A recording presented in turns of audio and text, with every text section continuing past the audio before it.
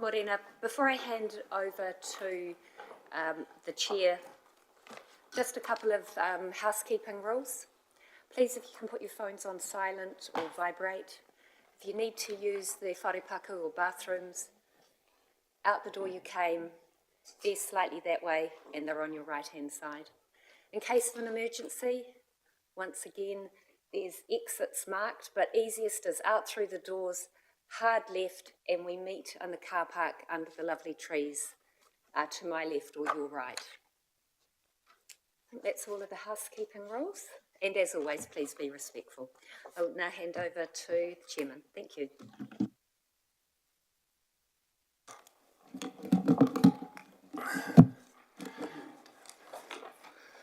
Thank you, Councillor Kerr. So I'm Bill Wasley. In terms of my background, I'm a Hearings Commissioner. I have the Chair certification, have been undertaking hearings for 25 to 30 years and have also undertaken a number of hearings for Hastings District Council.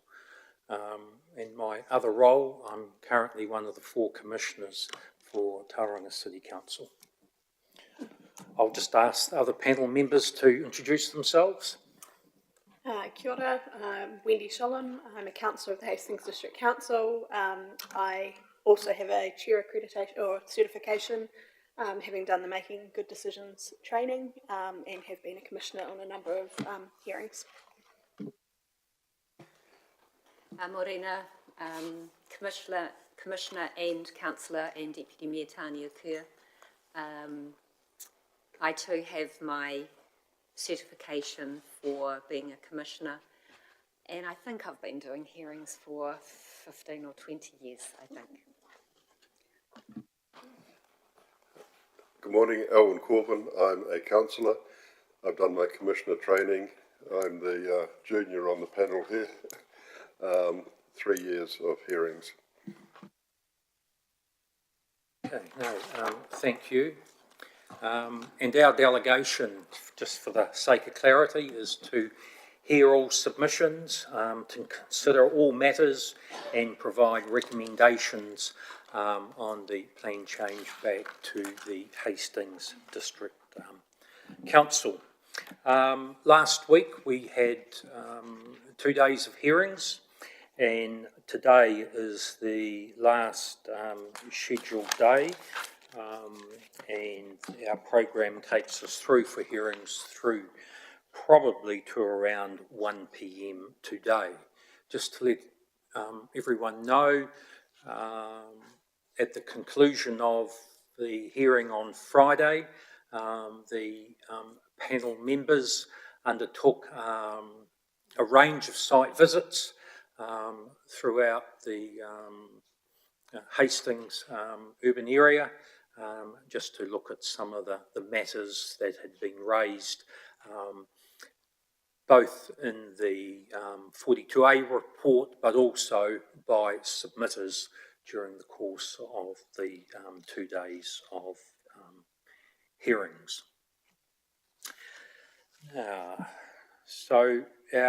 We have a number of submitters to hear from this morning, and our first submitter is Peter Kay, submission 51. So welcome, Peter, if you can take a seat there. And also, because so everyone can hear, because we had some issues last week in terms of those who towards the back of the room had difficulty hearing. So when submitters are speaking, if you can make sure the microphone is on. Otherwise, Peter, I'll hand over to you in terms of your submission 51. Thank you. Is that quite clear? It is. Thank you. I'm not going to take up too much of your time. You've already read my submission. But there are a couple of comments I'd like to make before I get on to that. First of all, I'd like to thank Christine for rearranging a time for me to submit. I couldn't make it last week, and she's managed to fit me in today. I'd also like to thank Anna and your team for the work that you've put in and recognise the work that you put into this to this stage. But I'd also like to make another comment and welcome Mr. Wosley back to Hawke's Bay. Those of you on the panel who are relatively new to hearings will learn a huge amount from this man. He's one of the best in the country, so you're very lucky. So you would have read my submission, so there's no need to go straight through that again, but there's no doubt that Cornwall Park is a jewel in the crown of Hastings, or should I say a strategic asset. Its reputation and integrity is recognised throughout New Zealand, so we must preserve it.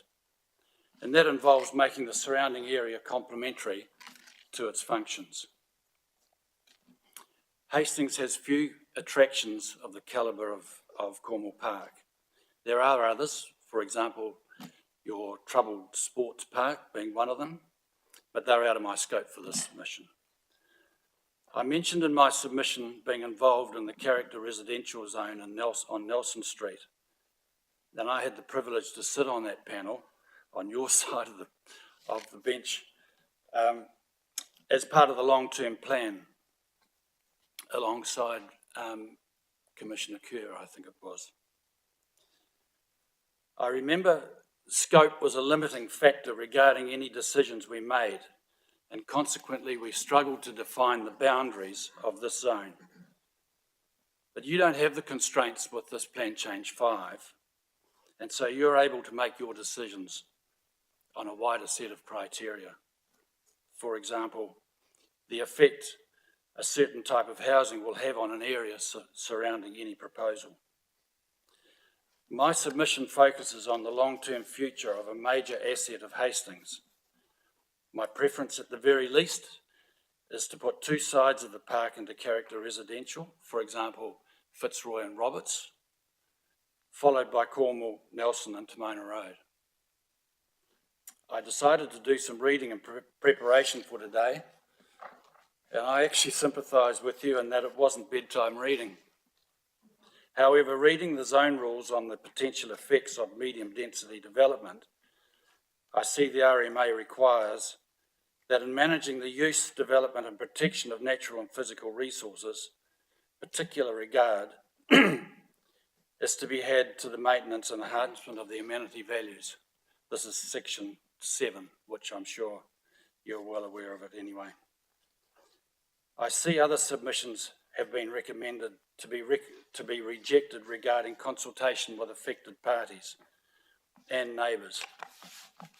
And I'm sorry, I don't agree that this should be rejected outright, but I do support the District Council submission to make provision for third-party involvement over a certain scale of development.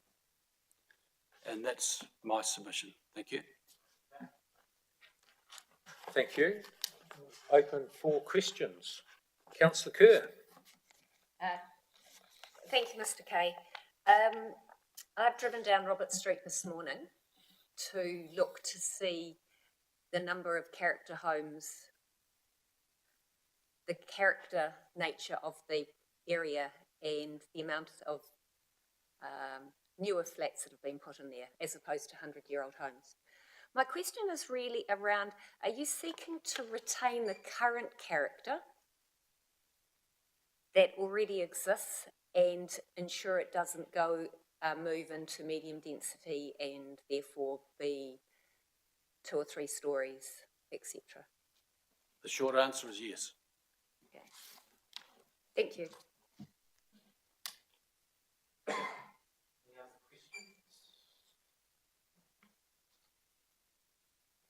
Gosh, that was easy, wasn't it? Thank you, Mr. Kay. Thank you.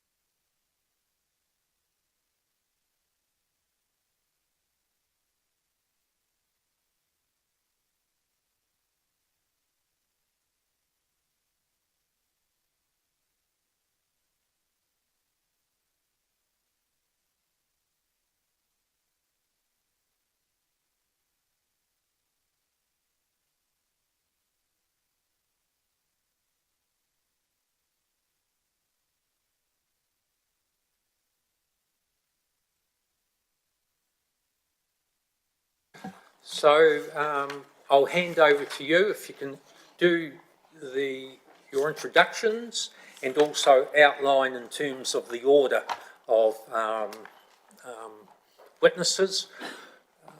What I'd like to do is to hear from all of the witnesses, and then there may well be questions from the panel once we've heard all the statements. Morena, and thank you very much for having us, and as with the previous submitter, adjusting things around we also couldn't make last week, so thank you very much for accommodating us today as opposed to last week. Just in terms of introductions, I'll quickly run through our team, give you a little bit of commentary on the matters that we see are in contention between us and the council position, then proceed through the evidence. So for my sins, Brendan Liggett, Manager Development Planning. I work within Kāinga Ora and here to lead the team that we have today. I'll hand to my right. Philip Jaggard, I'm an infrastructure specialist with over 20 years. Phil Jaggard, infrastructure specialist working for Kāinga Ora with over 20 years experience in the industry, in private and public. Good morning, Nicholas Rave, Transurban Urban Design Consultant, reasonable experience, most recently in intensification, mainly in Palmerston, New Plymouth and Wellington region. Morning all, Timothy Heath from Property Economics, been doing a lot of the modelling work to support Kāinga Ora around the country and been involved with this type of work for a long time. Morena, Isla Daniels, planner, Campbell Brown, 20 years experience. Morena, my name's Michael Campbell. I'm a director of Campbell Brown Planning. I've prepared a joint brief of evidence with Isla Daniels and I have around 25 years planning experience. Thank you. Thank you. So just briefly, if I can just clarify some of the key issues that remain outstanding between our position and our submission and that of the Council 42A, just as an opening start, just to give you some clarity on some of the key themes, and then go through the evidence after that. And just outline the order will help us in terms of... Yeah, so order is almost as we introduced, so be myself as corporate, Phil for stormwater, Tim for economics, Nick for urban design, and then Isla and Michael for planning at the end. So just in terms of themes, there's sort of three areas where there is some matters of disagreement. Probably the key one sits around the spatial extent of the medium density zone. From our primary submission, you will note that we effectively took our interpretation of the comprehensive residential development provisions and tried to spatially understand that. That led us to a place where it was effectively saying that applies broadly across the bulk of Hastings, at which point our submitted position was therefore the entire Hastings city should go medium density. And then we had a response for Havelock North and Flaxmere that was more responsive to the comprehensive residential development as it was defined, but also a walkable catchment response. Through the process of reviewing the 42A and our own work, we've refined that back. Council's at 400 metre walking catchment. Ours is broadly, in terms of the evidence before you, 800 or thereabouts. It does extend in some geographies slightly further than that, and in other geographies it pulls it back. Where there are existing character zones, those are largely unaffected by the relief that we have sought. For Flaxmere and Havelock, similar thing in that we have an 800 metre walking catchment. When it comes to that medium density residential zone, we're advocating for three dwellings being a permitted activity, 4 or more as restricted discretionary non-notified if you comply with the standards. as opposed to council being at 2, so there's a difference there. When it comes to the standards themselves, there are some outstanding matters with respect to maximum height, and that we maintain 11 metres plus the 1 metre roof form. Height relation to boundary, we still consider 4 metres and 60 as the appropriate response. The building setbacks, we think there needs to be differentiation between the medium density and general residential, so we're promoting 2 metres. Similarly with the outdoor living courts, we're at 20 square metres. And then there are some slight differences, and Nick will cover this more extensively with respect to some of the design standards, windows to street, and variety of building controls. Just to answer preliminary the why for all of that, and why we're sitting in front of you is in respect to this plan change is here to implement the National Policy Statement on Urban Development. And in particular, we're looking at Policy 1 and Policy 5 of that, and noting the relationship with Policy 6. But fundamentally for Policy 5, it's got 2 limbs. One is around the level of accessibility to a range of existing and planned services, which is where we reach the 800 metres discussion in terms of spatial extent, but then also in respect of demand for housing in a particular location. And just on that point, and Tim will cover this a lot more extensively, as we do see that there is still a significant gap between the strategic direction that council is seeking through its Heretaunga Plains strategy, and that we should be having 60% of our growth within the existing urban footprint. If we draw out of the 42A topic report 1, issue 1, there is a discussion in there around what is the demand for housing within Hastings, and over the 30-year time period, it's just over 12,800 dwellings. It does look back, so it's from 2020. So if we're to achieve that, we're looking for 7,700 units within the existing urban footprints of Hastings. When we get out the other end of the assessments, what we see from council's reporting is about 2,800, and from our own assessment of our own provisions, around 4,500 units are possible within the existing urban footprint. So even with the relief that we are advocating for today, we still see that there is a gap between what the strategy is asking of the district plan and what the district plan is delivering. Definitely a significant gap to council's 42A, but even a gap after you have made, if you were to make all the modifications that we have sought in our evidence today. So the other two, and I'll be very brief on these, the other 2 key themes, general residential zone, and this is part of where we get some of our extra capacity above and beyond councils. We're promoting that 2 units should be enabled on sites within that zone, as opposed to the 1 unit and density standards being either 350 or 500 square metres. And then there is some other wider commentary around the use of non-statutory tools within the plan.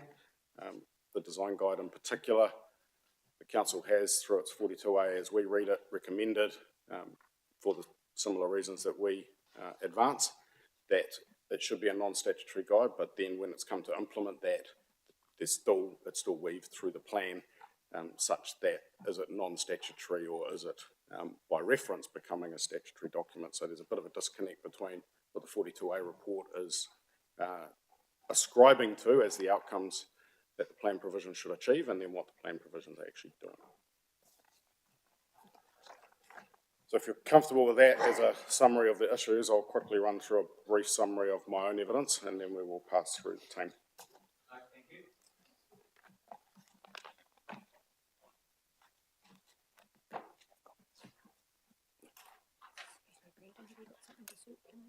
No, because I'm going to paraphrase. Yes, I can get you a copy after. Yeah.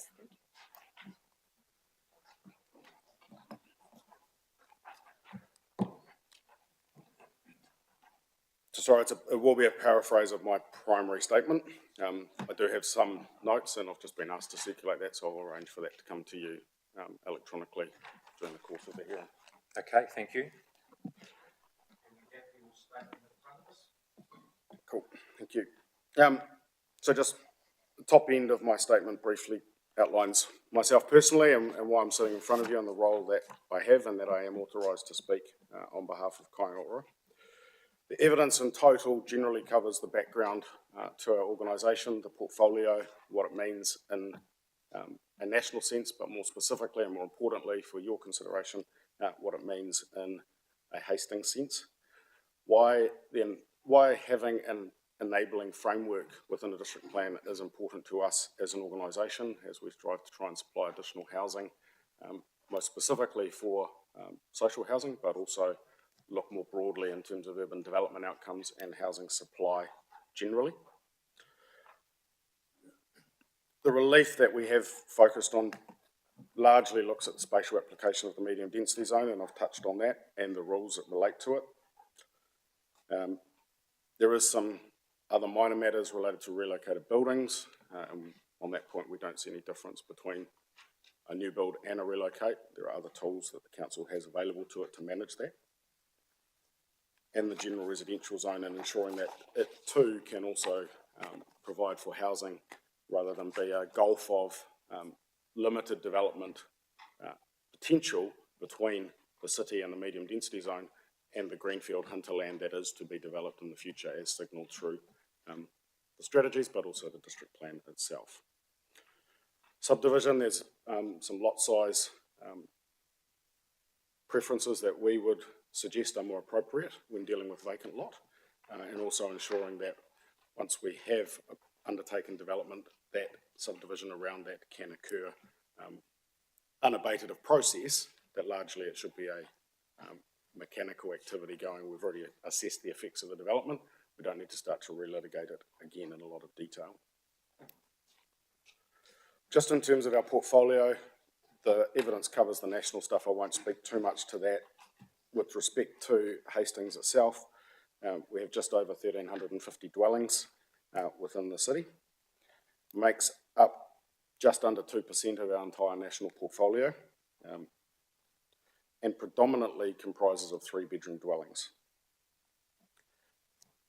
As at the 31st of December, there's close to 800 applicants awaiting housing within Hastings, with nearly 700 of those being identified as extremely high risk in terms of their housing state at the moment. So they're in desperate need of housing today if it's available.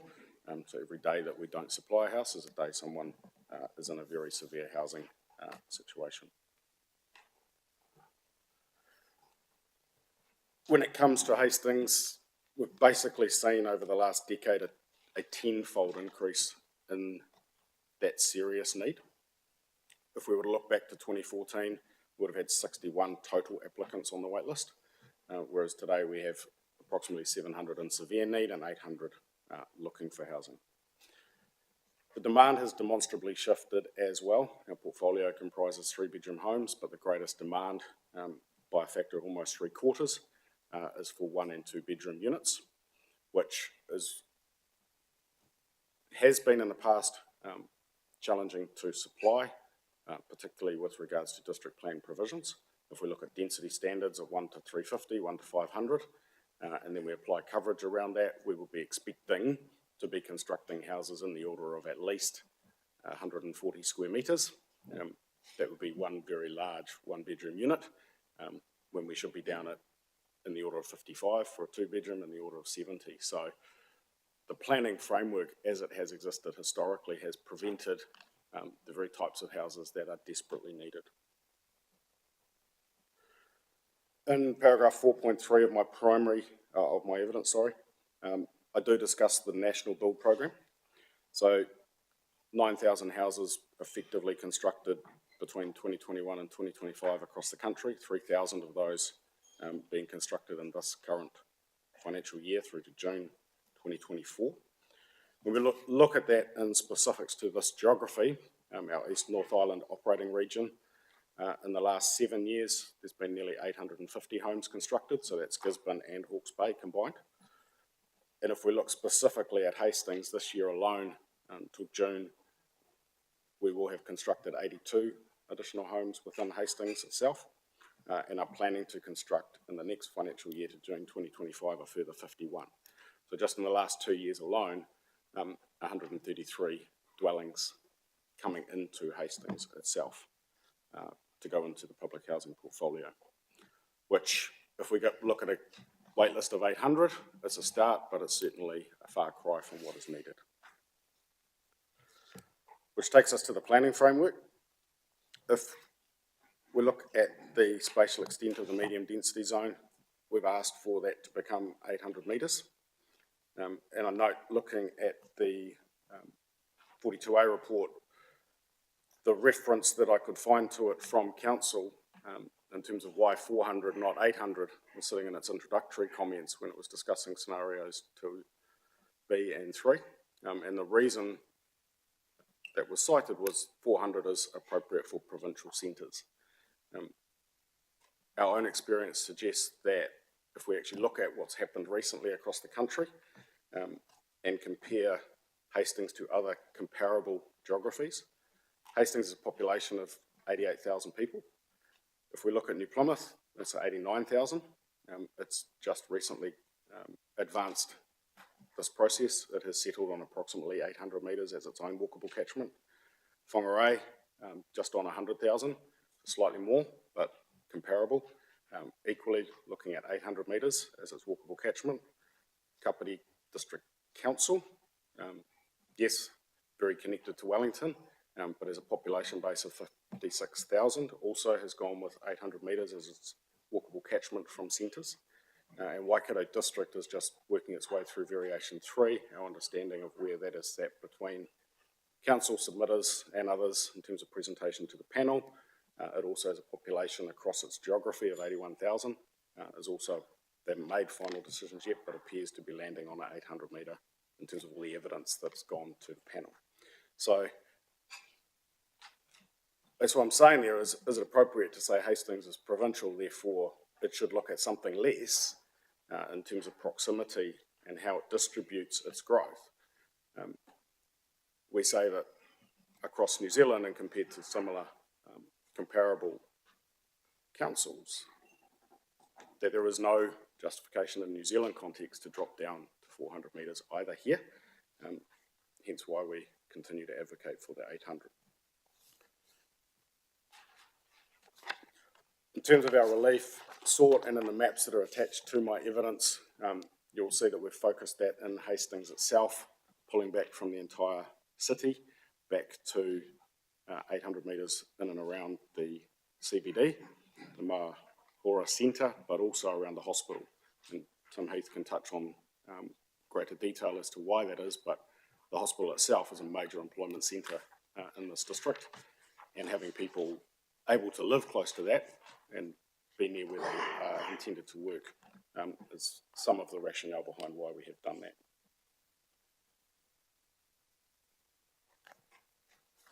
I've already touched on at length some of the provisions that we've sought to change in the medium density residential zone, and if I was to touch on the reason why of that for a minute, is fundamentally around, if we're saying in the medium density zone we want a greater degree of intensity than in the surrounding hinterland, we actually need all of the standards to work together to achieve that.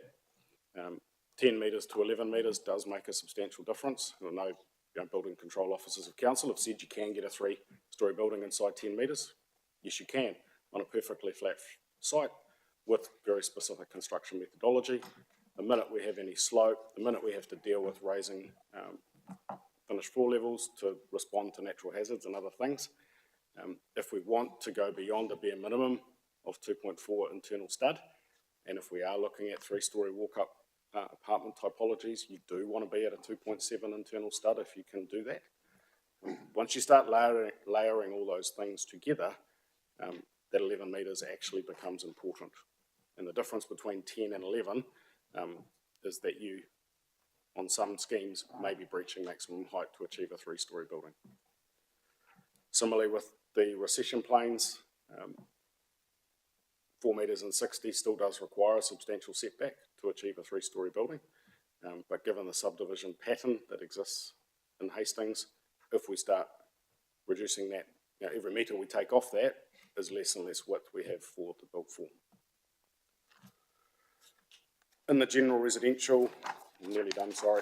The general residential, the key to that is looking at the capacity that is enabled within the hinterland of the medium density residential zone of Hastings. Given there is, in our view, a substantial shortfall of supply options within the urban footprint relative to what strategies are directing, we've advanced that 2 units should be permitted on that zone to start to increase the level of development potential available. There is some commentary that there does need to be a difference between the two zones, which is the very reason why we've settled on 2. But also when you look at the suite of provisions that sit around that, building coverage is reduced, the recession planes are more restrictive, the landscaping requirement is greater, the private open space requirements is 50 square metres compared to the 20 that we're advocating for in the medium density residential zone. So you do have a marked difference in intensity when looking at the package of controls. If you look simply at 2 versus 3, yes, you'll have that discussion, but if you look at the complete package, you'll have a different perspective on how that comes through.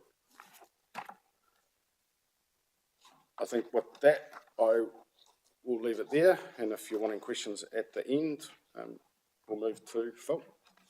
Thank you. Thanks. I've got a summary of what I'm going to talk about. Sorry, I've got a summary of what I'm going to talk about. Again, I'm going to paraphrase what's in this document.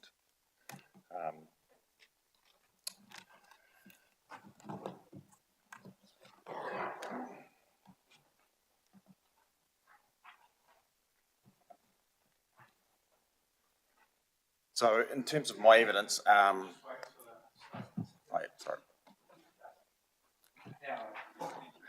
in terms of my evidence, it's focused on infrastructure, particularly Three Waters and its capacity and development, the benefits of intensification, infrastructure constraints, and Three Waters. And I'll also go into some of the standards of Plan Change 5. While Plan Change 5 appears more enabling regarding less restrictive activity status, it does still create barriers to intensification and development that may impact the outcome of affordable housing, and in my opinion, as outlined in my evidence, it places more restrictive controls than required to manage small 2 to 3 dwelling development proposals and their impacts on infrastructure. Plan Change 5 may enable significant intensification, but it does not generate additional demand, and it will not result in greater population growth than required to meet the market. I recognise the Section 42 and 32AA reports. They indicate the MRZ boundary has been selected partially on infrastructure constraints. However, in my review of that document and the council documents, it appears the main driver is really a walkable catchment of 400 metres rather than actually specific infrastructure constraints. And I go through a couple of examples in my evidence. In summary, my evidence concludes that focusing development within the existing and compact urban form has several benefits. They can be viewed as positive. It reduces the need or requirement to expand out into greenfield areas, where this creates inefficiencies in terms of increased maintenance costs, higher overall infrastructure expenses, and a greater impact on the wider environment. In my opinion, permissive planning rules are required to remove barriers to intensification and allow affordable housing to be built. If insufficient land is zoned or the rules too restrictive, there's a greater risk that insufficient intensification will occur, thus placing more pressure on council to release greenfield land for development at a greater overall cost. Developments of 3 or more less dwellings are unlikely to create infrastructure capacity issues on their own. I do recognise the cumulative effect of those may have caused pressure on infrastructure over time, particularly if they're all concentrated in one area. However, more permissive planning rules, as intended with an extended MRZ boundary, good planning practices, including monitoring of development proposals as they progress, there's reduced risk that any capacity constraints will occur. In addition, there are sufficient times to plan and invest in infrastructure to support development and intensification across the network. And as shown in some of the LTP documentation in the council documents, a lot of the constraints, particularly outside the MRZ zone, begins to be released in years 1 to 3, particularly on the wastewater side. I support Kaingora's submission that seeks to provide more permissible rules in terms of the framework. It provides greater opportunity to get the residential density that we need to support the demand in the market. The permitted activity of 1 or 2 dwelling limit in the MRZ in terms of water and wastewater specifics, the demand versus a 1 dwelling unit is pretty insignificant.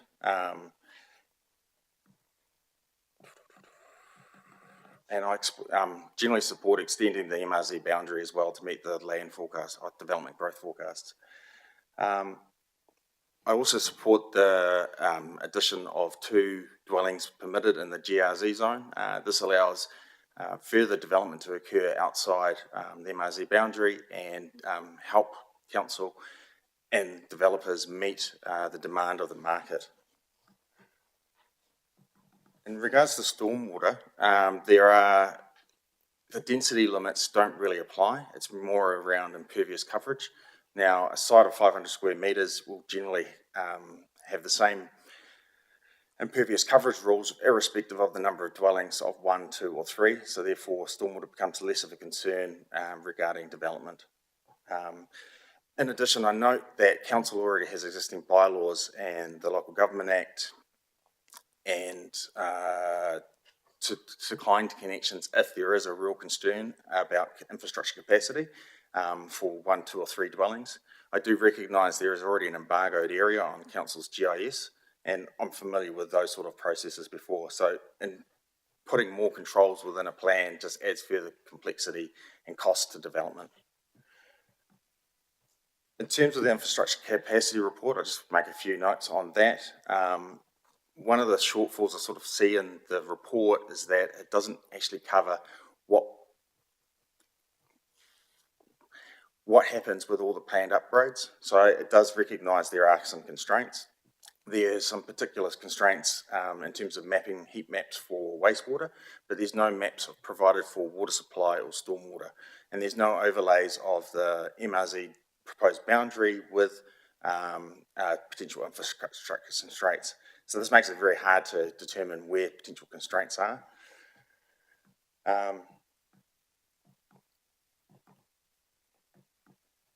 In terms of the heat map for wastewater, these are largely removed if we refer to the LTP document within the infrastructure constraints report. And particularly there is large areas of that turn green in years 1 to 3 that aren't zoned MRZ around the outskirts, and then we get further constraints removed over the years 4 to 10. So this suggests that there's a huge amount of capacity available over the next 10 years, recognising that not all the growth is going to happen in the next 10 years.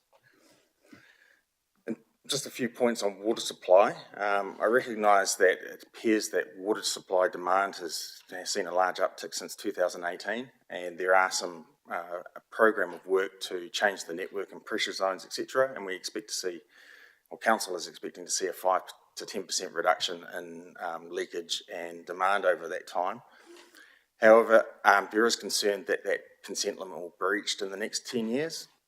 However, if we look at what other councils have done to manage that, either you're looking at an additional supply or the largest probably impact on water demand is actually installing water meters. And Tauranga and Kapiti have seen reductions of 25% approximately in water use when meters were installed. So if such a program was rolled out, you could see a significant reduction and less pressure on the overall water tank.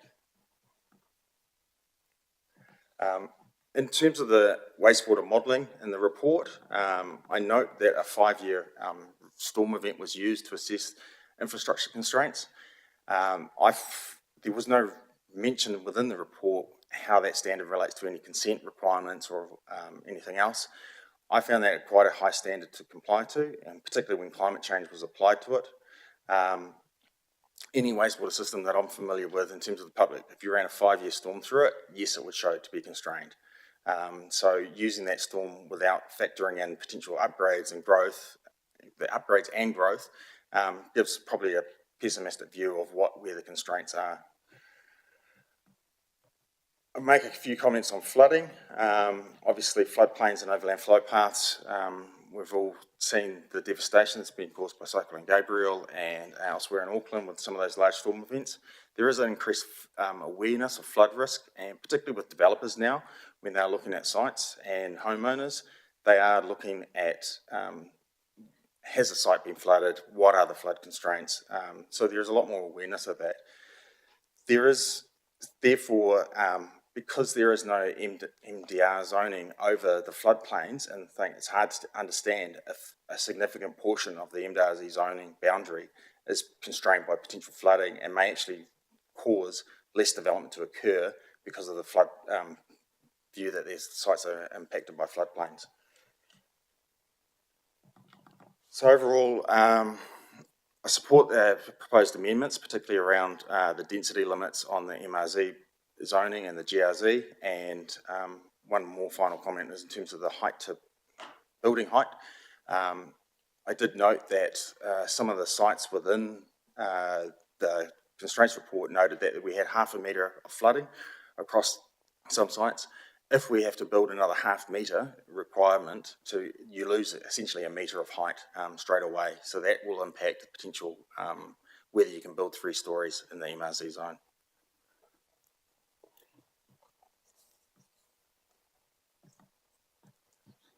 That's it.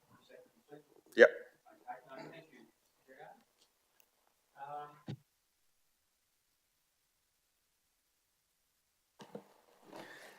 Thank you, Chair. Morning, everyone. I've got no paper, I'll send it through like Mr. Liggett. I'll be quite short and concise because it's a fairly simple and straightforward argument from an economic perspective. In terms of PC5 itself and what it's promoting in terms of intensification around centres and walking, small walkable catchments, I totally agree with. Densification of urban form around high amenity, activity, employment areas is very efficient. However, it doesn't go far enough. The extent of the catchment is simply not going to provide the level of intensification to meet the targets identified.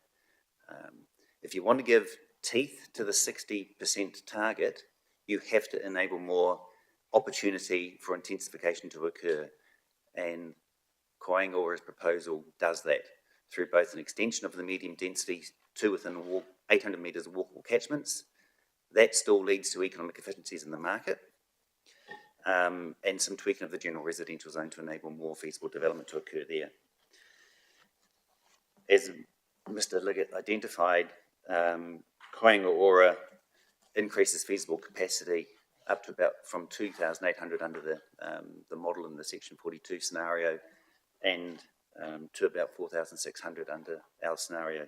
That's a significant increase in opportunity, but yet that still isn't enough by itself to satisfy the 60% target.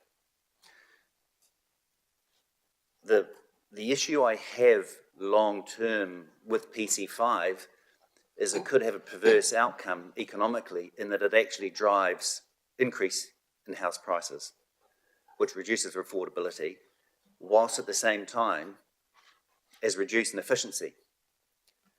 Relying on greenfield, the more you rely on greenfield areas to support capacity and supply, the less efficient your urban form and the more expensive it is to maintain and run. This is not an issue or a problem for Hastings. This is an issue for all councils around the country that I do work for. Trying to fund greenfield development, particularly with infrastructure investment required. Councils' pockets are fairly empty at the moment around the country, as is the country's. So to provide supply in greenfield areas, a lot of the councils are now bringing in significant development contributions. The areas I've looked at recently are 60,000 per site, up to 110,000 per site. How that assists delivering affordable housing for the community is incongruous. It simply can't occur. So if it's a path that Hastings wants to take with PC5, I think there could be some real issues and concerns for affordability for the community as we move into the future.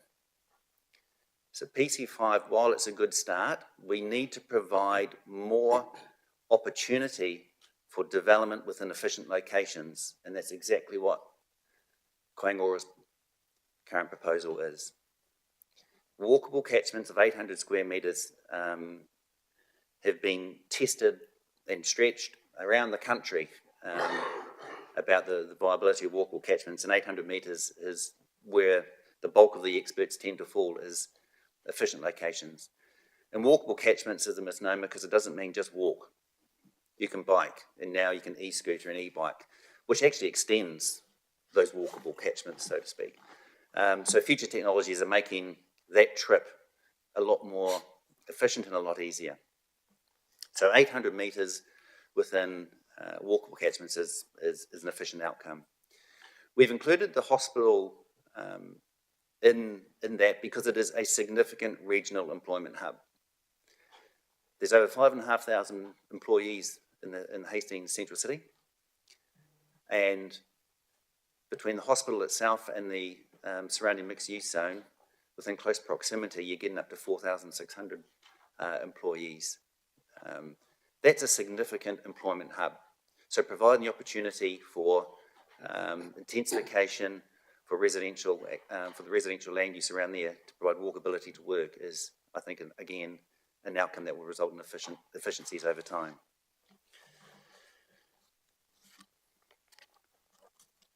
In terms of the benefits of providing efficient locations for densification, you've got improved choice, amenity, and affordability of infrastructure.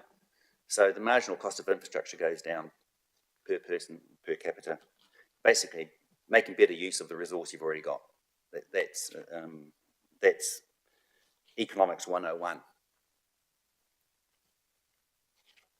There has been some work done by the university looking at the Auckland market specifically about what were the impacts of providing more opportunity, upzoning in some areas in the unitary plan, and what that has had in terms of market activity and deliverability of some of that product and affordability and prices. And that showed in areas where upzoning was provided, it stimulated activity, it generated more consents, delivered more supply, and the rate of price growth of that area was slower than other areas where there wasn't the upzoning. So the counterfactual of what would have been house price growth if that upzoning wasn't put in play. Yes, I hear around the country, oh, we're Napier, we're Hastings, we're Nelson, we're not Auckland. Don't dismiss it just because it's been an Auckland example. That's a market where this upzoning has been in play longer than a lot of other areas. And I suspect strongly that a similar outcome will result here in Hastings and in other areas around the country where upzoning and an increase in supply does positively affect affordability, choice, and the rate of price growth of that particular area. Increased supply helps, but it's where you put that supply is the critical question. You want to put supply in efficient locations, and all we're doing is providing the opportunity. As a plan, we don't go and build stuff. Koingora does, but as a plan, you're just providing the opportunities. You're providing the framework for which opportunity for development can occur.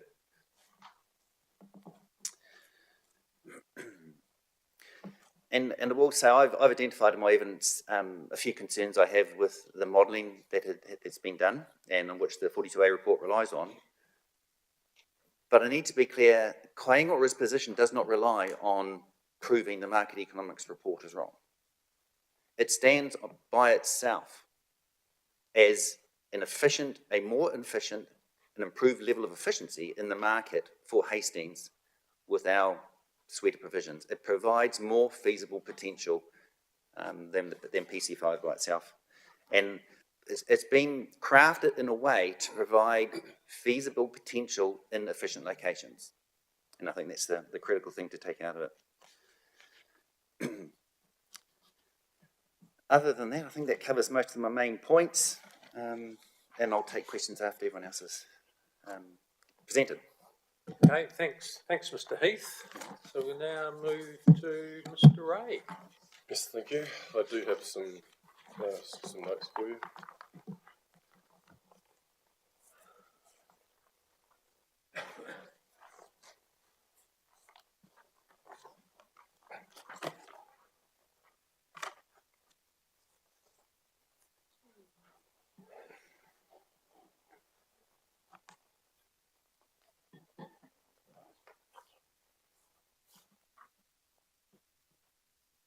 Thanks.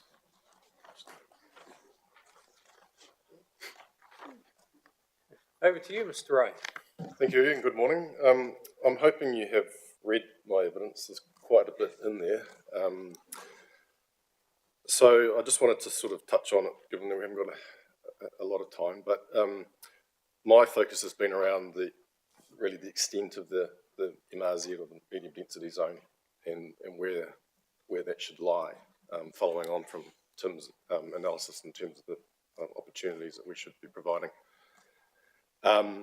And so I've been the driver of the maps that you now have in front of you, and attached to my evidence and a number of others. And I've outlined the methodology that I've used in there. I confirm and support Mr. Heath's position on a walkable catchment is not about just walking.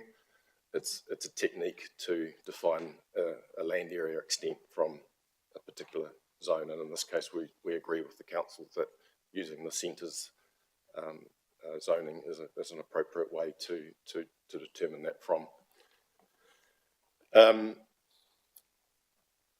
Probably critically, in terms of the edge of the medium density zone and where it transitions to other zones, mainly the general residential zone, the section 42A generally relies on street boundaries. So it's zoning a block, and transitions midway through the street. If we're talking about a walkable catchment, that street is defined as walkable in terms of the distance, and so both sides of the street therefore fall into that catchment. And in my view, the transition should occur mid-block, so that both sides of the street have the same zoning, the same outcomes planned for, the same sort of development opportunities, both sides of it. That's probably a key difference in terms of the methodology, regardless of the distance. I haven't had scope on the character areas, so we've taken that as sacrosanct, I suppose, but it's probably worth looking into in the future, because they are generally in really good locations for intensification around really good assets that you've got.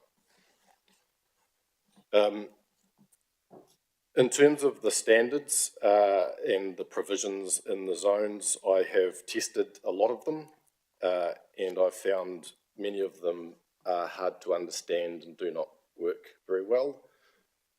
Standards need to be clear, they need to be easily understood to achieve an objective or a policy. And what's helpful in this particular plan is the outcomes for each of the standards. A number of them don't actually achieve the outcomes as drafted. The intent is there, but I just suggest that regardless of the decisions you made of the actual standards themselves, can you please make sure they work and they are easily understood. And I've asked my team to look at some of them without any input from me, and we will come up with the same answer as, I don't know where this applies, I don't know how this works. So it's the mechanics of it need to be strong. In terms of enabling more dwellings, let's say, there's a number of options in terms of how you locate that and achieve that. And really the option that's put forward to you in this evidence is to extend the medium density zone and change the provisions of that zone so that it enables more than what the Section 42A is proposing. And obviously the slight increase in terms of the GRZ zones itself. And a lot of that, I think you just need to look at the relationship between subdivision opportunities in the GRZ and density provisions. I'm concerned that the peripheral of the city has some quite large properties in the order of over 1,000 square metres.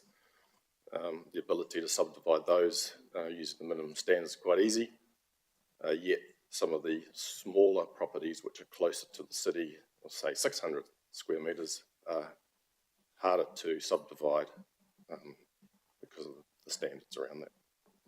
So you don't want to achieve a kind of a donut effect of making it easier for people to intensify further out where it should be actually closer to the city, regardless of medium density. In terms of the walkable catchment rationale, look, I generally support the general strategy that the council has used in Section 42A in terms of putting density around those zones. I certainly support Mr. Heath's position on the hospital, and that was an area that I identified quite early on, given the work I've done in New Plymouth with a similar sort of scenario with the hospital separated from the city centre. There's some really good opportunities there. There's a town centre, a neighbourhood centre that supports that catchment, and all of that can grow in time too. So even though things aren't perhaps ideal in terms of the services and opportunities provided in each area right now, this is a long-term plan, and generally things follow one another. If you don't have the population, you won't get the services to support it either.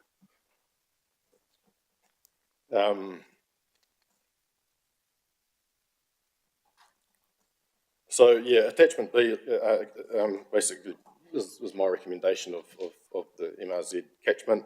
Obviously there could be some tweaks to that. I include the area to the south of this block in the racecourse. So if that racecourse area is to be redeveloped in the future, and I know there's some noise around potential moving of the racecourse. However, it's zoned general residential at the moment. It's in an excellent location for a significant amount of development to occur if it was to do that in the future. And I recommend that should be at zone medium density to enable that if that was to occur. And also the land between that and effectively the south side of the city centre, and particularly in very close proximity to where we are right now. There is some locations that I've recommended slightly longer than 800 metres, and that's mainly in around Havelock North. So it's generally easier to walk and access for everybody on flat land. It's harder on land with elevation. And so, for example, on the western end of Havelock North, there is an area of land which is bound by the stream. It's beyond 800 metres. However, I've included that because it completes that block effectively and links with the new retirement village that is just beyond that at quite a higher density. So in terms of urban form, it doesn't make a lot of sense to require that to be general res and low density when you've got that existing context.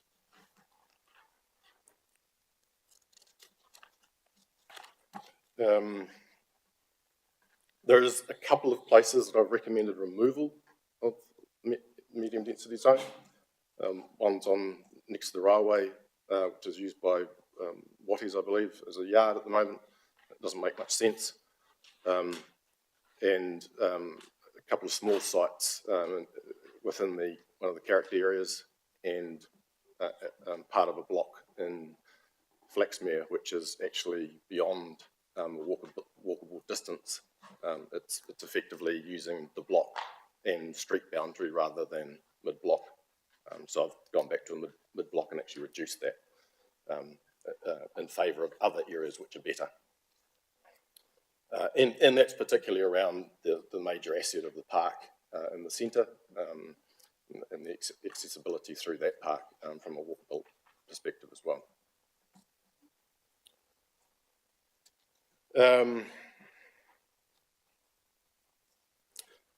At 17 and 18 of my statement of my speaking notes here, I sort of struggled a little bit with the term urban, and we all have different meanings of what urban is. And in one sense, it's the place that people live in, a kind of settlement in a city.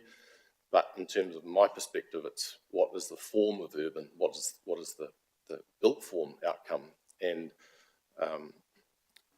in terms of the marked change between the general residential zone and the medium density zone, is you need to head, and the strategy that the council is proposing is to head to a more urban outcome, which is effectively more building, the ability to see more buildings, the ability to experience more buildings than more suburban outcomes. And that can be the main differentiation between the zones. The standards then need to achieve that. And I've recommended a number of changes to the standards. I support the 4 metres and 60. The council, 42A suggests that 4 and 60 is actually appropriate for retirement villages. However, I note the rule doesn't seem to apply anywhere, but there is an expectation there or an anticipation that you could actually achieve that form of typology within the medium density zone, and I don't see why that shouldn't apply to anybody else. I acknowledge it is a restricted discretionary activity, but there are specific standards that people would have to meet, and I expect that people would be arguing that they, once they comply with that, the matters of design and quality are assessed.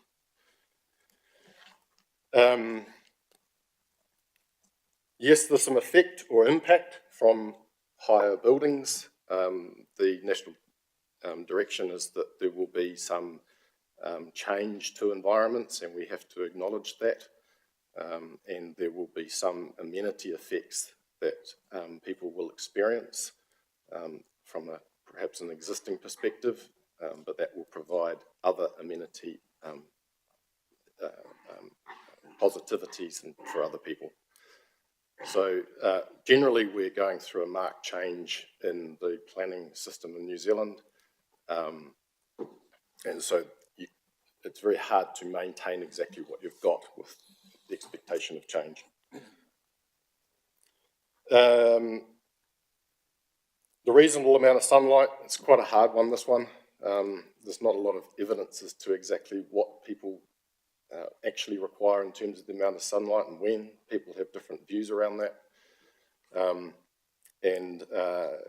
The MDRS standards for put out by the national government is, the government is, have got to a position that they believe provides enough for people. And I think that if it's all right for it to be applied anywhere else in New Zealand, I don't see why it's not appropriate to be applied here. Height in relation to boundary controls, shouldn't apply to front boundaries. I've provided some evidence there that currently they provide a kind of strange outcome on a street where one side's required to have a recession plane and the other side doesn't. And effectively the northern side of the street has more development opportunity than the southern side of the street in the same zone with the same site size.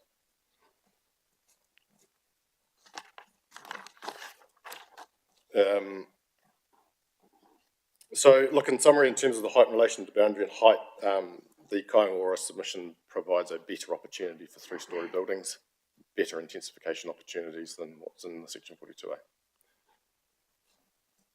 In terms of other standards, I support the 2 metre front yard. Again, there's no right number on that, let's say, but in terms of the change of suburban to urban, it helps with that argument, and there's no requirement actually of any landscape planting or anything in the front yard, so a 2 metre front yard, if it's to be built to that, helps to restrict car parking in the front yards, which is a good thing in terms of streetscape amenity. 3 metres enables it. Windows to the street, I basically support it's a good urban design practice to provide windows to the street, overlooking the street surveillance, all that sort of thing. Just support the windows to the street, but not necessarily the internal activities as proposed as the second part of that standard.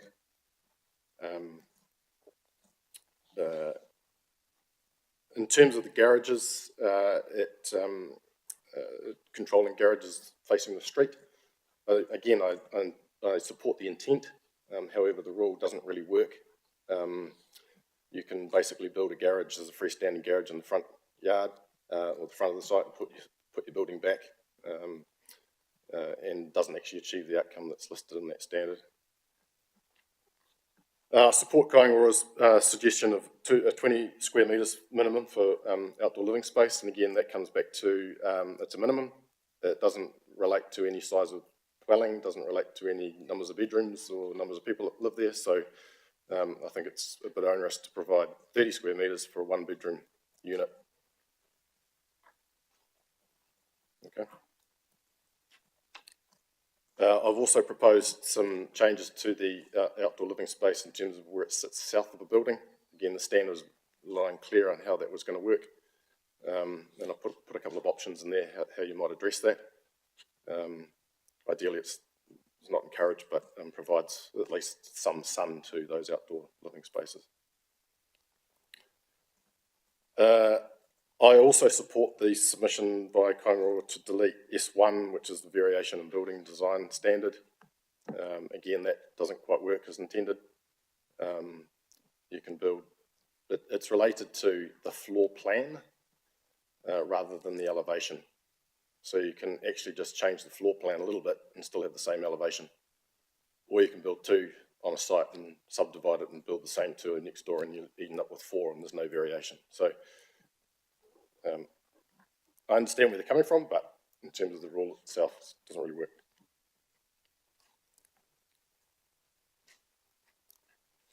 And I support basically the Section 42A in terms of bringing in criteria for assessment into the plan rather than relying on the design guide, so that it's clear what you have to achieve and the design guide can help with those assessment matters. That's all I want to say, I think. Yeah. Thanks, Mr. Ray. So we'll now move to Ms. Daniels,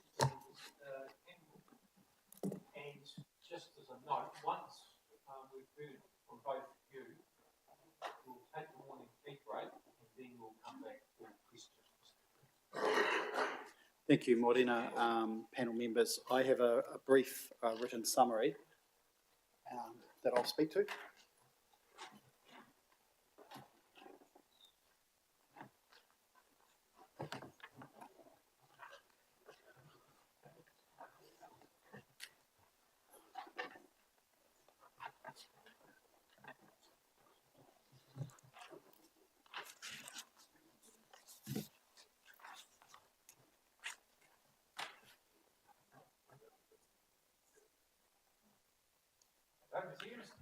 Thank you. Whilst our brief of evidence was a joint summary, I'm going to read the summary, but Isla and I are both available for questions after morning tea.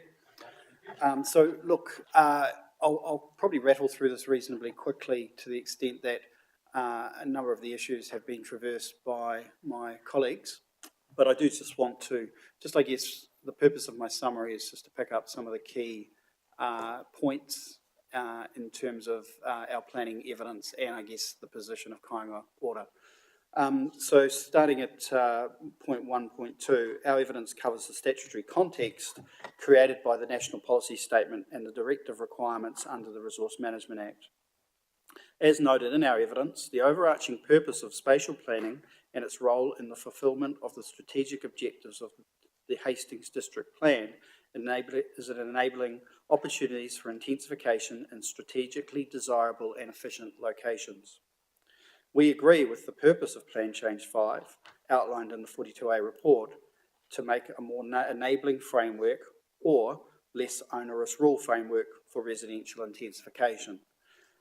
Where we differ, I guess, is the extent, and you've heard from my colleagues and you've heard the evidence of Kāinga Ora. I think there's agreement on terms of the objectives, it's the implementation and how far you go.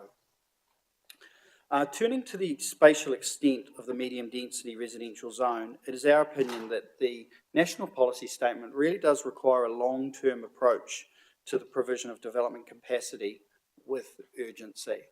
It won't be news to the panel that there is housing shortage, there's a significant demand for housing, and the NPSUD was specifically identified as seen to alleviate those issues.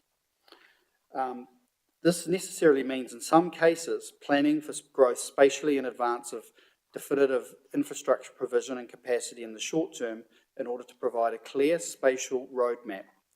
This spatial planning should be forward-looking and not unduly influenced by existing infrastructure constraints, which paradoxically can be alleviated and partially funded through the contributions and revenue that enabled development will generate.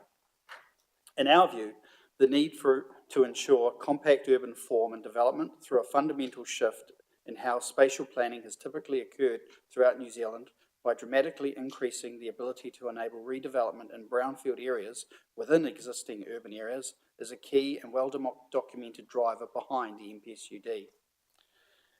At 1.7, I set out some of the benefits that we believe are provided through Kāinga Ora's strategic and zoning approach. And these include supporting the consolidation of residential growth and development within urban areas, which will enable infrastructure providers to better plan for future network upgrades and improvements within a more contained urban footprint, where such investment in infrastructure can best be realised and where greater efficiency can be achieved. And you heard from Mr. Jaggard around some of those efficiencies around infrastructure. Looking to provide benefits to the social and environmental well-being of the community by enabling greater opportunities for people to live, work and play within their local neighbourhoods and in redeveloped housing stock, thereby improving accessibility to active transport modes, improved walking and cycling provision, and allowing existing social connections within those neighbourhoods to be maintained and enhanced. Providing for greater housing choice through a range of potential housing typologies in Hastings, Havelock North and Flaxmere as a result of the proposed additional MDZ zoning, which are areas demonstrably within walking distance of centres and with easy access to public transport and a range of amenities. Providing clear signals to the development market through provisions that define what is appropriate in particular zones and what is not, while ensuring that those areas most desirable for intensification are prioritised. The protection of rural areas and productive soils from inappropriate residential lifestyle and commercial development through adequate land supply and an enabling planning framework to direct future growth and development into established urban areas where land use and economic efficiencies can be realised, and ensuring a consistent approach with the NPSUD to ensure that compact urban form and development is enabled sufficiently to facilitate housing supply so as to ensure that greenfield development and the adverse effects of urban sprawl are suitably avoided in the future. I do note that in reaching our planning conclusions, we have relied on the evidence of Mr. Heath, Mr. Jaggard and Mr. Ray. And overall, our planning position is we support the refinement of the proposed extent to the medium density zone to provide an 800 metre walkable catchment or a 10-minute walk around the Hastings CBD, Flaxmere and Havelock North. Turning to some of the other points which have been touched on, the medium density urban design framework, you note that Kāinga Ora thought that framework would sit outside the plan, and we support that approach. And we definitely support a criteria-based led approach when it comes to assessing, I guess, the qualitative approach to development. The guidelines are a useful guide, but we think it's appropriate they sit outside the plan. Turning to notification, we consider that notification should only be triggered when compliance with standards is not achieved. In our experience, notification preclusions provide an incentive for compliance with development standards as they reduce potential financial risks associated with appeals to notified resource consent processes and provide a clear consenting pathway for development.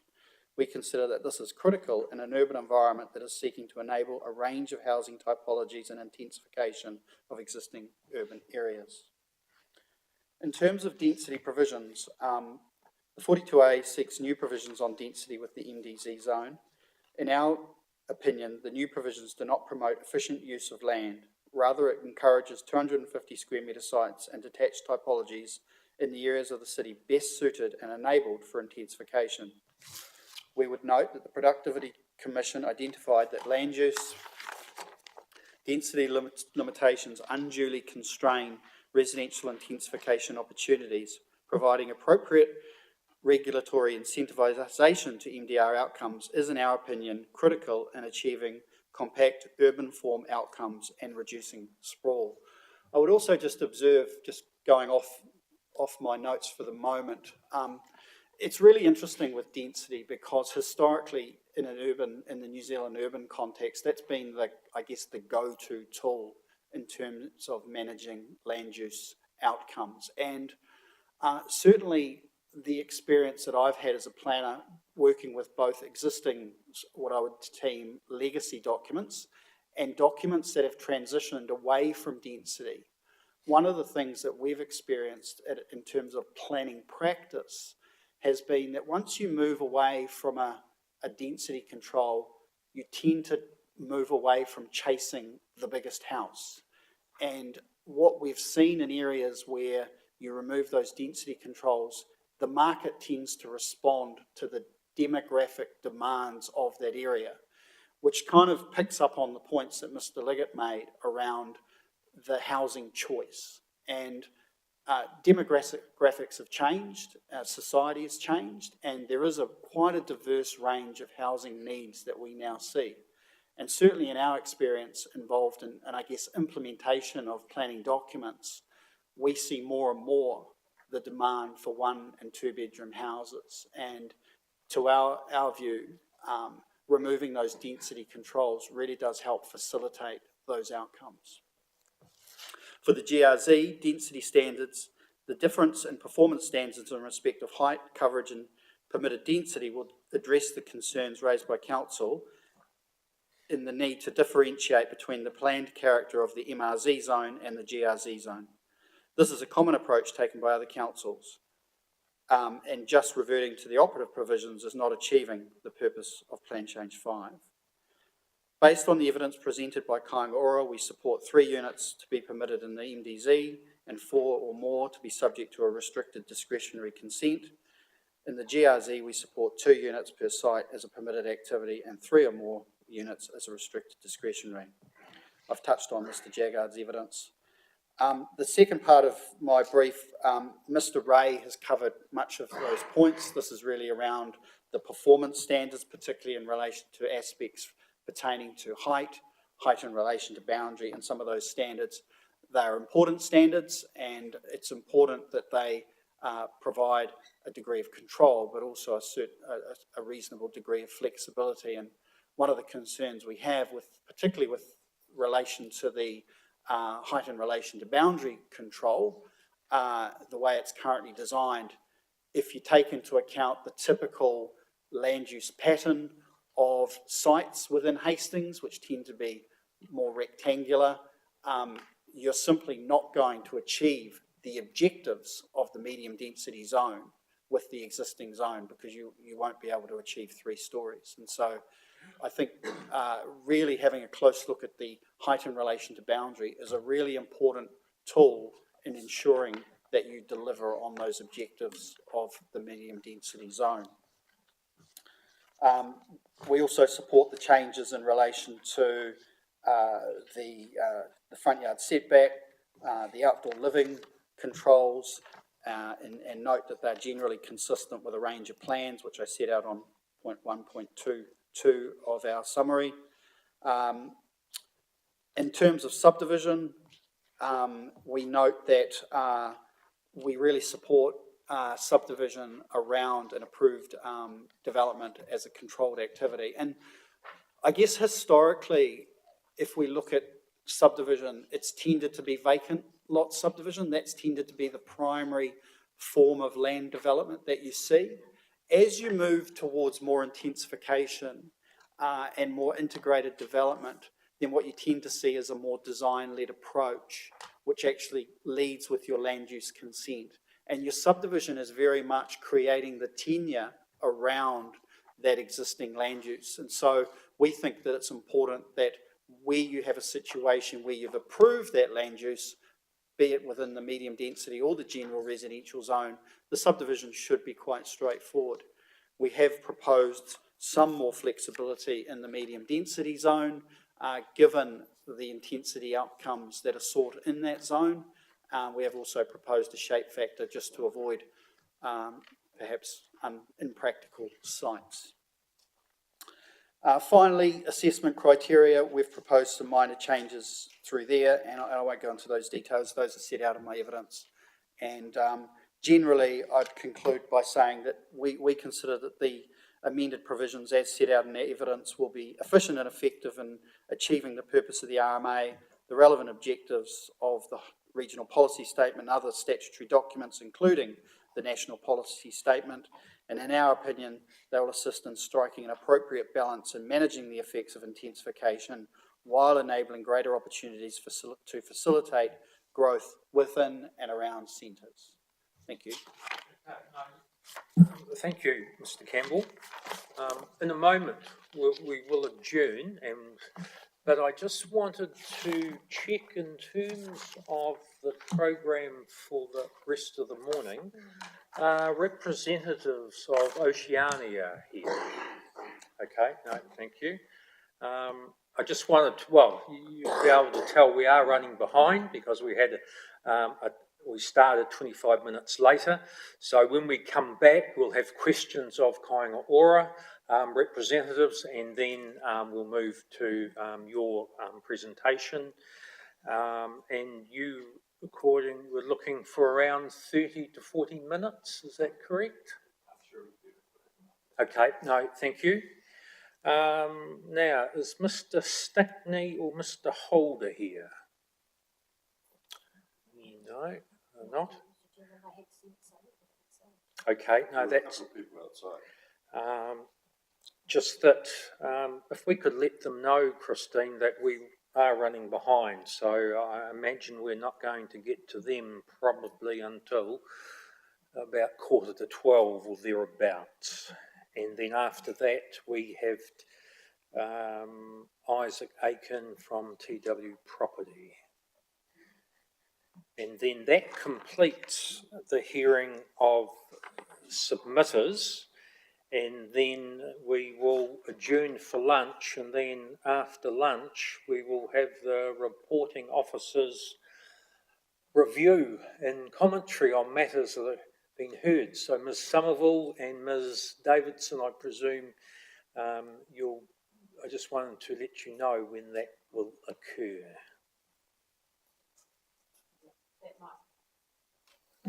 So it might be a request for a period for reply documentation, but we can run you through what we've sort of got as a running list of things that will be included in that to make sure that works. Yes, yeah. And no issue in terms of then adjourning and providing time for that at a later date.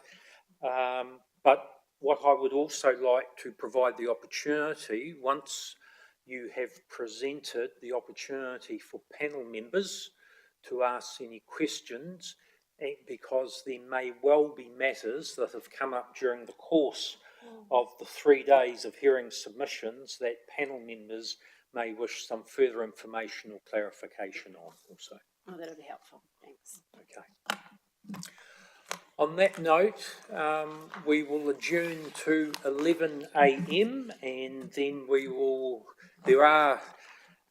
given my colleagues have been busy writing during the presentations, I suspect there are a range of questions for the team, Mr. Leggett. Thank you. We'll adjourn to 11 a.m.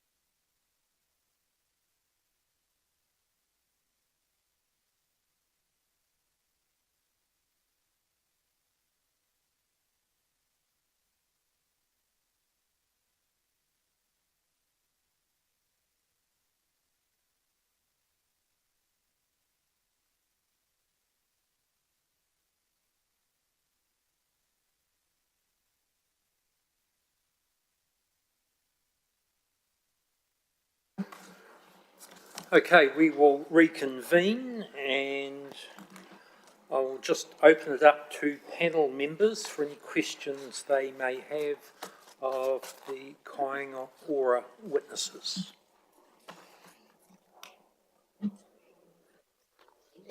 Wendy. Thank you, Chair. I'll direct this question to Mr. Campbell. However, I note that evidence has been provided by a number of individuals on behalf of Kāinga Ora that reference the same. I noted in 7.4 of your joint statement of primary evidence that you've noted a range of councils that apply similar types of exclusions to notification as what Kāinga Ora is seeking. I don't have the information at hand, but I'm keen to understand what tier those councils are. Are they tier 1? Are they tier 2?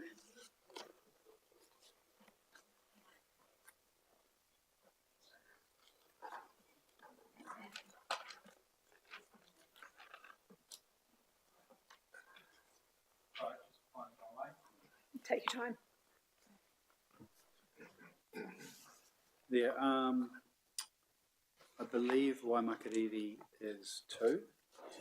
Tier 1. Yep. Tier 1. New Plymouth is definitely tier 2. Just put my list. What was the other one?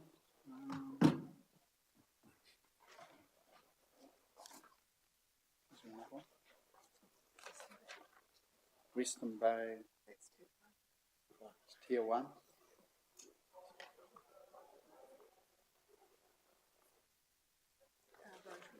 Whangarei, have a notification, it's tier 2. Rotorua's tier 2, yeah.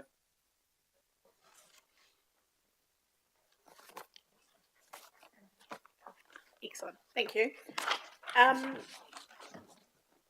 Following on, since I'm talking to you, Mr. Campbell, and Ms. Daniels, if it's relevant for you to weigh in, reflecting on section 7.2 and through to 7.7 of your statement of evidence, how do you propose balancing the efficiency gains from reduced notification requirements with the potential for increased community concerns regarding the transparency and inclusiveness of the development process? I'm reflecting on the submissions that we've heard from a range of different parties, both in writing and over the last 3 days. Sure, I guess what we've, the notification needs to be considered in conjunction with the suite of standards which are proposed to ensure a reasonable level of amenity. And also, I guess, the balance, particularly as you get into consents that trigger a restricted discretionary activity, which in the medium density zone would be 4+, around ensuring a reasonable level of design quality in terms of making sure that buildings are designed to receive good, achieve good activation to the street, good internal amenity. Following on from that, and it may be something that you look to colleagues to help you answer, I'm taking on board what you've said there. You've made reference to a suite of standards and design quality, but I note the Kāinga Ora application is seeking for the design framework to become non-statutory, even the elements that are proposed to be referenced. And I'm just looking for some dialogue around how council can uphold those design standards or the standards and design quality that would justify non-notification if we do not give those some more teeth. I'll make some comments, and I may also pass over to Mr. Ray as an urban designer to comment. But just to be clear, when we say about removing the guidelines, it's not to say that the guidelines don't have a role. They sit outside the plan as a tool that are used to determine the extent to which the criteria are met. And that's really the importance is the criteria. So there are importantly, there are qualitative criteria that determine the suitability of the urban form and the range of amenity outcomes that a particular building achieves. So it's more outcomes focused, and then the framework provides a toolkit to check in, if I've made myself clear. I don't know, Nick, if you want to add anything to that? Yes, so there's obviously multiple ways of achieving the outcomes. If I give you an example from Auckland, and sorry it's from Auckland, but they have a what's called the design manual.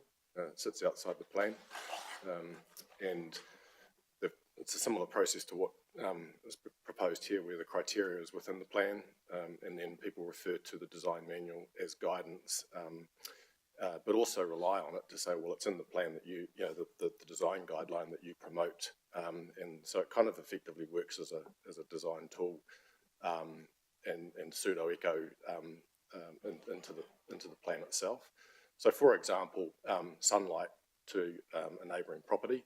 If you were to be notified because if you don't comply with height in relation to boundary, you might be looking at how much sun is lost on a neighbouring property, for example, and then for the guidelines within the Auckland plan, for example, and I'll put some examples in my evidence there. It actually puts some parameters around that in terms of what they believe is acceptable. So, in terms of providing guidance, it does that very well, and is generally relied on. The framework at the moment on that matter, there's not a lot of guidance. It just says make sure there's some sun. So it's how much, and where, and when, all that sort of stuff. So it's making sure that there is a way of using the guide, but not relying on it entirely, because it might be other evidence and other matters that might provide better guidance in terms of what achieves the criteria that's in the plan itself.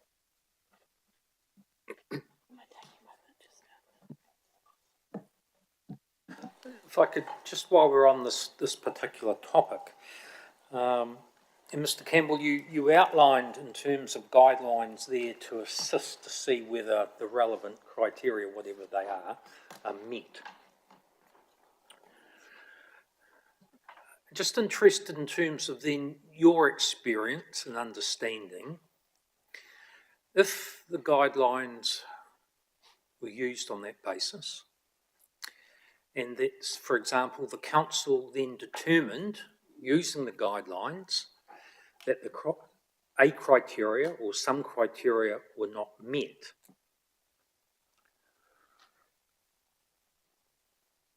what happens next? Because if the guidelines are just that, if the council were using them as an argument to say that some criteria were not met, and then an applicant says, well, tough luck, they're guidelines, we're going to carry on. So I'm just interested what happens in that space, because in my experience, that's where some of the reality, the rubber hits the road in terms of the process. So it's a really good question. I guess the point is the criteria are focused on the outcomes that one is seeking to achieve. And so if I kind of use an example, you might, and I haven't got wording, but you might say, the extent to which a building, provides positive activation of the street, and then the guideline is the toolkit. There will be a whole range of ways that someone can design a building to ensure that there is activation of the street. There'll be a whole range of architectural responses, the site constraints, there'll be orientation of the site, and so a whole range of factors will come to bear, which will determine how you achieve that criteria. Now, if you don't achieve the criteria because you're not achieving suitable activation of the street, I'm going to say an extreme example, someone wants a garage, side elevation with no windows and no habitable rooms, then that's not a great outcome. You're not achieving the criteria. Then in that instance, the council would have the discretion to say, you're not meeting the criteria. The council has the discretion to ultimately decline the application. So it's about the criteria focusing on the outcomes that are seeking to be achieved. just carrying on from that then, so does that then lead to the outcomes, whatever they are, in the plan change needing to have clarity and specificity so that there is that measurement in terms of whether the proposition achieves that outcome Well, potentially? I certainly think as part of this process that that's something that needs to be borne in mind. And when you're looking at a package of the plan change, there's a whole range of things, including the standards and the assessment criteria, that you will turn your mind to ensure that the outcomes are achieved. Okay. Now, just my last question on this particular matter, but while we're on the topic, Mr. Ray, in terms of your summary statement, and so it was just some clarity on your paragraph 31.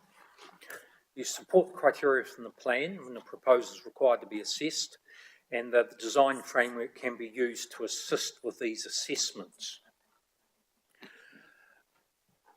Are you making that statement, just so I'm clear, in the context that the framework is essentially a totally,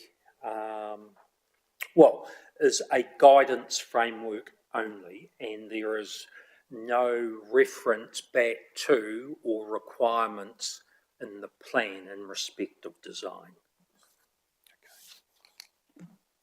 Okay. Thank you. Councillor Schollen. Thank you. Mr. Ray, while we're talking to you,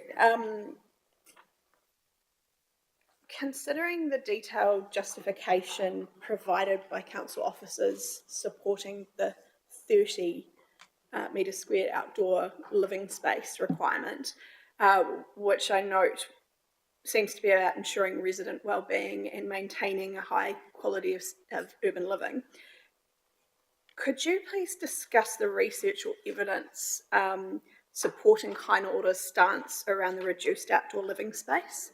And furthermore to that, how does that stance consider the potential impacts on residents' mental health and physical well-being? Is that something that we need to consider as part of Section 5 of the RMA?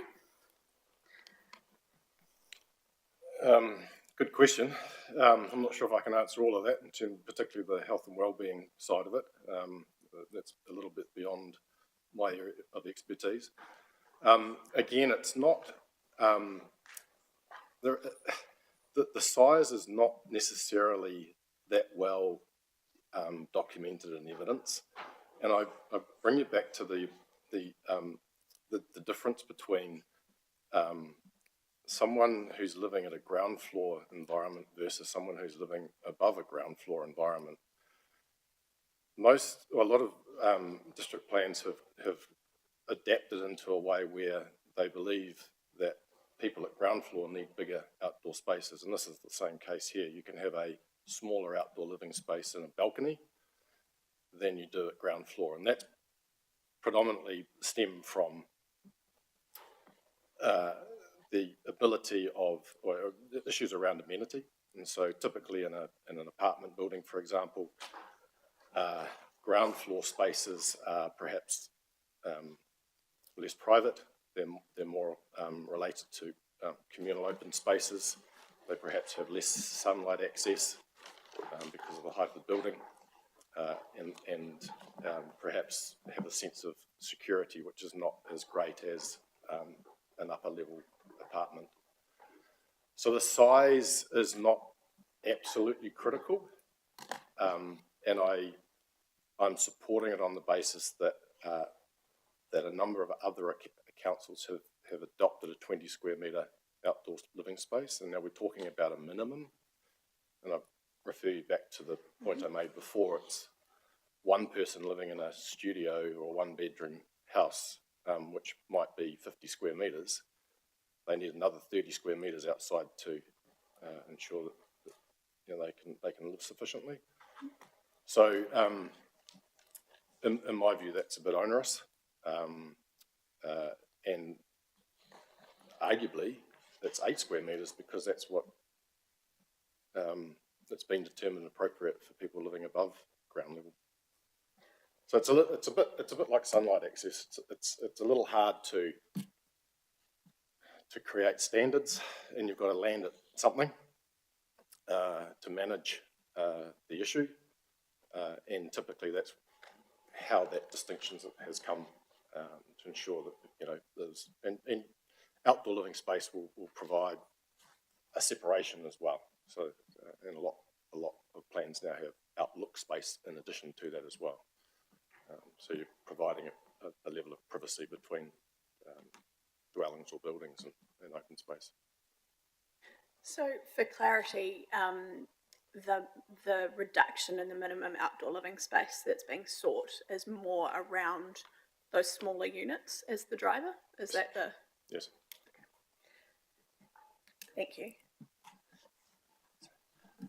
Could I add, sorry, I just want to add a little economic slant for your consideration in that, and that is we need to consider the economic health and well-being of people who can't afford a home because of a lack of supply. So the impacts that has on affordability. As Mr. Liggett identified earlier today, 10-fold increase in people trying to get access to a safe home. So I think the supply side has a really important part to play in the consideration of health and well-being as well.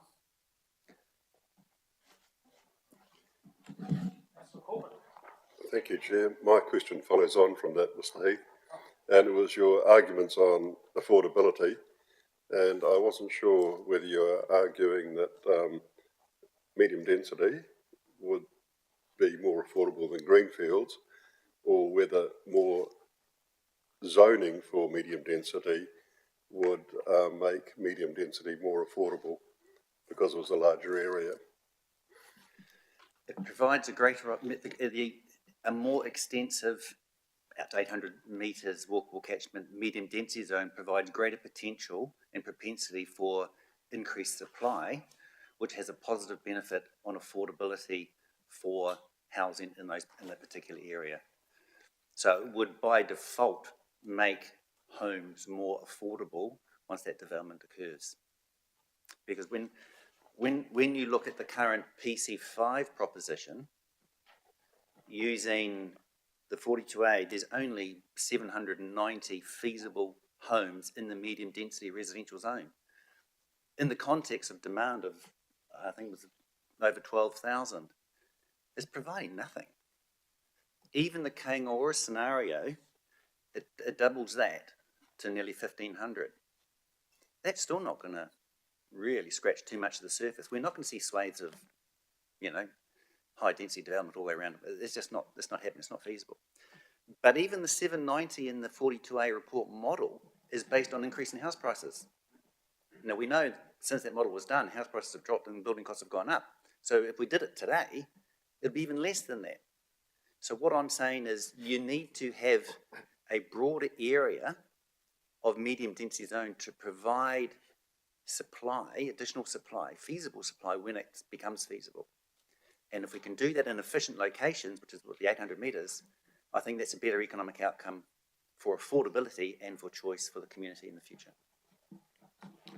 Thank you. Sorry, thank you. Councillor Kerr. Thank you. I think this question was from Mr. Ray, and my apologies if I have written it down wrong. I was interested in the retirement village concept, which there seemed to be support for, but there was a comment around could that not be applied elsewhere? Because if we're simply today focused on the built form and not the social elements, I think that would be excellent. But the number of submissions we've heard before today have been very much around social concerns and worries of communities where we've had tiers in here about communities fearful of what medium density housing means for them. So just bearing in mind that's some of the pressures we've had and the challenges we've had.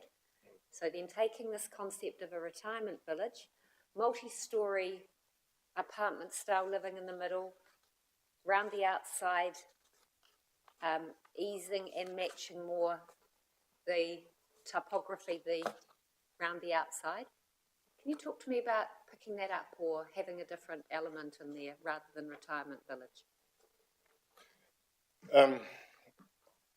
Yeah, the social side of it is quite tricky, and that's not about necessarily the typology, that's who lives there. And if people have got their own house and are happy, they're less, you know, the social fabric is better, generally. In terms of the retirement village concept, what you've explained is a reasonably typical outcome, and there is, and I work on a lot of them, a mix of villa type, you know, single level to multi-level apartment buildings. And that might be the case that you develop in a way where it's an existing environment and it kind of blends or transitions to that existing environment. However, we're talking about changing the zone and changing that outcome and providing 3-story development next to that retirement village. And so at the moment, there isn't a lot of opportunity on a lot of sites for 3 stories because of the height in relation to boundary restricts that. So it's either we are really encouraging 3 stories or we're not.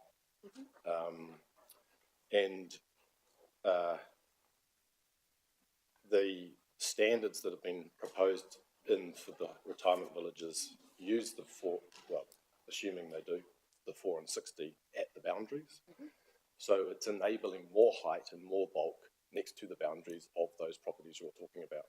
So it provides that typology a different opportunity for development, and that might be a 3-story apartment building next to that boundary rather than a villa because of the site or whatever it is. So it's what I was saying is, if it's okay for that typology, why isn't it okay for other residential typologies? Thank you. I envisage the concept of a retirement village being used for things other than a retirement village. Oh, sure. That sense of KO being able to be, I think in here it speaks about a world-class landlord and creating a true community of complete mixed types of housing, just a real whānau-based concept, and that was where I was. That's what I thought you were referring to. And I'd support that if we can achieve that, and it shouldn't be just to retirees that have that opportunity. The way that retirement villages work is under the Act, but there's no reason why Kaingaroa can't do the same sort of thing on the same site, because they can own all the property, they can provide the community services facilities in that as a council might do, for example. So yes, there is the opportunity for that to occur, and I'd certainly encourage it.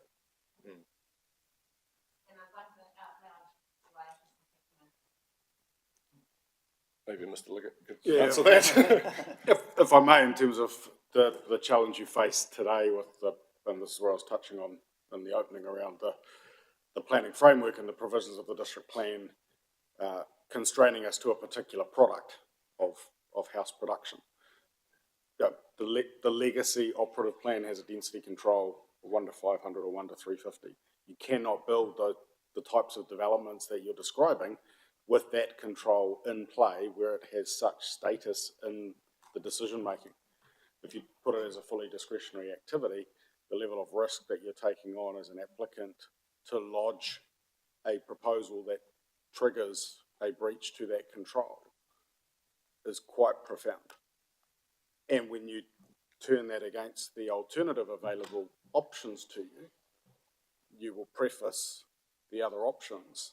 And just to go back to Commissioner Sholom's question around the concern about community engagement in the decision-making process and the request that we have to seek non-notification for developments of 4 or more.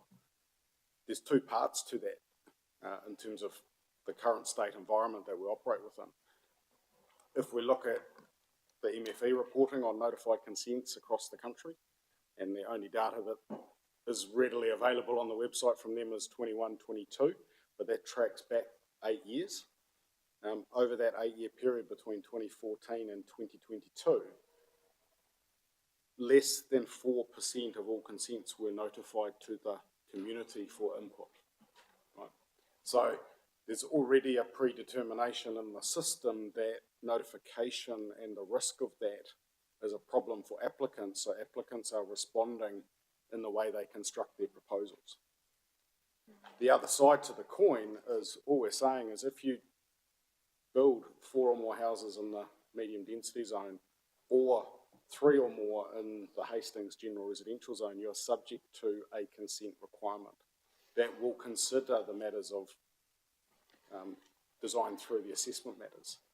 If I was to work with the operative framework and deliver 27 500 square metre sites, I'm not subject to an assessment. I'm broadly a permitted activity.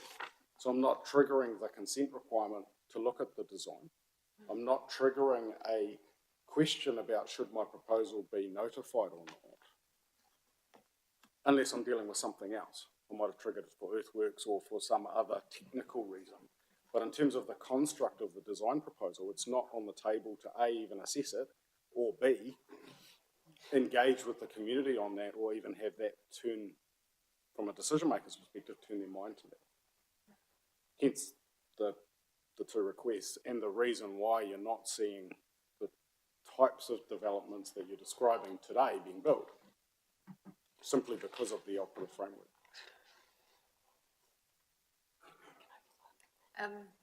My wonder out loud was actually not so much about the built form, but about the social licence that KO brings with its developments.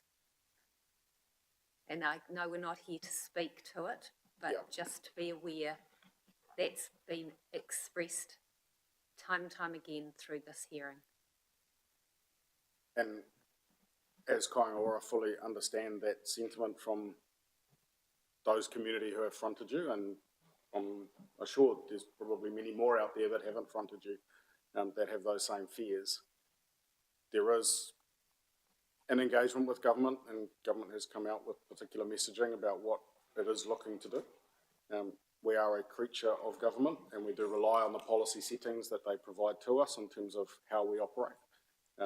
That is a work program that central government is looking at. We are getting some direction, but yes, that is something that we understand central government is addressing, and when they have done that work and provided that direction, then as an entity we'll respond. Just following on from Councillor Kerr, Mr. Lear.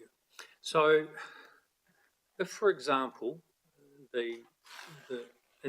hypothetically, the hearings panel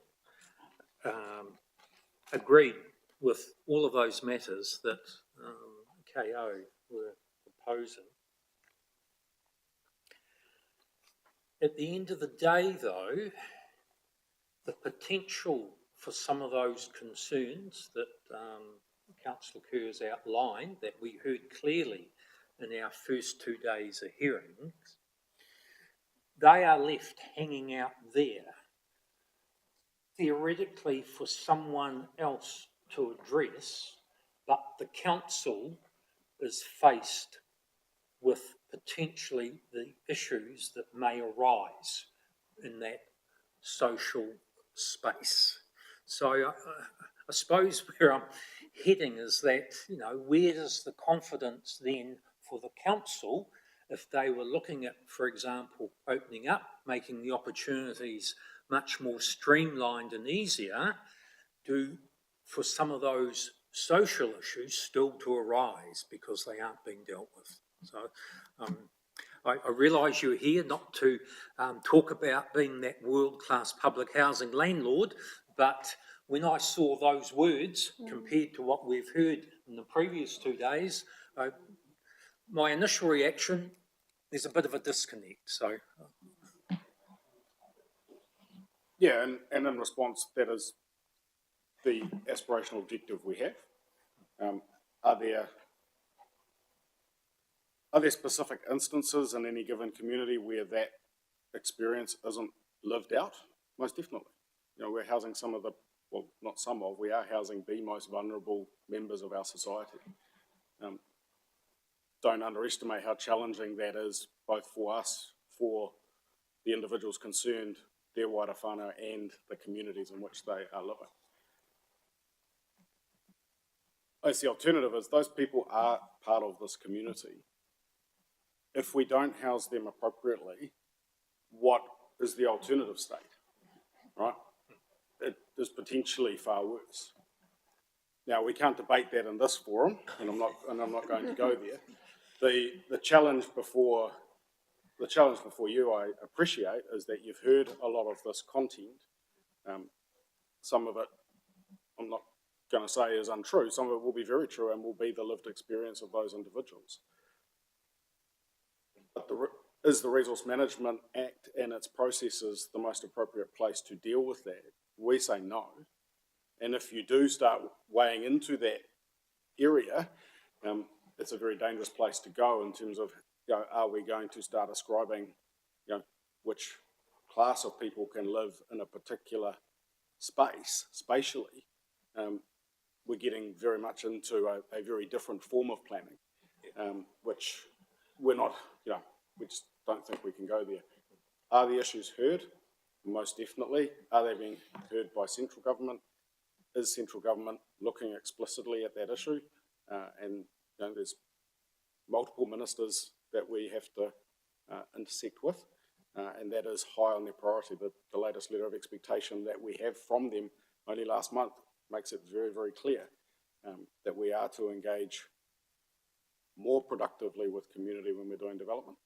That is their expectation, and there is a policy work program sitting in behind that, where they will give further tools available to us in order to respond to that. But we have to work with the settings that they give us. and I suppose just, I wasn't suggesting that the panel's heading to spaces where it's beyond the RMA framework. Understood. Probably just highlighting the matters in terms of the panel considering, though, is that there are frameworks in transition. So I suppose those are the challenges that the panel is facing in terms of the raft of issues that have been put before us, the concerns raised by submitters, and obviously the raft of technical evidence that we're getting in the process. Yeah, I think and I don't want to open up a controversial point, but I think it is one we need to factor in. In terms of the decisions that you're, and I don't know if you're delegated or whether you're recommending, but We're recommending to the council, but full well, it's a recommendation. If the council don't accept those recommendations, they have to refer it back to the panel for reconsideration. But in terms of your consideration, we are simply creating the framework by which various people in the community can put together proposals in which they will advance themselves. You know, I understand the fear, because I have to front the community meetings myself. I have to go and meet with neighbours of development proposals.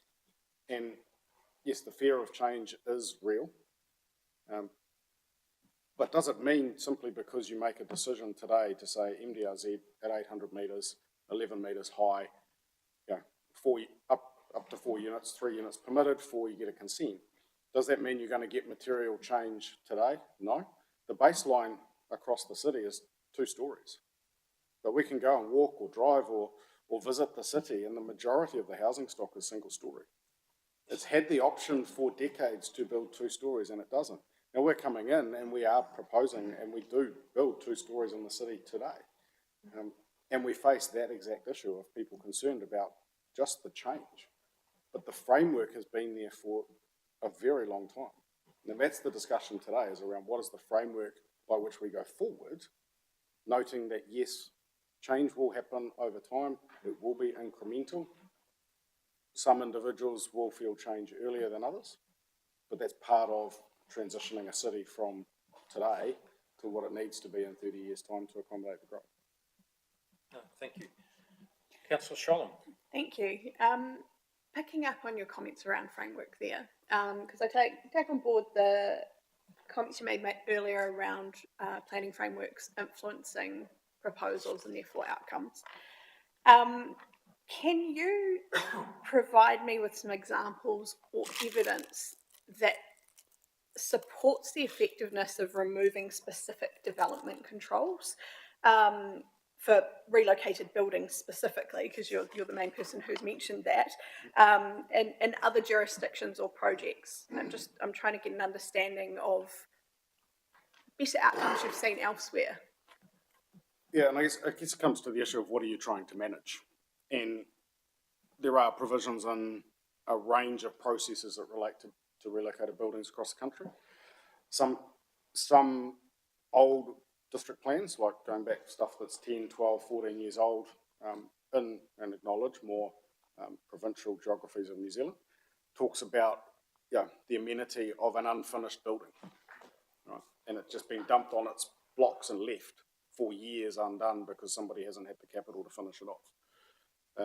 Others then talk about the process by which you do that and you manage that. The point from our perspective is, if we've accepted on the plan, when we submit it to council for a resource consent, that the built form outcome is going to look a particular way, whether it is constructed on site with Bob and his ute and his dog, or whether it's constructed at a factory and trucked to site, or whether it was the house that was in another major urban centre and had been trucked to that location and sited there. If we've said the urban form outcome is appropriate, why are we concerned from a resource management perspective about the methodology to put it there? If we're concerned about amenity of unfinished buildings, well, Building Act has since changed. People have got 2 years to get code of compliance. If they don't, the building consent lapses. They therefore have an illegal building. So there's other interventions that have happened since those plan provisions were crafted. And in terms of relocating buildings and the process to bring them to site, that's all governed by very different legislation. So it's what is the issue that the council's trying to manage by differentiating between Bob and his ute, a factory-built home, relocation of existing buildings within the city. What are they actually trying to manage? And it isn't particularly clear. So why are we differentiating? Yes. Yeah. Another question I have for you also is, how do you respond to the potential concerns that a more permissible general residential zone, the provisions that you're seeking, could lead to undesirable changes within a neighbourhood character, and more importantly, put pressure on infrastructure? So by allowing that permissible, I think you're looking for 2 in the general residential zone, 2 units per site. Can you just comment on that? Yeah, so in terms of the construct of the package that we look for, I'll respond to the character question first. The character of a neighbourhood is made up by the way buildings are configured within space. Right?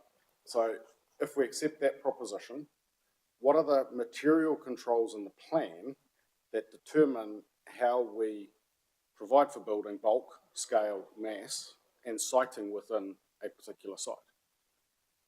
Our proposition to you is that is largely the performance standards.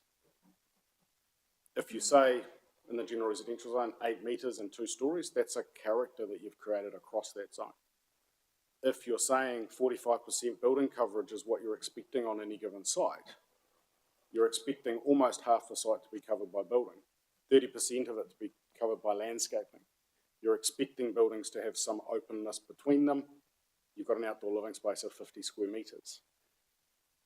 whether I have one dwelling, two dwellings, three dwellings inside that built form envelope, how is that changing the character of that site? Right, because if I go with 1,000 square metre site, 45% site coverage, 450 square metres, if I put that as one house, I've still generated 450 square metres of coverage in bulk and scale for the neighbours to be exposed to and have within their environment. If I've built it at 2 stories, I've still built it at 2 stories. We're not changing, in terms of our general residential proposition, we're not actually changing development standards. Largely accepted what the council has put forward. It's simply the number of dwellings that you put within that, so how you configure the space within it. So, from our perspective, the proposition is we're not largely changing the character. In terms of the changes we're making to the performance standards in the medium density residential zone, that is about, from our perspective, actually having standards that will achieve the outcomes and the characteristics that the plan is setting out to do at an objective level. 3-storey buildings, more intensity, full use of the 50% site coverage, because if you do that at 3 stories and have recession planes the way they're constructed, you won't achieve all of that on most of the sites. And to the question around infrastructure? So infrastructure, from a stormwater perspective, you've heard from Phil Jaggard. Our perspective on that is that's actually the landscaping control and impervious surface control that governs that. There isn't one, but you combine the fact that you need a 30% or 20% landscape surface, you've got 70 or 80% impervious surface available. Again, that's not changed by our proposition. We haven't altered that. So whatever council's got with respect to stormwater constraints under its plan, has it today under our proposition that we're putting in front of you. The wastewater capacity thing is something that does need interrogation. If you start putting in more households, you're increasing kitchen waste, you're increasing laundry flow, you're increasing sanitary sewer flow out of toilets. But again, there's a trade-off. If I've got a 6-bedroom house with 6 people living in it, what is the waste production down the pipe versus 3 2-bedroom houses or 3 1-bedroom houses with 6 people living in it? Again, is it the number of houses that's the trigger, or is it what are we actually doing on the site and what are we putting out the pipe? Now again, there's a process to consider that. That's the connection. Will the network utility operator allow you to connect that development proposal to their pipe? The Local Government Act and your bylaws gives you that protection for wastewater and water supply, depending on your typology. Sometimes, and this is not all the time, sometimes the Building Act kicks in. So, a range of other processes to deal with. On that note, I'd like to come to you, Mr. Jagger. Considering the infrastructure challenges that were outlined, particularly around wastewater, which has been acknowledged, what are the specific infrastructure investments that you deem critical in the short and medium term to support the proposed changes to PC5 that kind of order are seeking? Yeah, so the reports are fairly light in terms of what upgrades are, because that wasn't the focus of the report. Mm-hmm. However, the LTP document shows some potential upgrades. Now, the focus I've found in my experience is that focusing on trunk upgrades provides the largest benefit in terms of releasing land and removing constraints, because not only will it release constraints immediately next to the trunk, but sometimes the hydraulic profile of that back through the catchment can be quite extensive. So trunk upgrades are the key to unlocking the most amount of land available. And just on another note, if we're looking at building 2 new houses as well, we are seeing that water demand in a new dwelling is a lot less through efficiencies in water appliances than existing houses. So we are seeing, though, when you submit an application, you're required to comply with the codes of practices in terms of your demand management, but we're actually seeing lower usage in newer housing because of efficient appliances. And so that does contribute to less pressure. And on the other note as well is that when we're actually looking at inflow and infiltration, we're looking at when you're building 2 new houses or 3 new houses on a lot, We're removing potentially old earthenware drains that are leaky, that let a lot of stormwater in. So rain that will fall directly above the pipe, even though it may be on grass, will infiltrate quite rapidly into a pipe. If we eliminate that, that's up to half the inflow and infiltration that may be experienced in the network. So it actually provides additional benefit. In some developments we've been involved with, we've seen that the reduction in I&I from full, massive, large-scale redevelopment may compensate to some degree the increase in intensification from growth. One last question, if I may, Chair. okay, yes. You've been very indulgent, thank you. But still with you, Mr. Jaggard.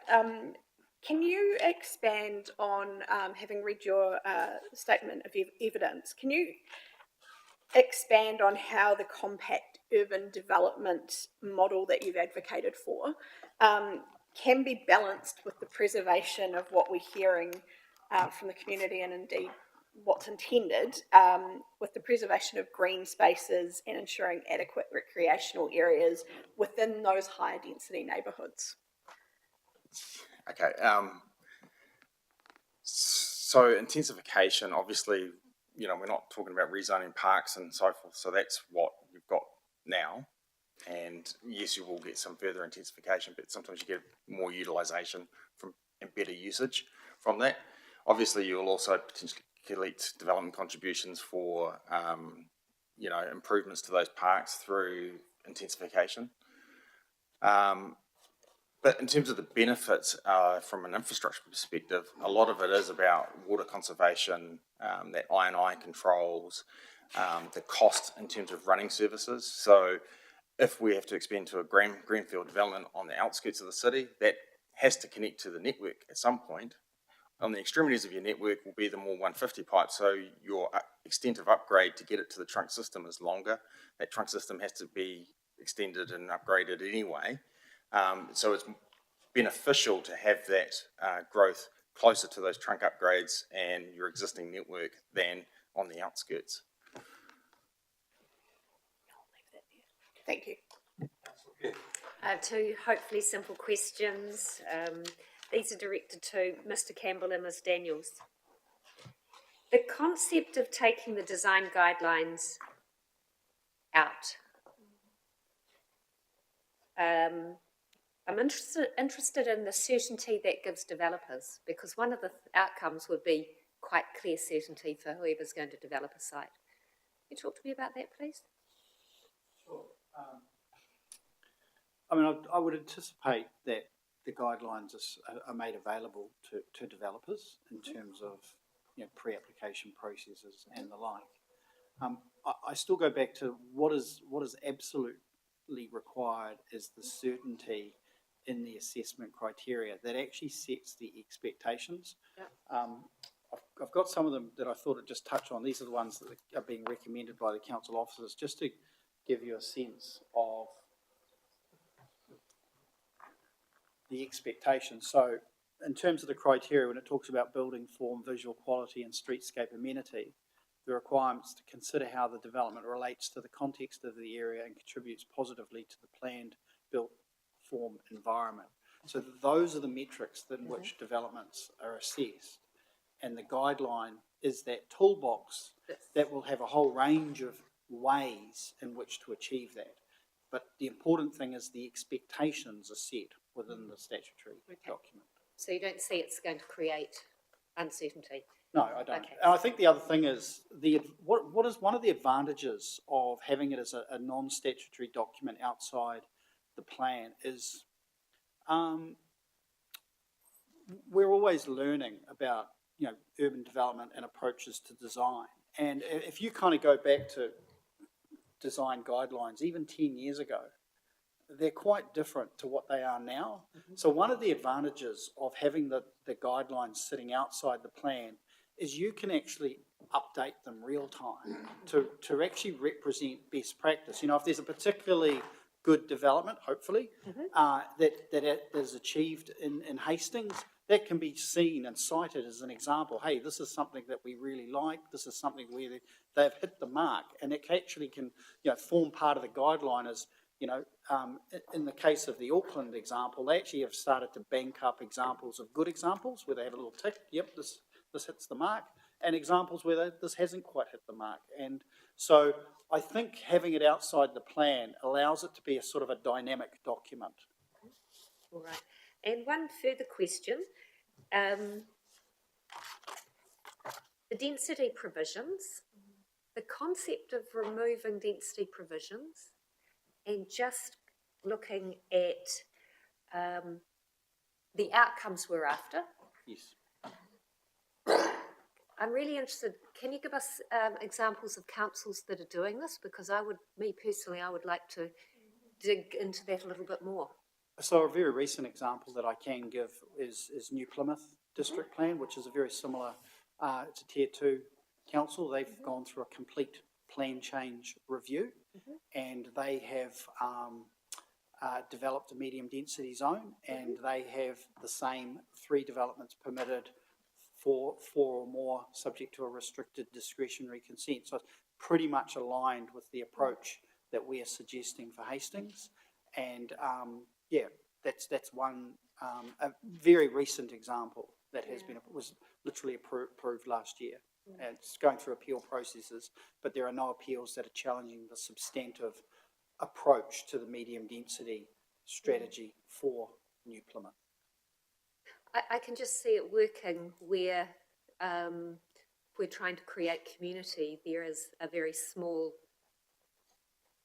house with a single older lady who doesn't need very much outdoor space. And then, it's like you have said, it's about the outcome. So, interested in exploring that further, and we'll do so Thank you. with the planners. Thank you. One final one for you, Mr. Campbell. I may even suggest Ms Daniels have a go, but So, Getting off lightly. in your summary statement presented today, in paragraph 1.5, you reference the NPSUD, that long-term approach in terms of getting that clear spatial picture or roadmap. So, if there are then provisions that are enabling and giving opportunities, but there is still the uncertainty around the infrastructure provision, does that then create a situation where either the market or others saying, hey, here's an opportunity, and no issue with that, but it could be some time or some years, and someone mentioned earlier on in terms of the parlous financial state of local government in New Zealand, before that infrastructure provision, if it all occurs. So are we giving a signal which may not be able to be delivered on, or if it is, it might be many, many years away? I'm just interested in your views on that, that tension that occurs, and that occurs now, not just in terms of the proposition before us. correct. Look, I think it's a really good question, and I guess what I would say, in my experience, and we get involved in a broad range of planning applications and acting for a range of development clients, I would say that there is a reasonably strong understanding in the development community that, notwithstanding what any district plan might state around the number of units you can or can't develop on a site, that as part of anyone's due diligence when looking to purchase a site for development, one of the first things we certainly recommend is that engagement occurs with engineering and with the council to determine the suitability of services, because as you point out, you may have situations that even one dwelling which may be permitted under the planning provisions may not be achievable because of system constraints. So I've got a reasonably good degree of comfort that I don't think it's giving a sort of a false expectation. But what I do think it does is it signals, I guess, a principled approach as to where the most suitable development should be directed. And then I think that provides benefits in terms of how you start to think about your design and upgrade of infrastructure, your funding agreements, and there will be areas where one needs to focus on those areas in terms of where you direct that infrastructure. The provision of infrastructure is a significant issue, and the costs on the community and the ratepayers.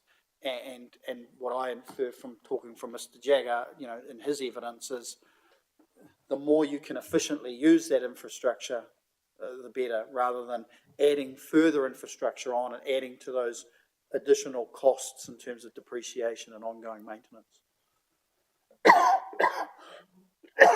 you. There are no further questions. I'd just like to acknowledge Mr. Liggett, you and the team.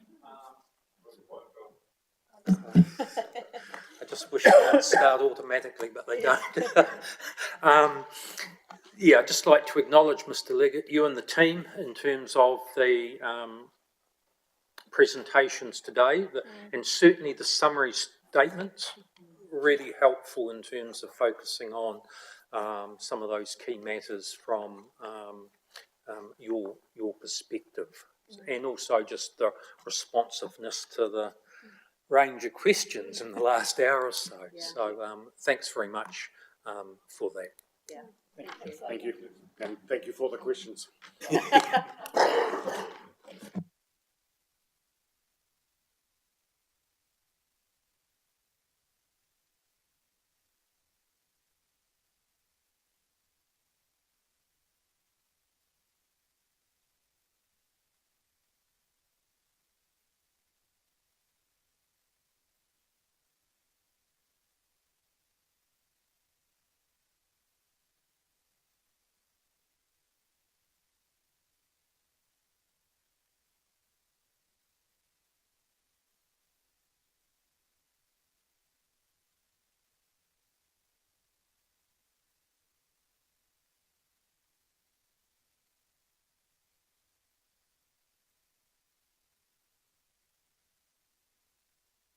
But you read it yesterday. It's like, yeah.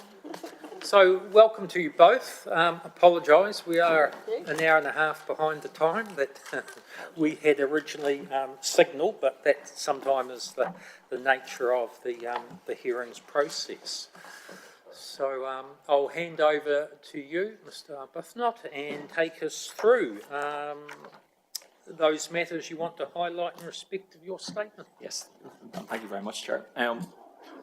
So my name is Mark Arbuthnot. I'm a planner with Bentley & Co. Been with Bentley & Co. since 2005. Dealt with a number of retirement villages sort of up and down the country. Specific to Hastings, actually the Gracelands development and the rural production zone. That extension to that village, I think, was the last one that I've dealt with in this district. With me today is Matt Round. Matt's been with us for 8 years. He was our graduate. And actually, this is his first hearing as well. So that's good.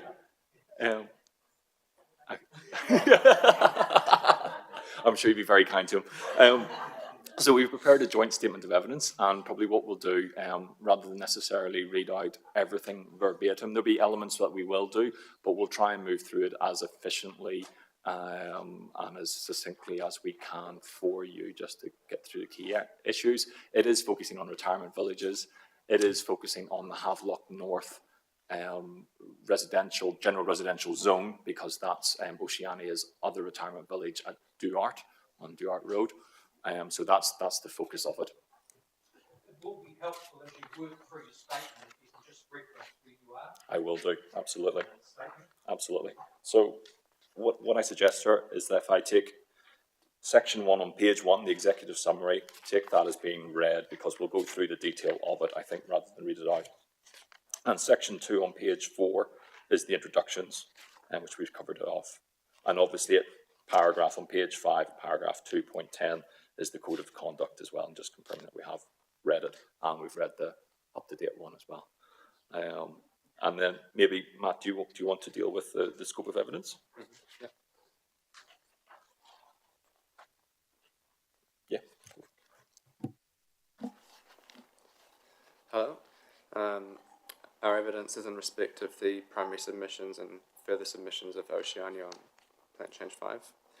Oceania owns and operates a retirement village on Duart Road in Havelock North, which accommodates 66 care units and communal facilities, located within a collection of interconnected buildings that range between 1 and 4 stories in height.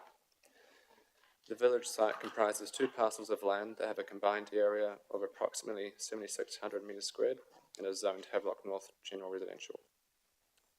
In preparing this evidence, we have had regard to the Section 32 analysis of Plan Change 5, Oceania's primary and further submissions on Plan Change 5, and the primary and further submissions made by the Council and other parties, the Section 42A prepared by Council, and the Section 32, a further evaluation report.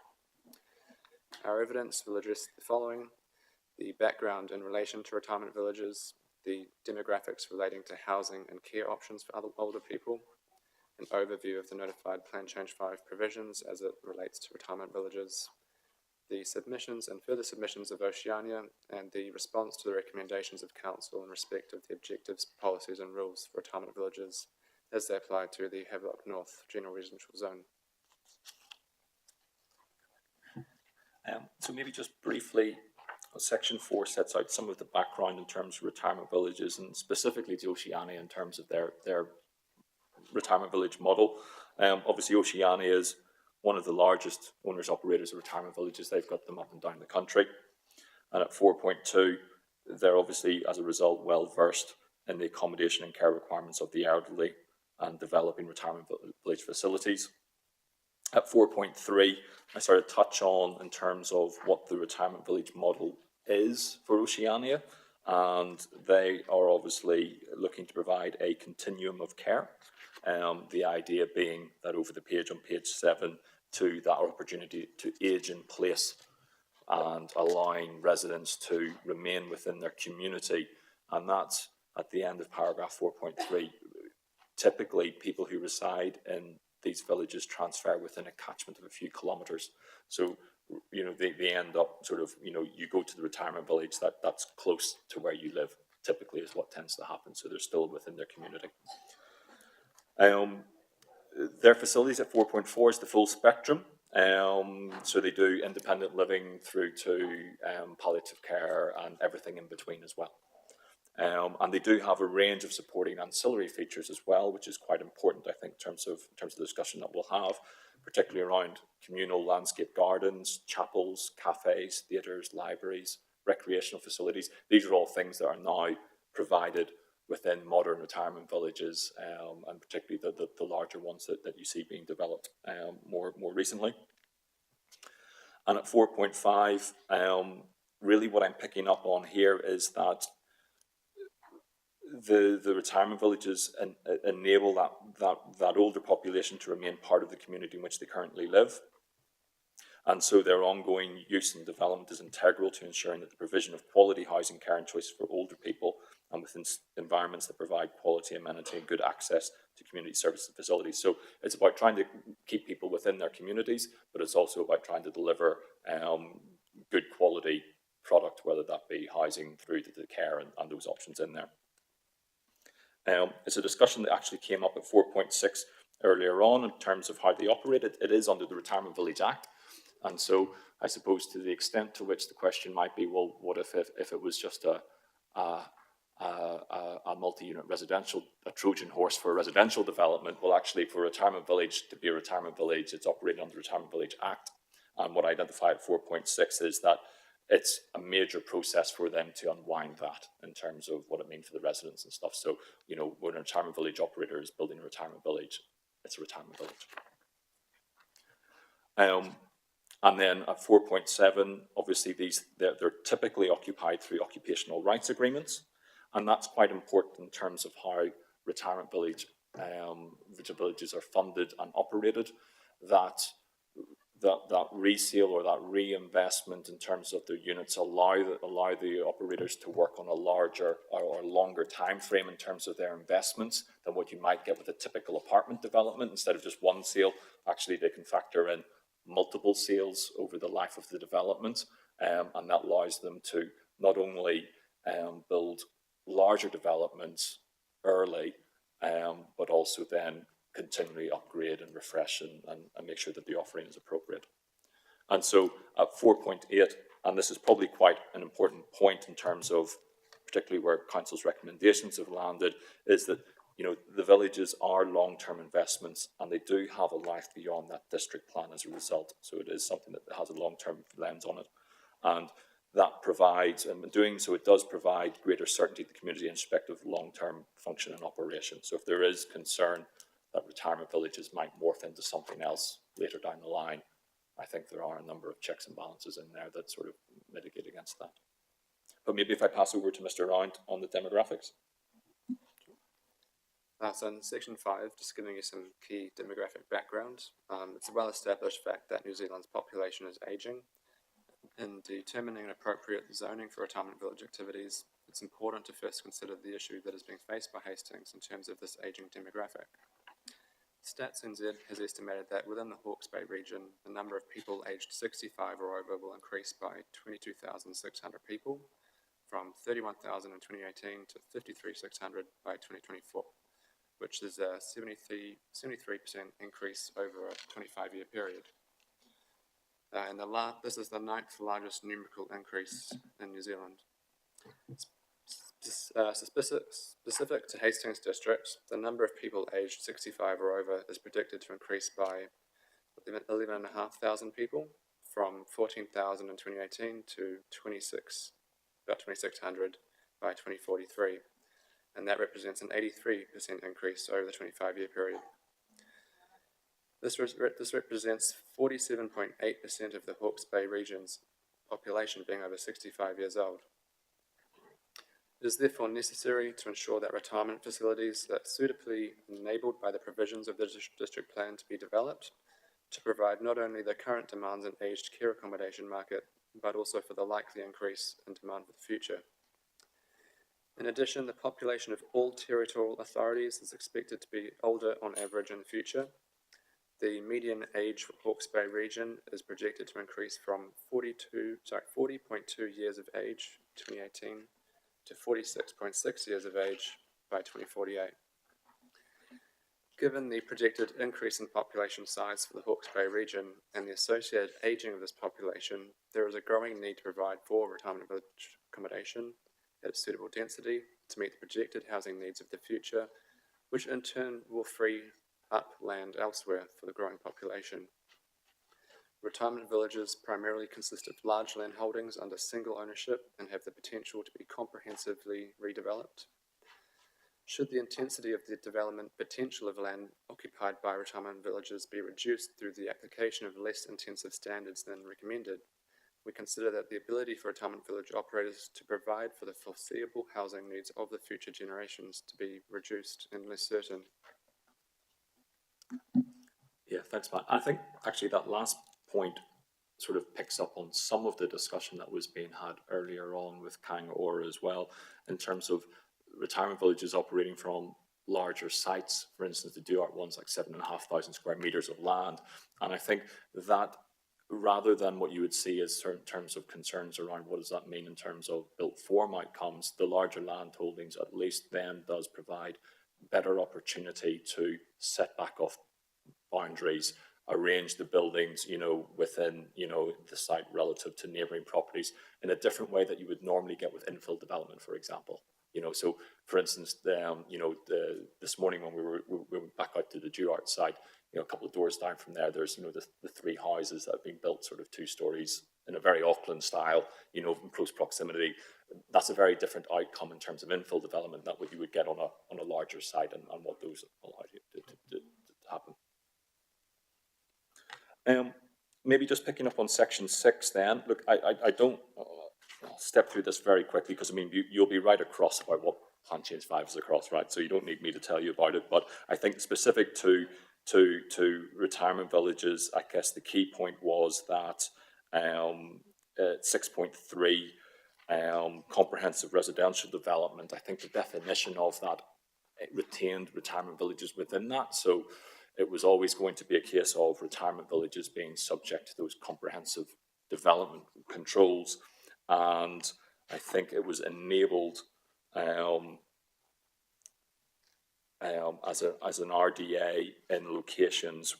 It was enabled in locations not only within the medium density residential zone, but also in areas outside of that zone where they were proximate to services and public transport, those types of things. So that's kind of the framework that was put up there. It was restricted, discretionary, non-notified, 6.5, and it was subject to a number of performance standards, which I've listed at 6.7, all of which have sort of moved since the recommendations have come through now anyway. So I don't really want to dwell on it too much in terms of, because where we get to in terms of the actual response to the submissions themselves.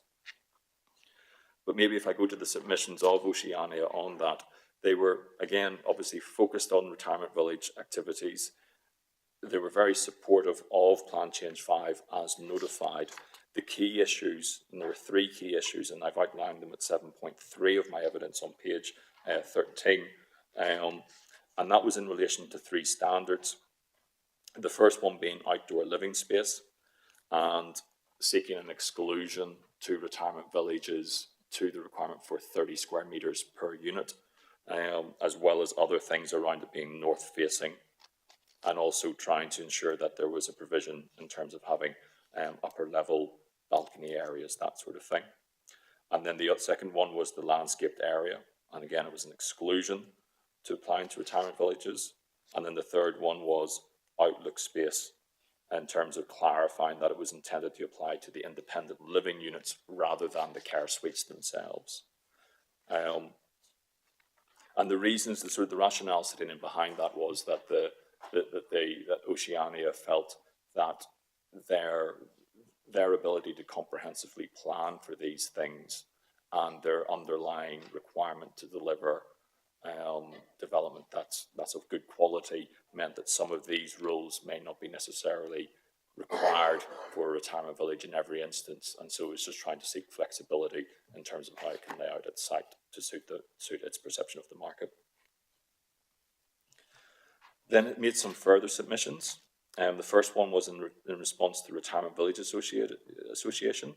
They were obviously been seeking retirement villages as a separate activity with separate framework of objective policies rules. Again, supportive of that. In terms of Kāinga Ora, who we've heard from this morning, again, the only concern or the only opposition to Kāinga Ora's primary submission was in respect to their deletion of comprehensive residential development, because by doing so, it removed all provision for retirement villages out of the plan. So that was the concern was, well, hang on, if you do that, retirement villages are no longer provided for. And so at 7.6, I do highlight that in the further submission, saying that, look, but should retirement villages be provided for elsewhere, then we've got no problem, there's no opposition to Kāinga Ora's primary submissions. So then the response of the council at section 8 is maybe the meat of it, in terms of what are the recommendations in respect of retirement villages for the Havelock North residential zone. And so what we've got is, and it's consistent across all of the residential zones actually, is an objective to recognise the housing and care needs of an ageing population. We've got policies that provide for a diverse range of housing care options for older persons, such as retirement villages. It also recognises, quite importantly, the functional and operational needs of retirement villages. At C, retirement villages are discretionary activity. They have some specific performance standards and terms, so a 10-metre building height, 3 metres plus 45 or 3 metres 55 height to boundary, yard requirements, 50% coverage. Outdoor living space, I think, is one of the ones that I want to pick up on in response to this. So that's the ground floor units must have 30 square metres, minimum dimension of 4, and it then provides flexibility for up to 10 square metres to be part of a communal open space. So in response to Oceania's primary submission, said, well, okay, well, we can give you some flexibility, so maybe a third of that could be a communal space, but still requiring an element of, and this is a Roman numeral 4 on page 16, that 10 square metres can form part of that communal space. And then there's outlook space, windows to street, 20% landscaping, all of those things, quite standard. And then there's some additional matters for consideration as part of this overall discretionary analysis, and that's about bulk and scale, privacy, access and parking in terms of a street frontage, screening of waste, stormwater runoff, safety of adjacent streets, infrastructure servicing, cumulative effects, positive effects. So that's all sort of set out there as well in terms of that. So it covers the bases. Matt, I might pass on to you at 8.2. So the reasons that were set out in the Section 42A report for the above changes were point A, by 2053, the national population will have increased by approximately 20%, with the 65 plus, 75 plus, and 95 plus age groups having increased by 70%, 25%, and 62% respectively. This level of growth in the older age cohorts has significant implications for future housing demand.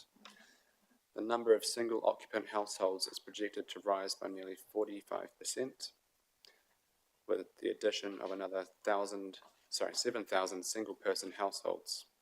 And we note that 27% of households are currently single occupant. So that's a big change.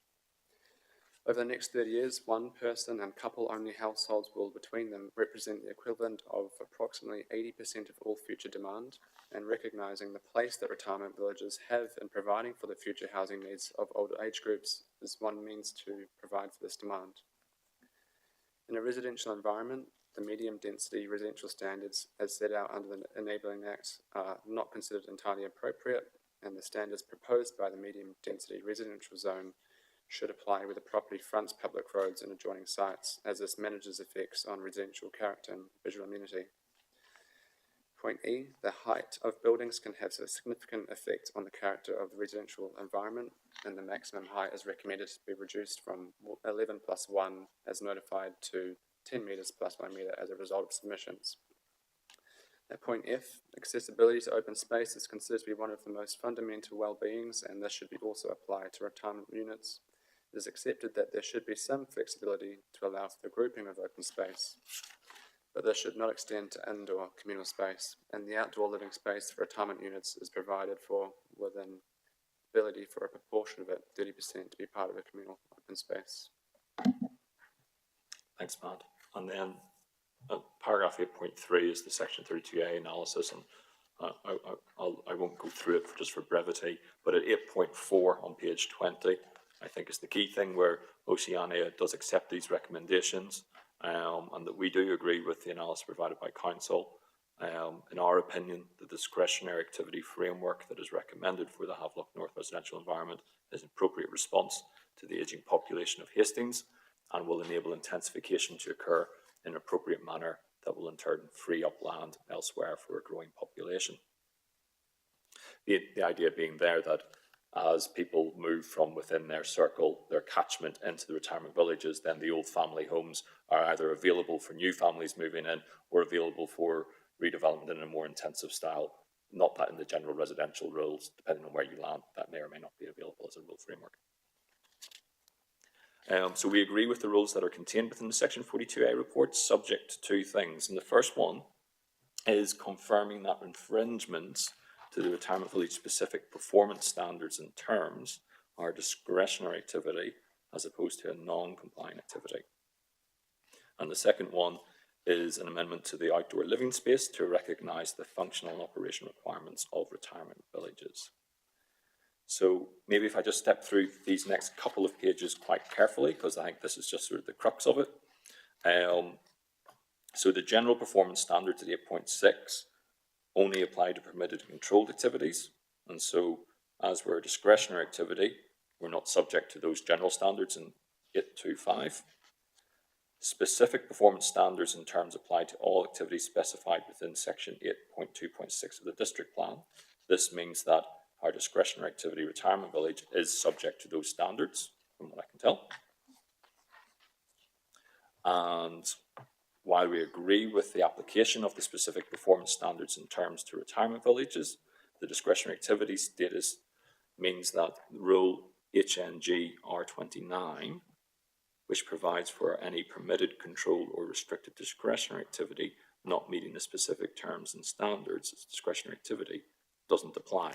So, i.e., there's a specific rule in the plan that says if you're permitted, controlled or an RDA and you don't comply with your specific standards, you're a DA. But we're a DA, not an RDA, which means we don't get the benefit of that rule. And so the only other rule in the plan there becomes down to non-complying, not otherwise provided for. So that's my interpretation of the rules as they've been presented in the 42A report. And that would be HNG R33.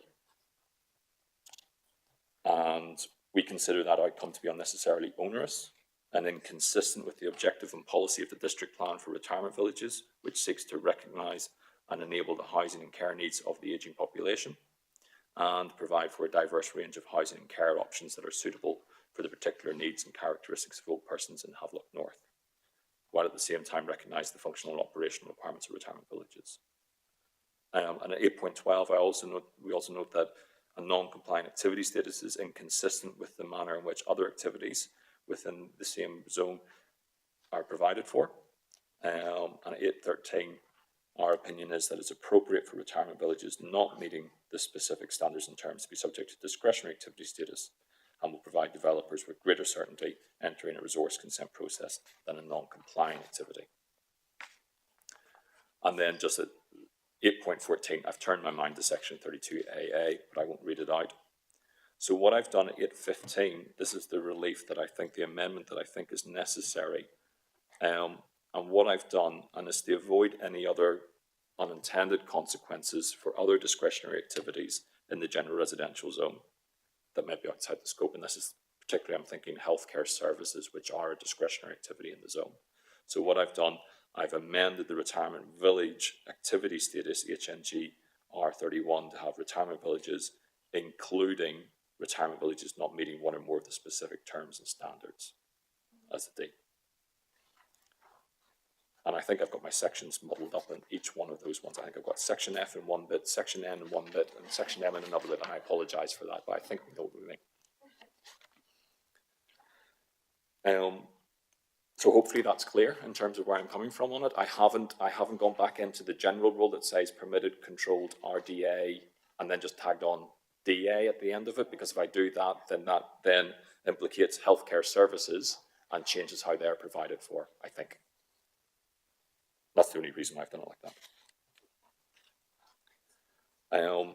The second one is about outdoor living space. And again, we've already talked about the not providing the 30 square metre outdoor living space.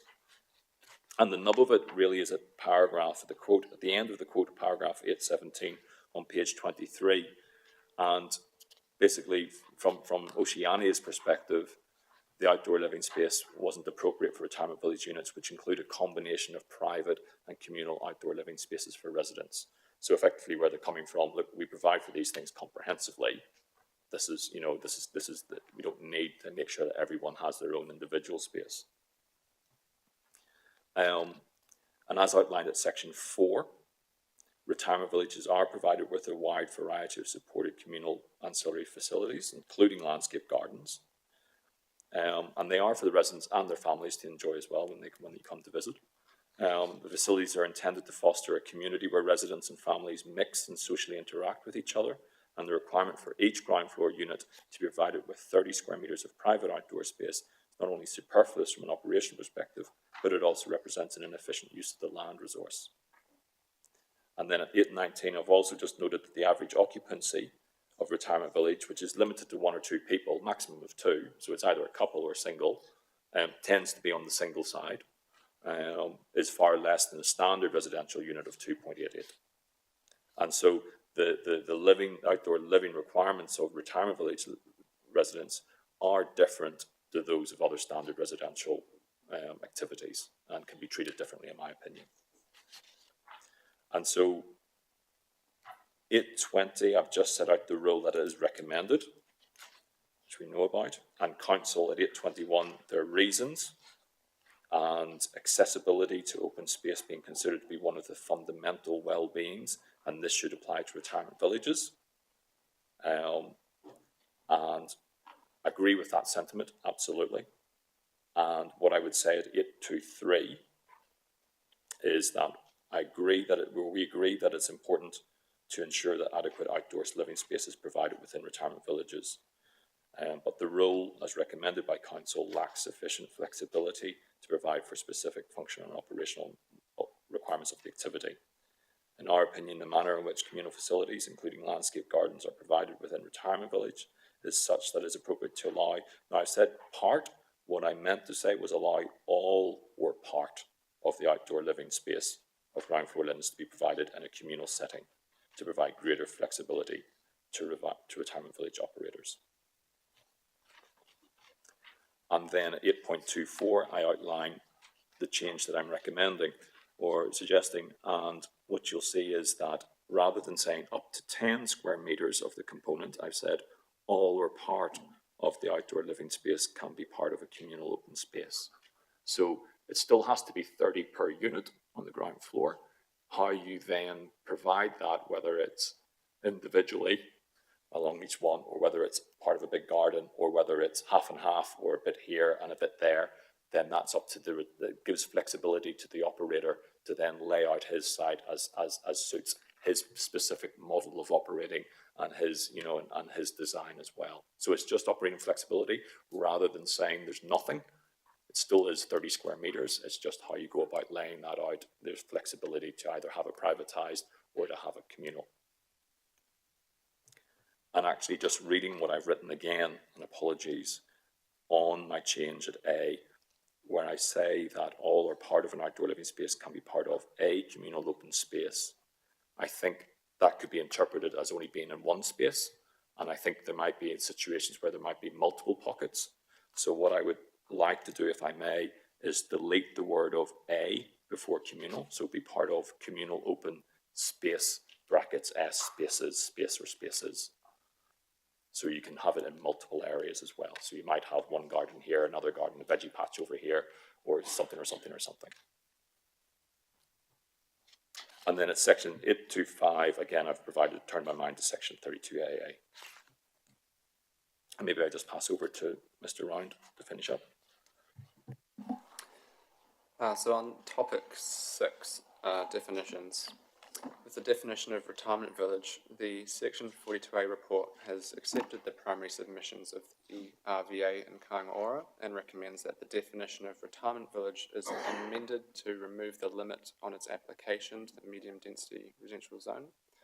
The response provided by the section 42A report for the change is below. Let's not go through that. No, I don't think. I think let's get to the next one. We agree with the recommendation of the section 42A report in this regard. In our opinion, the amendment is necessary to implement Objective HNR 06B and Policy HNR P10C. Having regard to the demographics relating to housing and care options for older people outlined in Section 5 of the Statement of Evidence, as well as the Hastings ageing population and increasing one-person and couple-only households, providing for retirement villages within all areas of the district is an appropriate and necessary outcome. So that's it. Lovely, thank you. Any questions? Any questions from panel members? Councillor Kerr. Just a very simple one. This is speaking all about Havelock North. Can you talk to me about why Hastings is not mentioned and why Flaxmere is not mentioned? Is that a deliberate decision? Deliberate only to the extent that the submission is relatively, so the primary submission of Oceania is limited to the Havelock zone because that's where its village was. We did support the RVA's position generally, which was a general proposition, so we are supportive of that in a further submission. What I would say is that what I have written for the Havelock general residential zone, I would say is, to my mind, equally applicable across any of the general residential zones. I think there may be a question on things, where you have a character zone or places like that, it might have special characteristics where it might not be appropriate, and that's fine. But I think if you think about the broad tenements of what we're talking about, which is fully discretionary, some standards on retirement villages, which tend to be on large sites, then I think that that's an appropriate framework for a general residential zone to enable all matters to be considered, as well as being subject to the full test of notification as well. So I'm quite comfortable with that as a framework, as a fully discretionary one. Great. Just if I may, thank you.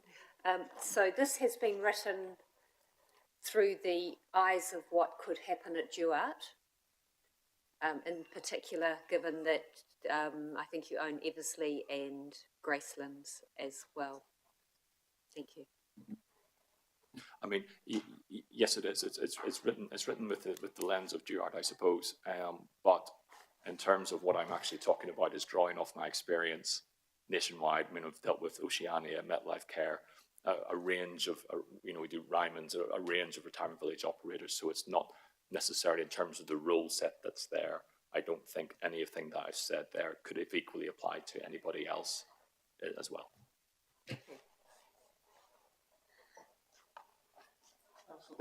Thank you, Chair. You said you do the full range of individual living, apartment,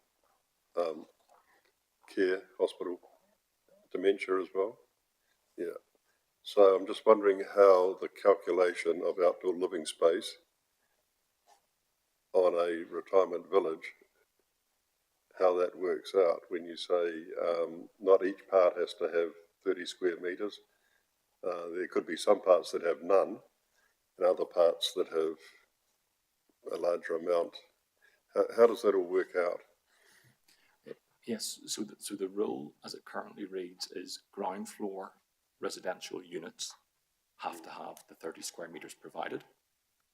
Upper level residential units, I'm talking off the top of my head now, is a balcony, is an 8 square metre balcony effectively with a 1.8 metre depth.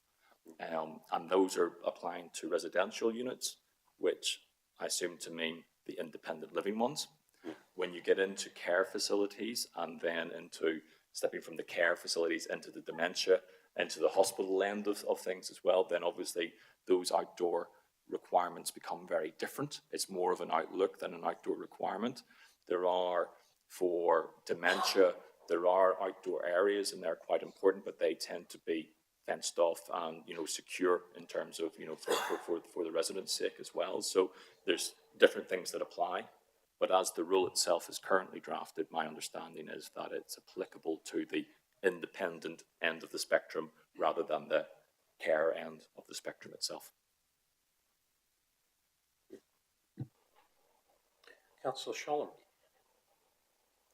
Looking at 8.24, give you a moment to bring that up, which is basically your proposed changes to the outdoor living space wording. I note that there is some rationale in this in a retirement complex context. My concern is that this may well broaden things a little more when we look at the wider context. Am I correct in my understanding that the proposed changes you've got here would apply to all medium density housing, not just retirement village? No, it's a specific change to the specific terms and standards that apply to retirement villages. Perfect. Thank you. Thank you. Appreciate that clarity. All right, there are no other questions, so thank you both. Thank you very much. Appreciate it. That wasn't too bad, Mr. Round, for your first hearing. Too bad. There you go. You can take that. It's been very lovely, thank you. Yeah, and luckily, unlike the Environment Court, we don't do cross-examinations. So thanks very much. Yeah. Thank you.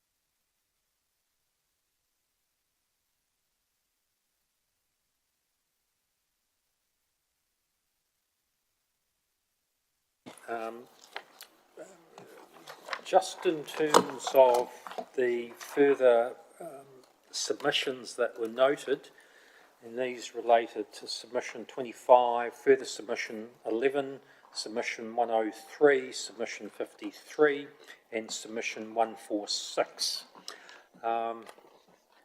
We do not have anyone appearing in respect of those submissions. Christine is just handing out a written statement for our consideration as part of our subsequent deliberations from Mr. Stickney, which covers the Development Nous Limited, which covers submission 25, the Terra Nova Group, submission 103, and Lansdale Development, submission 53.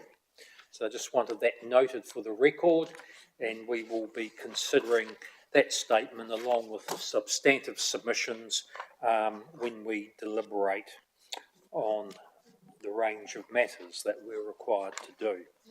And also there has been no appearance in terms of Mr. Aiken in terms of TW property. So what that does mean is that we have no further submitters to be heard in respect of the Plan Change 5. So that does complete the hearing of submissions.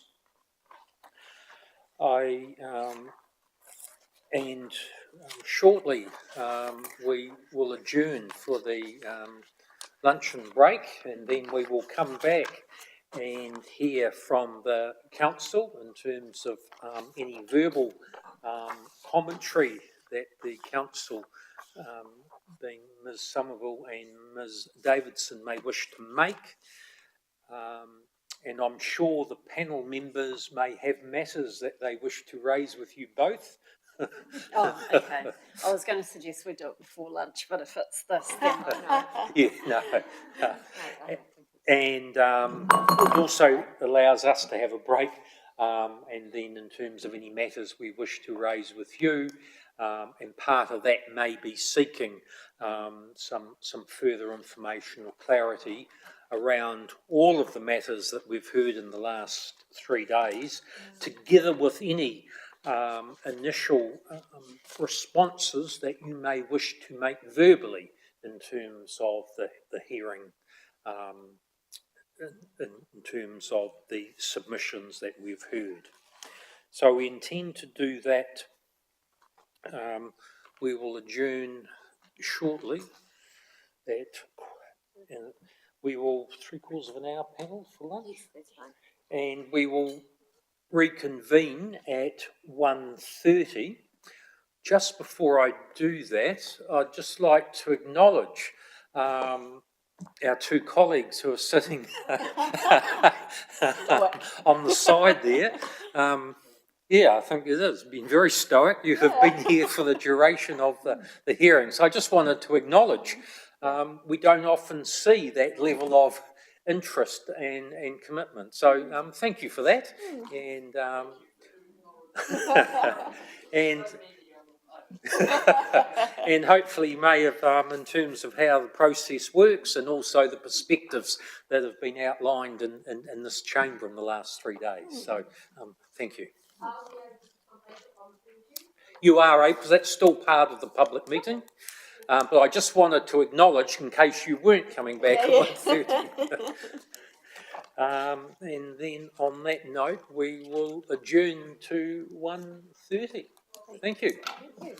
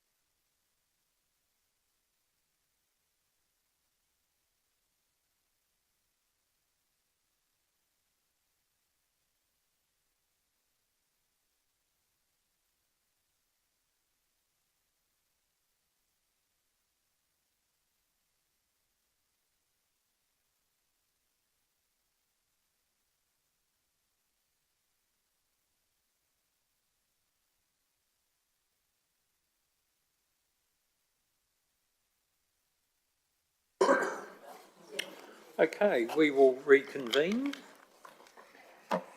So, we will hear from the council. So, Anna and Asher, over to you. Be me to start with at least. So thank you. It's been really useful hearing from everyone today.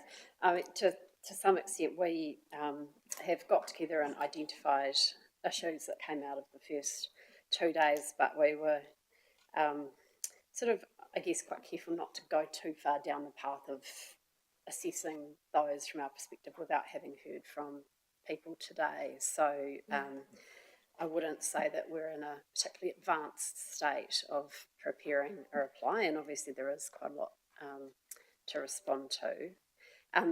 So as a general observation, I felt there was quite a positive message in terms of the recommended version that the officers have put forward being an improvement on the notified version, and I was sort of expecting a bit more reaction to what we were now recommending, because it was quite different, but we didn't actually hear that. So I think that's a very good sign that we're moving in the right direction, but obviously there's some issues that we'll need to consider and come back to you on if there's any further recommended changes that we think would help respond to the concerns that have been raised. What Anna and I have done over the sort of intervening period is put together a list of matters that we would intend to respond to in the reply. So possibly if I just run through those, and then I'm sure I've got lots of spare pages for you to add other ones or, elaborations on the themes. So, I think Tanya had indicated there. Yes, She had a few of those. Big afternoon tea. Right, so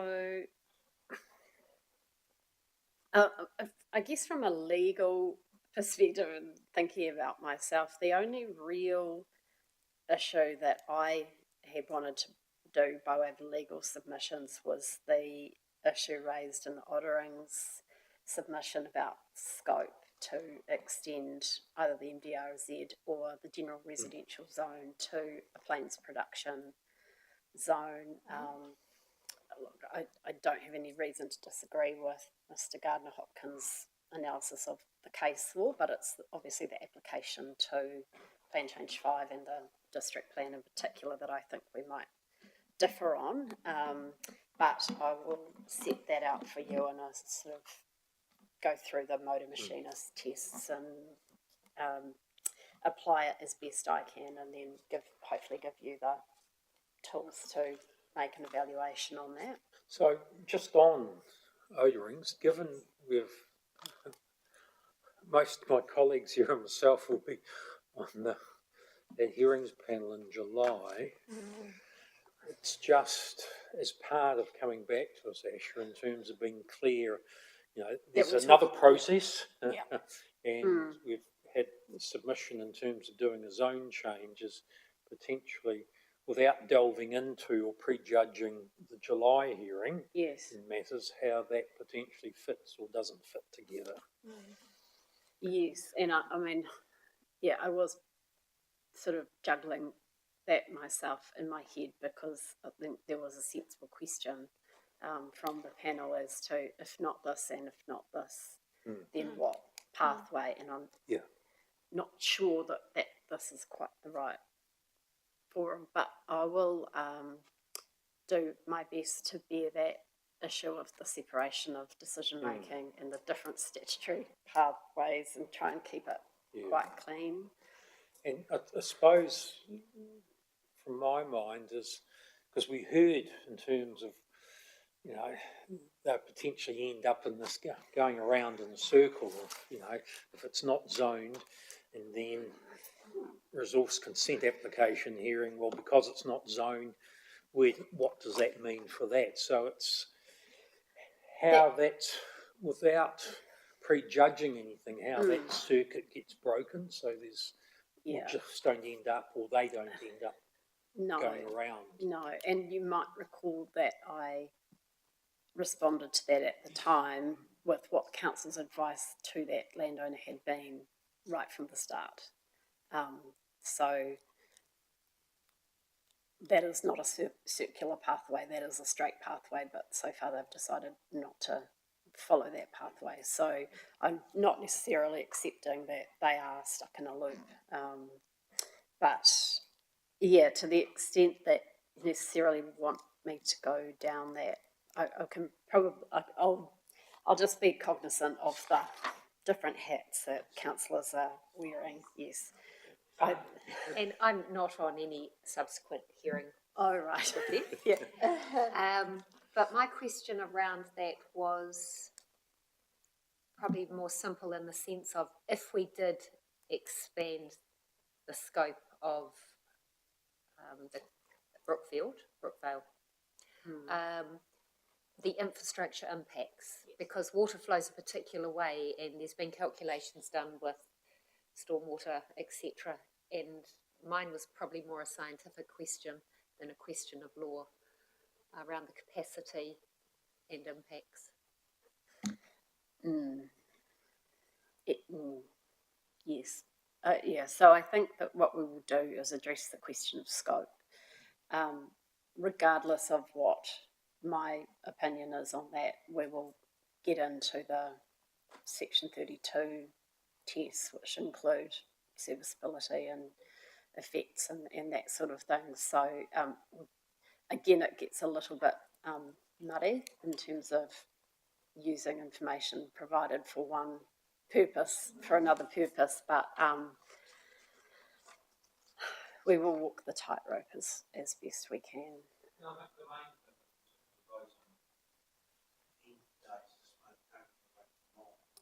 Yeah, absolutely, yes. That's right, yeah. Because of course that Oderings resource consent application does have quite a few submitters on it as well, so I'm conscious of them not sort of having the rug pulled out from under them either.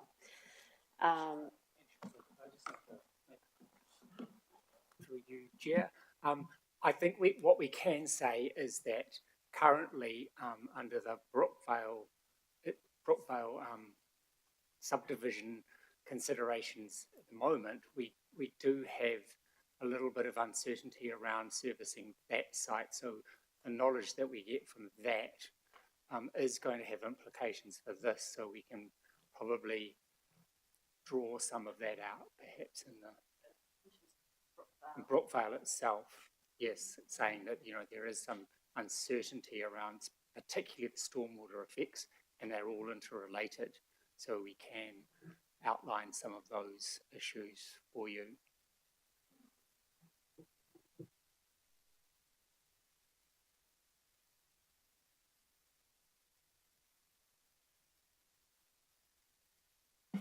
Sorry, yes, yeah. Yes, so I think that covers Oderings. The rest of my list kindly is for Anna.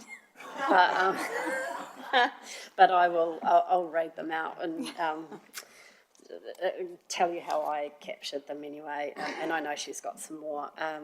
So the first one was harking back to questions of Tilly at the very start of the hearing, an explanation of the implications of removing the character residential zone from the MDRZ and replacing it with Mahora in terms of the modelling that Tilly undertook. So I understand that officers in the team had done quite a lot of work around that, so it's just sort of packaging that up and conveying that to you. The second one is in no particular order, but just more in terms of how they come up in the hearing. The panel raised a good question of what you do with matters that are outside the scope of the plan change in terms of relief that you might, be able to reflect in recommendations and what goes in the district plan. And I think that officers have been keeping a list of those matters, and then it may be that you want to, in a separate part of your report, make separate recommendations. And certainly that was my experience in the Central Hawke's Bay district plan, that the panel did that. They had sort of however many topic reports, and they had another report, and the council has sort of separately taken that on board and set timeframes about reporting on various matters, and it might be bylaws or setting up committees or whatever it is, but That's a good segue. Because you Yes. heard all the questions and discussion we had with the KO witnesses today. And we accept we have limited ability to delve into a number of those matters around that social impact and concerns that submitters have raised. Notwithstanding that, we feel, and this has just been our preliminary discussion, that we need to cover off in our decision on the nature of those concerns,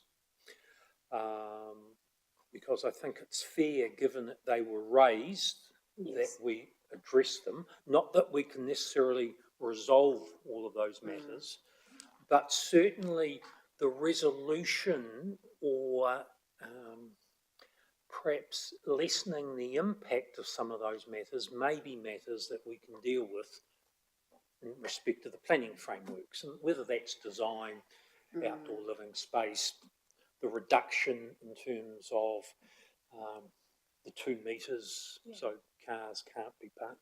There might be a whole lot of those things that might go a wee way to addressing those concerns. Notwithstanding, we may not be able to address the substantive because it's well beyond what we can do under the planning frameworks. And there might be some others that pop up in our discussion. Tanya. I'd absolutely like to support that. I think remaining silent would be incorrect.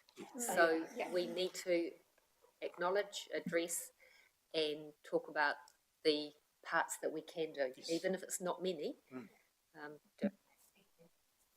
So, jumping back a bit, quite early on in the hearing, or might have even been pre-hearing discussions, I raised that some of the wording in the district plan was now what I see as irrelevant, and there was a description about number of Māori homeless, for example, and it sits in the district plan at the moment, so we need to very formally remove that, and I'm interested as to whether that can be, is that completely out of scope and therefore it has to go via a sort of council omnibus improvements district plan, or whether we can pick that up. I do remember that from reviewing the 42A report, but I have no idea where, so I'm just asking Ms. Summerfield because I thought that that actually did come out. We found a way to take that Lovely, out. thank you. That's all I need to know at this point. I'll leave it in your very But capable hands. I'll write down the point and follow it up. Yes, because I do remember thinking, oh yes, that's a little bit, But I had thought that we had possibly with a little bit of stretch of scope actually addressed that, but I will just double check that.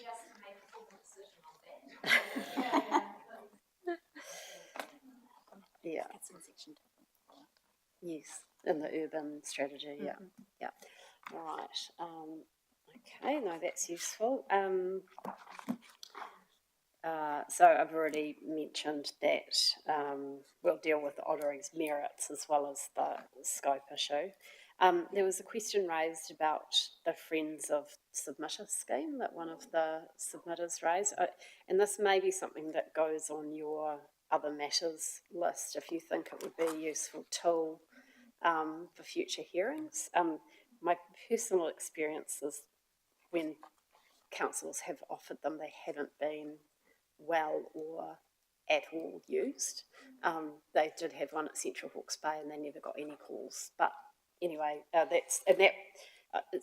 I did mean to clarify, we can put this in writing just to cover it off, but the Friends of Submitter scheme that I think the submitter was talking about was specifically for Tier 1 authorities as part of the compulsory intensification planning instrument processes. So it wasn't something that council officers sort of missed and you know, it was offered, but they didn't take advantage of it. But yeah, if you thought that would be helpful, that may be something to put on the agenda for future plan changes. I speak there. I think that's really important,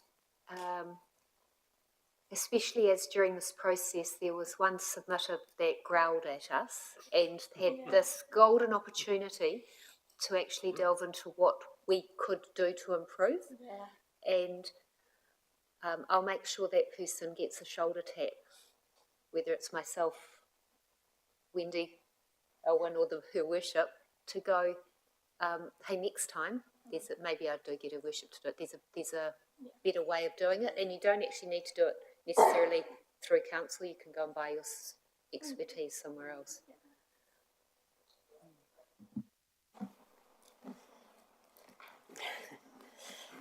There was a request for more information on the shading analysis. My understanding is that is there in the pile of papers somewhere, but we can pull it out and make sure it's accessible and is answering the specific questions that you had, and include a description of what it's showing, because I know those shading diagrams for me are quite hard to understand often. I had on my list that a number of submitters raised concerns that the plan wasn't requiring on-site car parking. Obviously that's a national direction that we're not allowed to do that, but I thought it would be useful for me just to record what the section is that means that, as much as we might like to do that, and I can tell you in Auckland it's not great around the intensified areas, we're just not able to recommend that.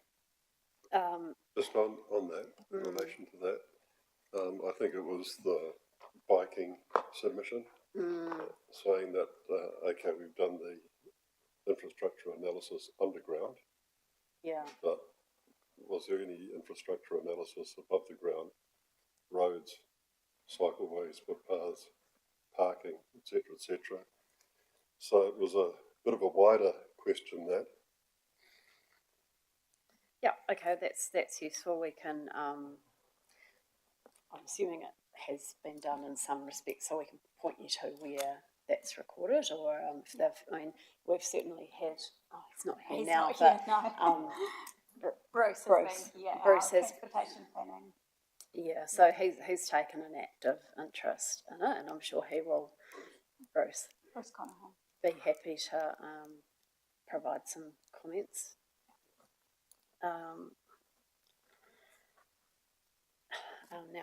There was another compulsory notification. Yeah, there was a request for Ms.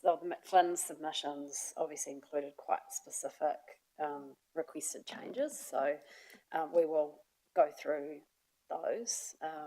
That was helpful. There was a request for a compulsory public notification rule, and at the other end of the spectrum today you had very high non-notification, I think we'll need to probably address the scope for that, given Plan Change 5 is meant to be enabling housing, notwithstanding that I think there is probably a reasonable level of support for a compulsory public notification, because those decisions are often controversial, and it would kind of be easier just to know yes you must, or no you must not, we will address you as best we can on the tensions there. Certainly, Ashland, whilst I think I know a lot of those provisions, it's not to actually focus in on the detail to be helpfully reminded. So it's really understanding the whole legal context in terms of that notification vis-a-vis non-notification process, and what potentially, if there's anything that overrides what's currently provided for in the RMA. Okay. It's more also as a reminder, so we're clear Yeah. when we're making those decisions. Yes, because I think even if you do have a non-notification rule, there's always the ability to notify in special circumstances. So, but I don't think there's a reverse rule if there's a compulsory public notification rule. But as you say, there's not many of them, so can't think of an example. And the special circumstances, well, exactly that. They Yes. can be. Yeah, something out of what you were ever anticipating and what we could probably anticipate. So, did you have any more things? So I had a couple of other things. I understand you want more information about how the design guide intersects with the rules, so I was going to cover that off. We agree that it should be non-statutory, so we can have the agility to update it, but we've embedded the key design elements into the assessment criteria, specifically. And because we had some discussion this morning in terms of the focus then on what those criteria and outcomes are. So it's been, if it's voluntary and right, and if we're looking on the outcomes, and if being very clear, so that's the outcome, you're not meeting that, for example, therefore you've got to go through a notification process or whatever, or it goes into another level of activity status. Yeah, it's difficult with those design things. And sorry, I mean, I think you're quite right that you'll often get applicants who don't meet the design guide, and then it's sort of like, well, can you change this to meet the design guide? No. Okay. You know, and obviously not meeting the design guide is not enough to trigger notification. It has to result in effect more than minor on the environment and that sort of thing. So it does, and the answer that, oh, we just decline consent is reasonably simplistic. But anyway, we will, it's a time-old issue, so.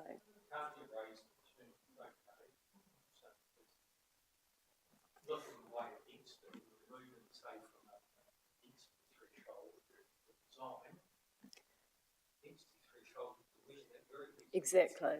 How many are there? Won't get too many arguments about that, yeah. Yes. Yeah, tricky. Okay. All I had, the only other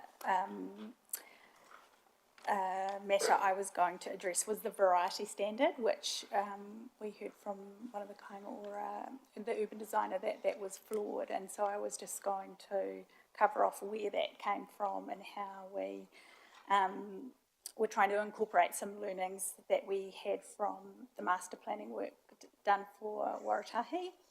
And working with the urban designers there, they came up with a decision tree diagram to assist in creating variety in built form and the facades. And so it was trying to come up with a standard that reflected that diagram. And so I'll do some more work on that and provide that information. Sorry, I should have said that was my list that I had come up with before today. Yeah. So there's obviously a little bit more to do since today. So in addition to looking at Angela's requested changes, we'll obviously look at Kaingaora's and the Oceania submission was very helpful. And again, it was good to see that they were down to 2 points, I think, one of which we think they've probably misunderstood, or it shows that we could clarify the rule a bit, because the discretionary activity is not actually subject to those specific performance standards that they referred to, so they don't default to non-complying. Okay, cool. But Rowan had a good chat to them, and it could do with a bit of clarifying, but so essentially only one issue, so.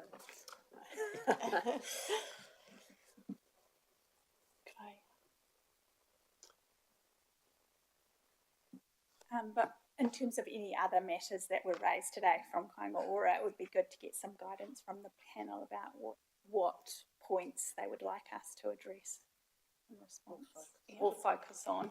Just before we get to Kāinga Ora, I thought or any other points, and perhaps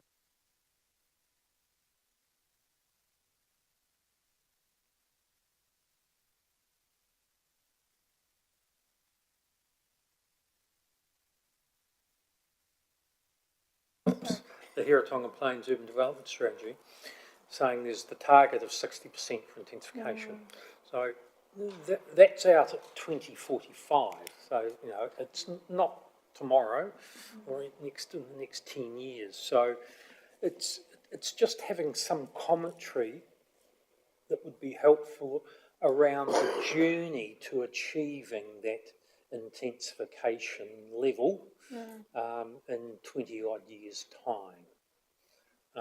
And obviously this is one element of that, but there could well be other initiatives or thinking that also contribute to that. The other thing around that... Just on that, sorry. Bill, it also needs clarification of what that means. Does it mean 60% of housing in Hastings is going to be intensified? Or is it 60% of what's been developed in 20 years is intensive?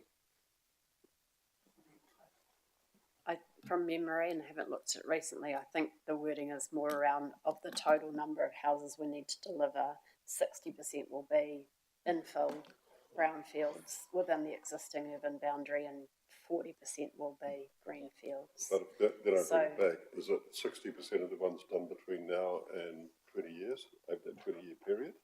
We'll clarify that. In the last 5 years of that 20-year period, it's got to be 60%.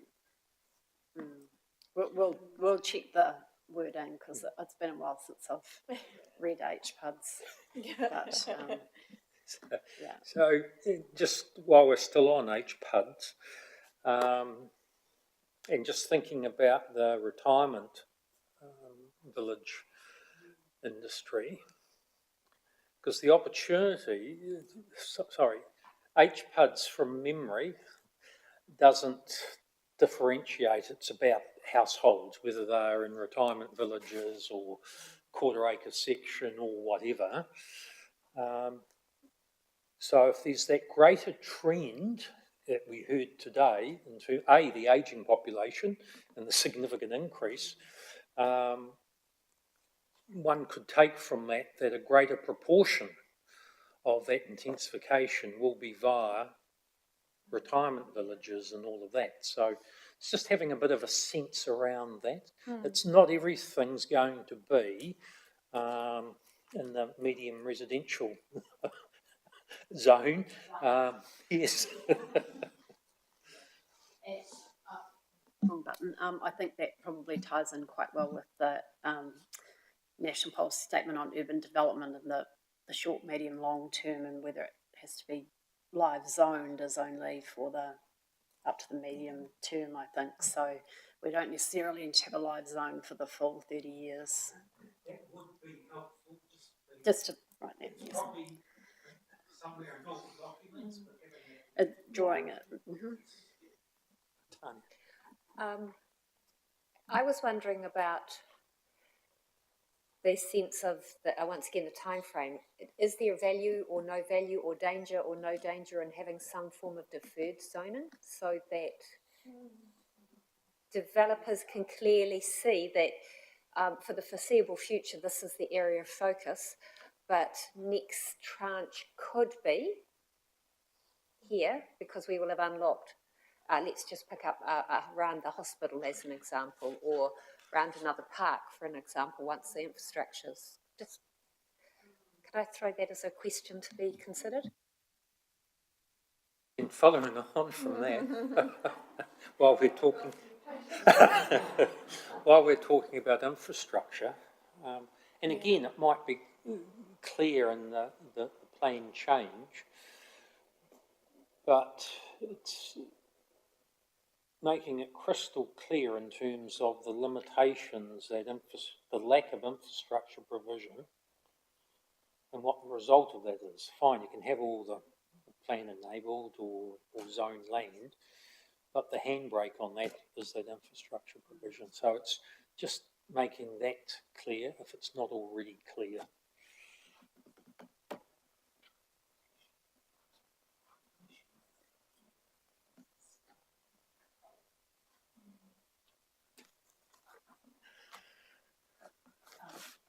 Mr. Wallace was just saying that there is a little bit of commentary in the 42A report, but again, we can pull it out and make it more focused about the forward planning for local area plans that is intended to sort of bring the community along, see what the community wants, and then upzone it.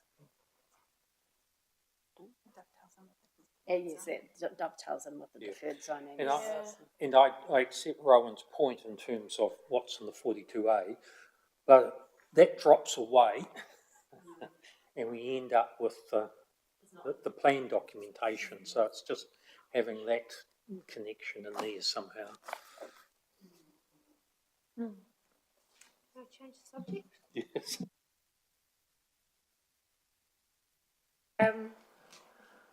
This is actually something KO raised, but not specific to them.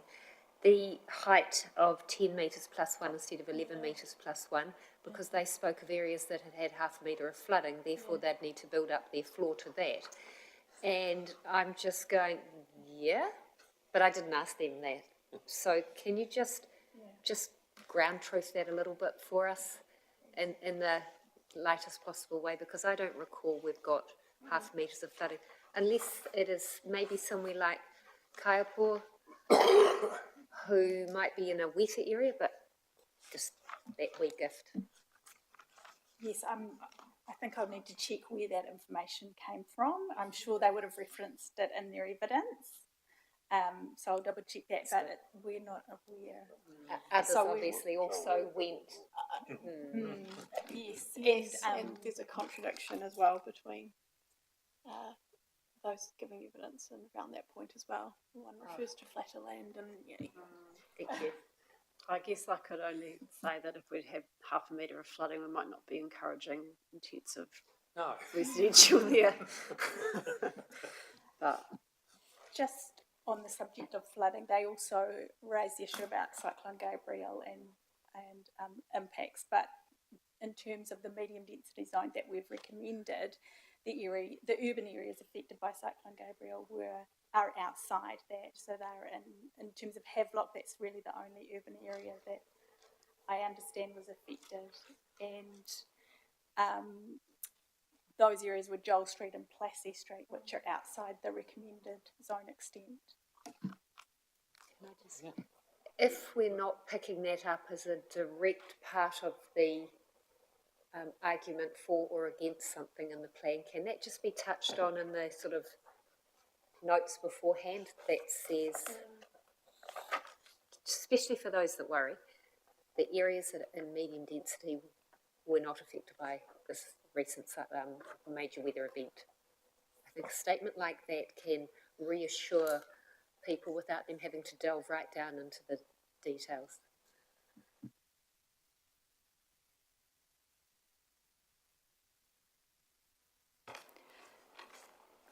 I'll give you a moment to finish your notes. I won't be that cruel.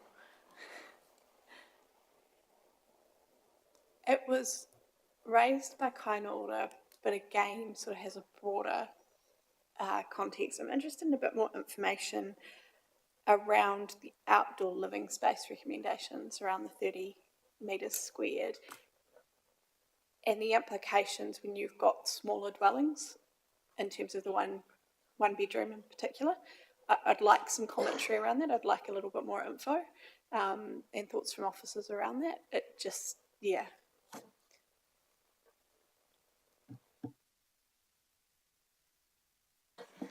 I think that, yes, we would need to consider that further and read the evidence presented in detail and come back to you on that, yeah.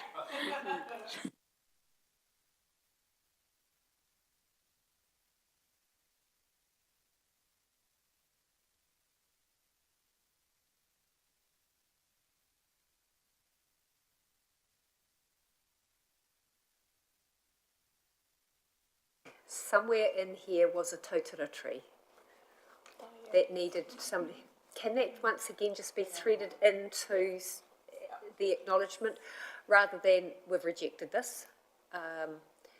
Yes, we may have rejected it as being out of scope, but it will be put on an omnibus plan or, thank you.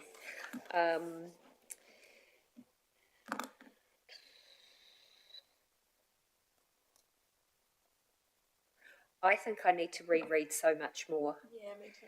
because it will be in here why the 400 versus the 800 metres. But because I've read everything so far, you know, it gets lost. So if I don't find it and refresh it, I may come back independently. Do you expect that to come through you, or can we send an email directly to the team or through Christine? Through Christine. Through Christine, thank you. Yeah, I was just hearing that, and I mean, you're in the same boat as us, as having received a lot of information, you know, quite quickly. And it's important. I mean, this is a really important plan change for Hastings, so I don't think we want to rush it. Right. I'm just wondering if it would be useful for you to have a week or however long you need and put together a list of questions for us, and then so rather than us jump straight into we'll come back to you in 3 weeks with our reply, you've heard what we're going to cover, but give us more things and then give us more time to make sure that we're delivering something that's going to be really useful. And that ties into what I was going to comment on before we adjourn.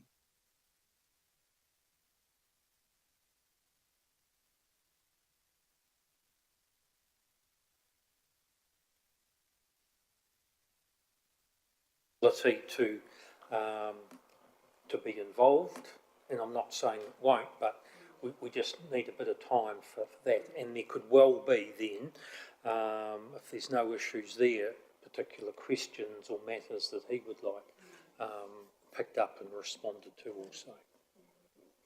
I've got something prior to KO. That's fine. Peter Kay this morning was really focused on the character zone, but when I clarified with him, it seemed to be not so much about protecting the character zone, because that remains the same, but protecting the character of some streets around Cornwall Park. And so I clarified that. Now, I have an interest in Roberts Street. That's where my mum lives, which is why I drove down there this morning, but I did look. So I think his question, when clarified, was around how to protect the existing character of a zone, which may be different from a character zone.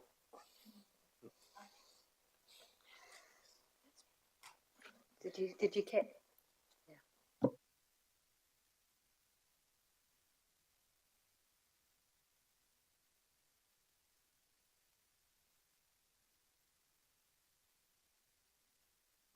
I was just going back over my notes because I thought the question you put to him was very good, but whether I can read it.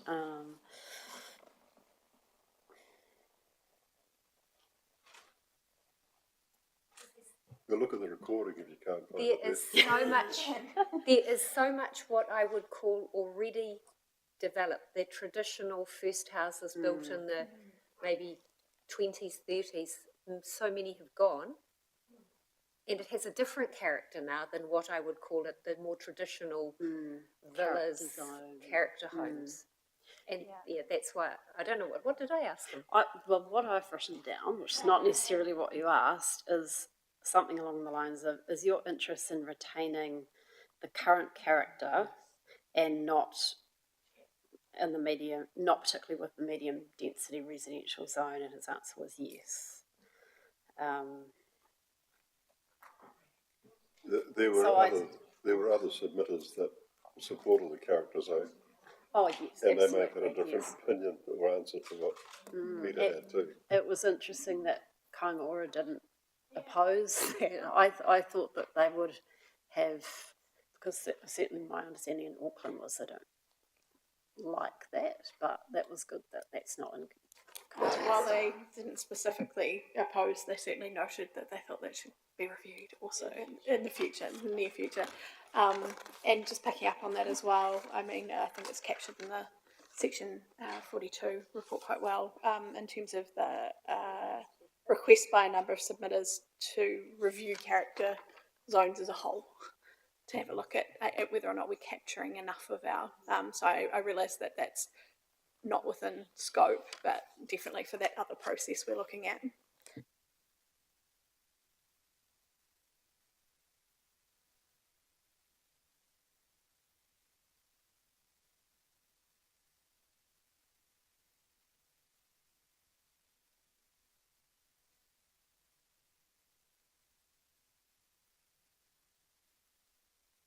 And we'll set a time frame before we depart in terms of any other matters that we can get to Christine, then she can refer to you guys.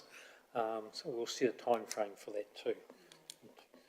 I think the only other thing was that, in fairness to Ms Erasmus, who had evidence sort of criticising her work, will probably get her to do a brief statement in response to Mr Heath's. Yep, that's fine. That's a good idea. Okay, if there's nothing else, we'll move to the KO matters. Okay. One I had, just kicking that off, in terms of the boundaries of the medium density zone,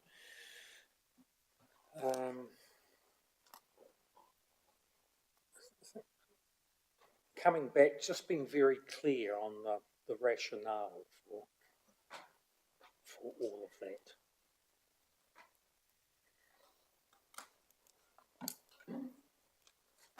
Because I think because we had a look at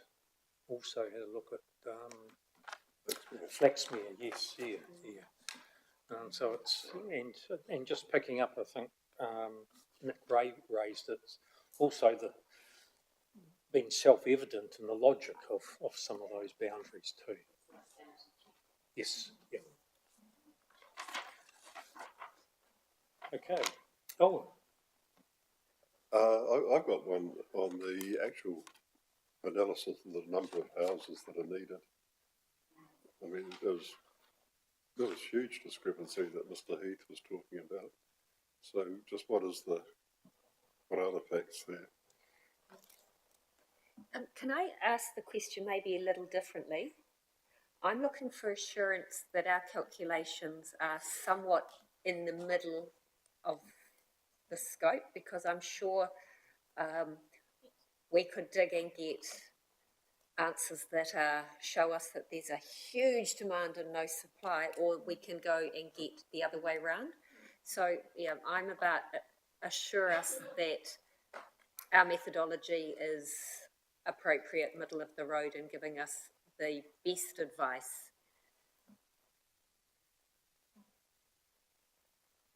Thank you.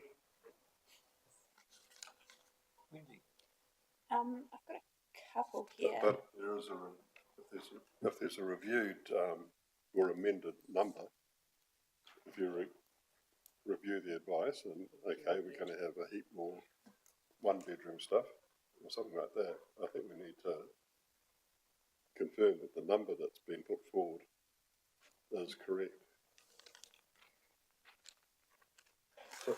So it's actually the number as well as the right methodology.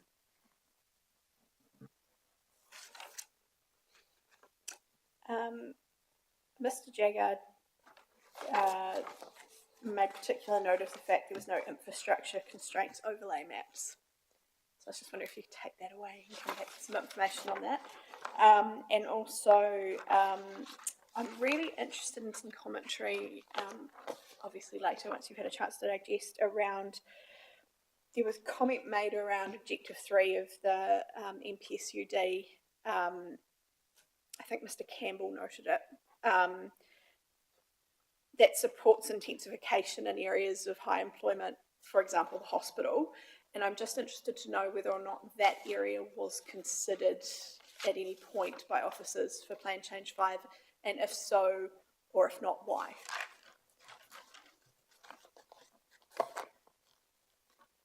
That's me for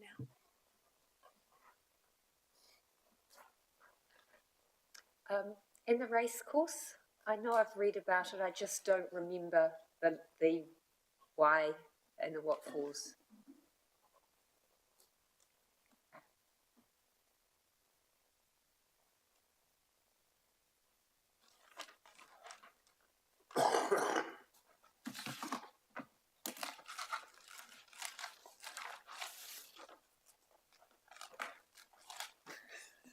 Oh, relocated buildings. Oh, yes, thank you, that was the other thing. Thank you. Yeah, there's relocated buildings and then there's relocated buildings. Correct. It's horrible flashbacks for Rowan and I talking about this. Yes. So just in terms of some of those matters that were raised, the adequacy or otherwise of other mechanisms vis-a-vis what's in a district plan. And obviously Ryan's had some experience in.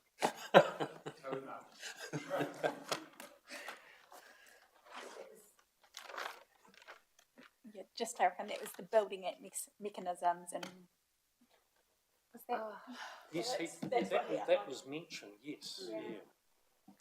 I think the other thing that he mentioned, which I had a note to go back and check, was that he kept saying, well, you will have needed consent, so it will be covered by your conditions and that sort of thing. But I was thinking, but they're wanting quite a high level of permitted activity, so that doesn't quite work there. So, yeah, that's to be checked. He mentioned, I think, bylaws, code of compliance, and therefore, I don't know if he said a legal building, but a something rather.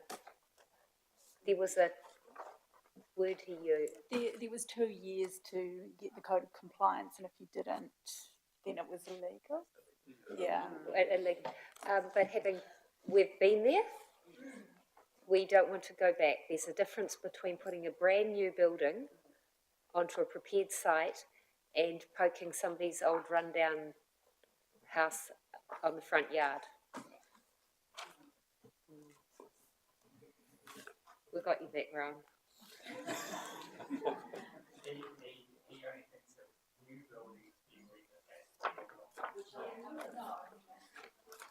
New 3-story building, 4-story building. I don't know what this question is, but with the stormwater discussion, he did mention about impervious surfaces. Yeah. And what is the question then, Wendy? I've lost it in my paperwork, but Oh, it was, about. it was the wastewater management. Yes, Yeah. and that you could have reliance on from memory in terms of the landscaping and the unpaved areas of the site. Yeah, I believe it was around the difference in impervious surfaces, and it doesn't change with the amount of dwellings necessarily. It's a set rule.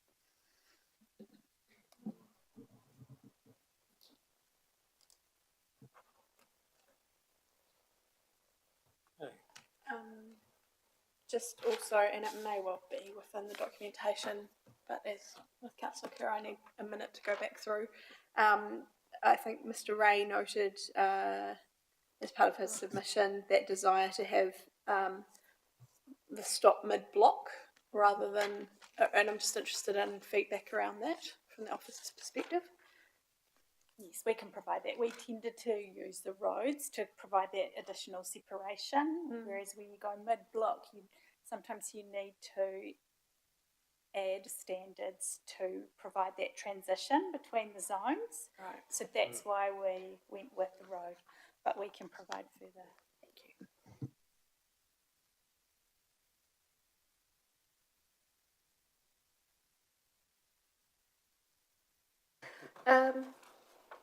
When we went for a drive site visit, there was one particular road we went down and it just didn't feel right for me. And it's interesting because KO's picked up the same area and it's on their map and it's that yellow piece at the bottom. It did, for me, it didn't feel connected to the centre. And if we were to remove that, where would we replace it with? If it was down to numbers, then the sense of being able to walk through Flaxmere Park to get to the CBD, I saw there's real value in putting medium density along part of Flaxmere Ave. I don't want to try and relitigate everything, because then we could all poke and prod and pull things in and pull things out. But given when we did medium density originally, it was around the amenity values, it was around the parks and green spaces rather than around the CBD. And I don't want to sort of lose one to bring us into the 400 metres walking it too tightly, if there's some values in being able to walk through amenity to get to the CBD.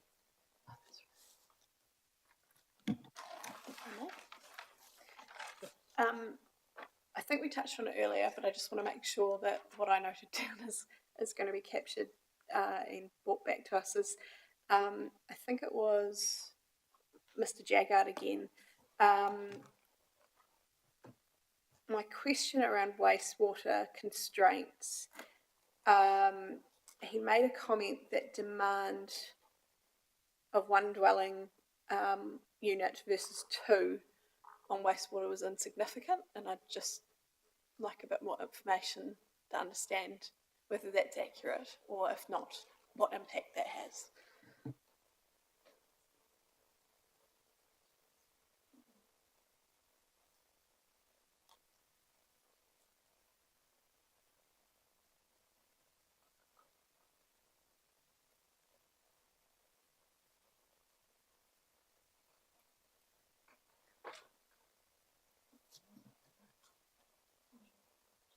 Mr. Chair? Yes.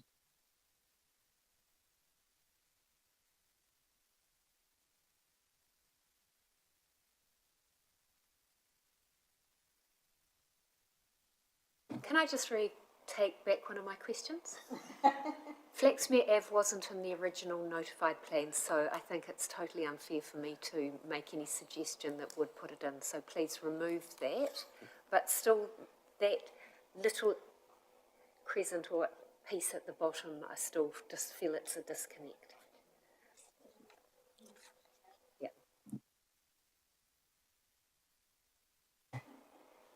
And again, it may well be within the documentation already, but the comments made, I'm sorry, again by Mr. Jaggard, around the 5-year storm event being used to assess wastewater capability or capacity. Just like some commentary around the appropriateness or not of that type of event being used as the measure.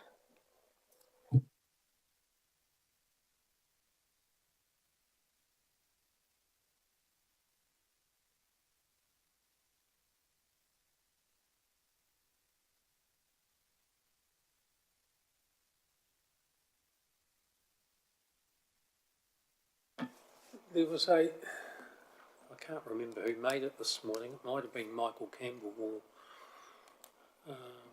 or one of the other witnesses. But there was a comment made about some of the standards weren't clear. Mm. So I just wanted to, whether someone runs the ruler over just to, in terms of the understanding. I think you're right. It was Mr. Ray. Yeah. I mean, helpfully they've given us a track change version, so we will be able to pick up where they think it didn't quite work and what they've suggested. So we will. But that will, as I say, take some time. Yeah, no, I appreciate that. Yeah.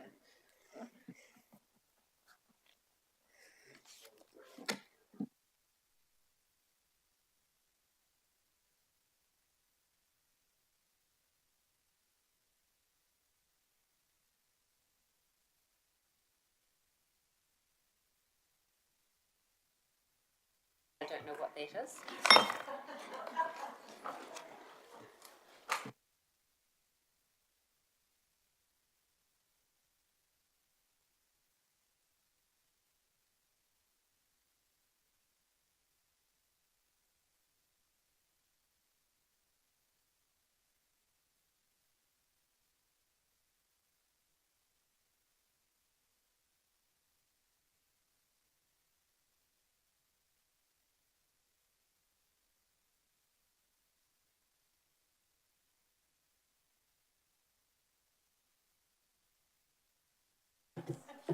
Through you, Chair, that's just the matter about their interpretation of whether the activity remains discretionary or non-complying if it fails to meet the specific performance standards. So our interpretation is that it remains as it is a full discretionary, and we'll clarify that with some wording.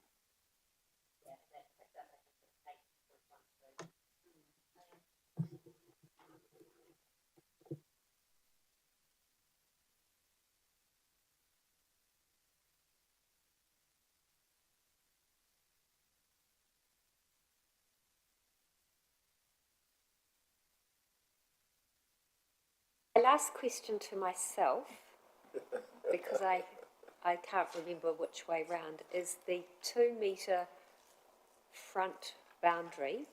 Being 2 metres is narrow enough to stop car parking on the front, but I didn't know if we're at 2 and somebody wanted 3, or we're at 3 and somebody wanted 2. We're in the medium density zone. We're at 3 metres, and Kaingaora has requested 2 metres. I wouldn't mind exploring that. Yeah. It's the question. It's also where the cars go.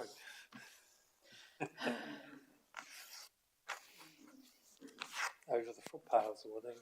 Yeah. And that's what we observed. Yeah. Yeah. Yeah. Yeah.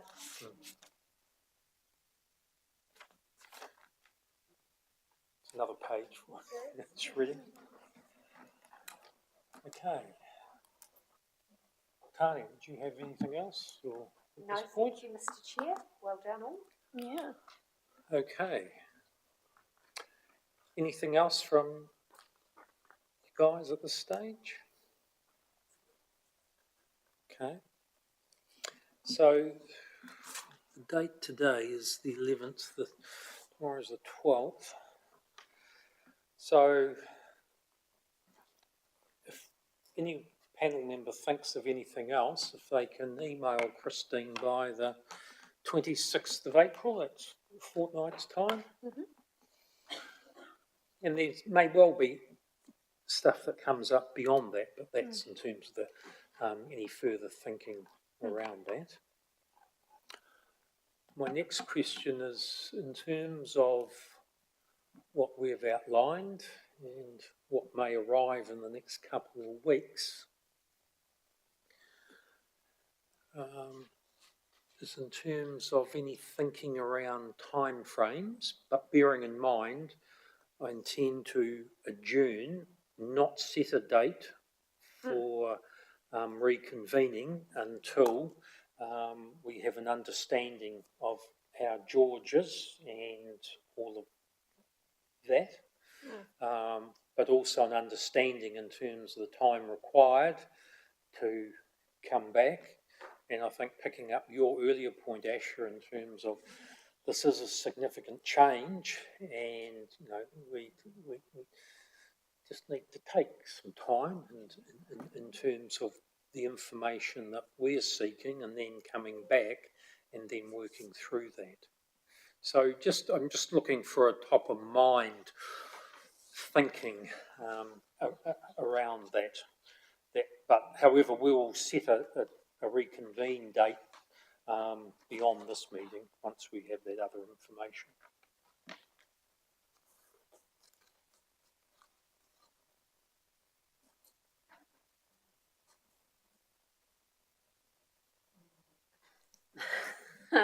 Anyway, I had suggested to Ms Summerfield that perhaps 3 weeks after receipt of your information, just bearing in mind if we have to do further track change versions, that all takes time to compile and that sort of thing, and possibly on the basis that we have leave to come back to you if we need more time. Yeah.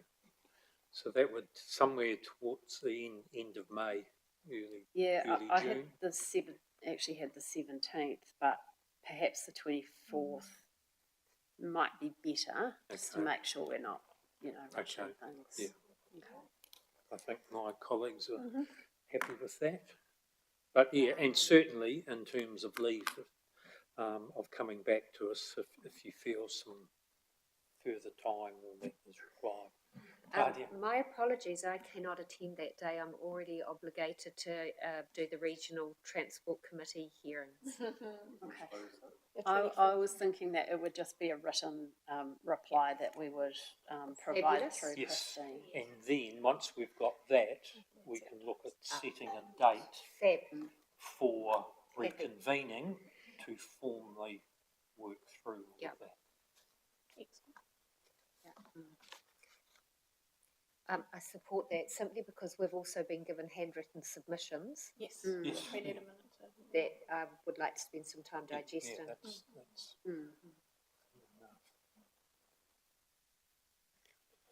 Not handwritten, handed in. I'm Yes. just, Yeah. and I think this is far enough away, but I'm going overseas about the 20th of September and back at the end of October. So not then. But I think we'll be through. And Christmas is in December. We'd like to avoid that. Okay. Great. Is there anything else we need to consider? So I'm looking at Anna, Asher and Rowan or Craig in terms of anything else you want to...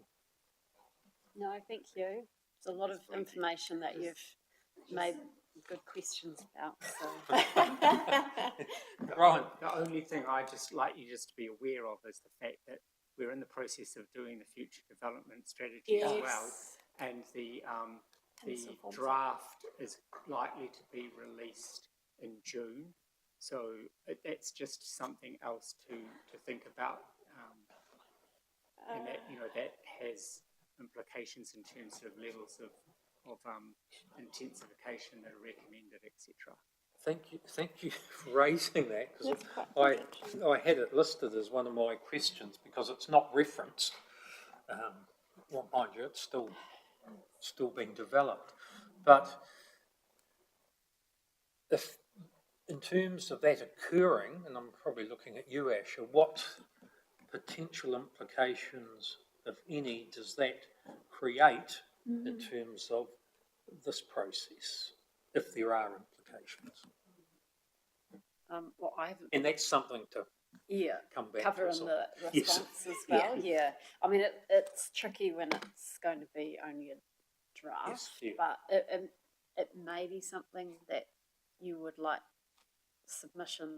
illegal submissions on before you make your decision, and it may just be, it's probably reiterating some points. Or I would be surprised if it's anything along the lines of we've got this completely wrong. We need to change our position. Might just be things of emphasis.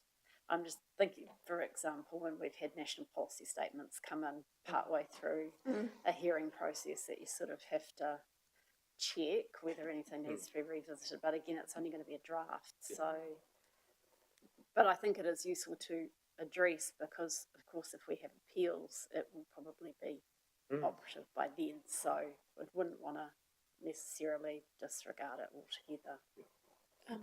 Just a point of clarification around that as well. As I understand it, the FDS is based off the originally notified version of PC5. Is that correct?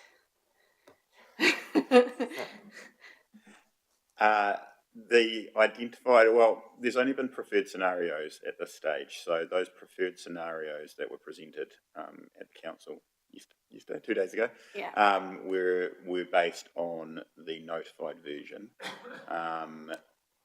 But obviously the FDS has the ability to take and make separate decisions to Plan Change 5. So that's the trickiness that we're going to write. So as it is at the moment, there have been no decisions on anything to be notified for the FDS.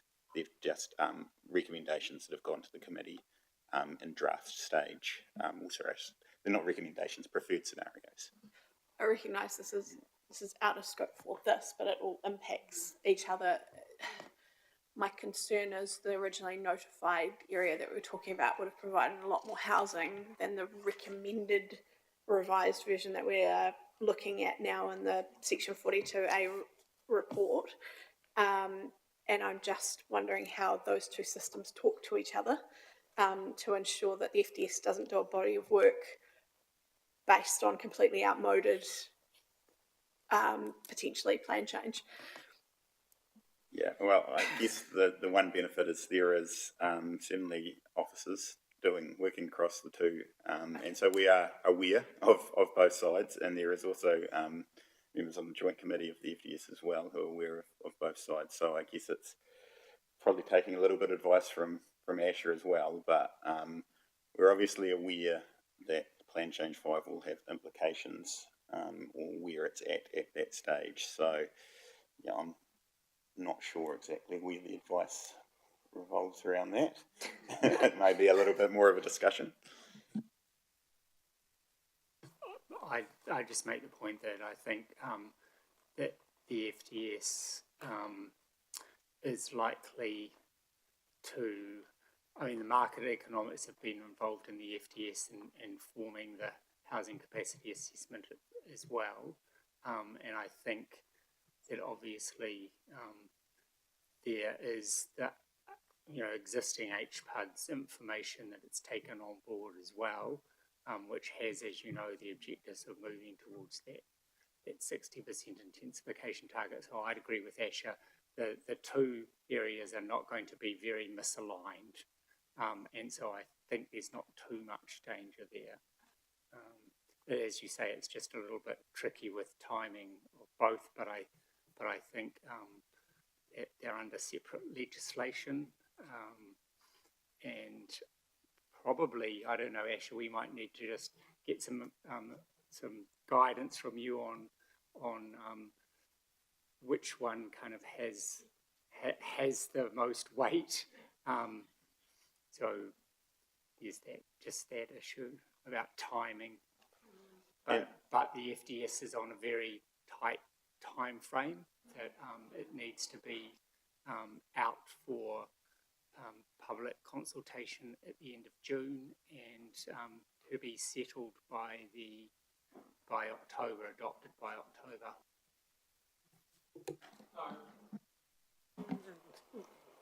It poses the question then, just in terms of that time frame, before we, I'm looking at Asher, before we make... Sorry, Dan.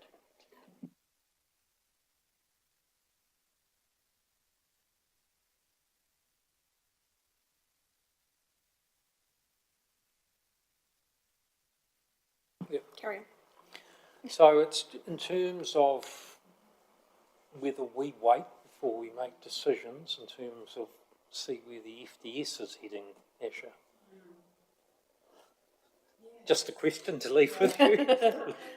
I have to say that I haven't actually been involved in the FDS stuff, so I'll have to I've got little bits and pieces through so I can get a download from Mr. Scott. But yeah, I mean, it does raise a question in my mind about whether you're better to defer your recommendations until we know what the draft looks like, because we don't want to be backfilling in mediations or something like that. You know, if somebody thinks they need to appeal and then we need to try and take into account things that weren't before you, it makes it quite difficult. So, I mean, if there's no particular rush to get decisions out on Plan Change 5, I think that would probably be sensible. So perhaps we do sort of our reply in tranches.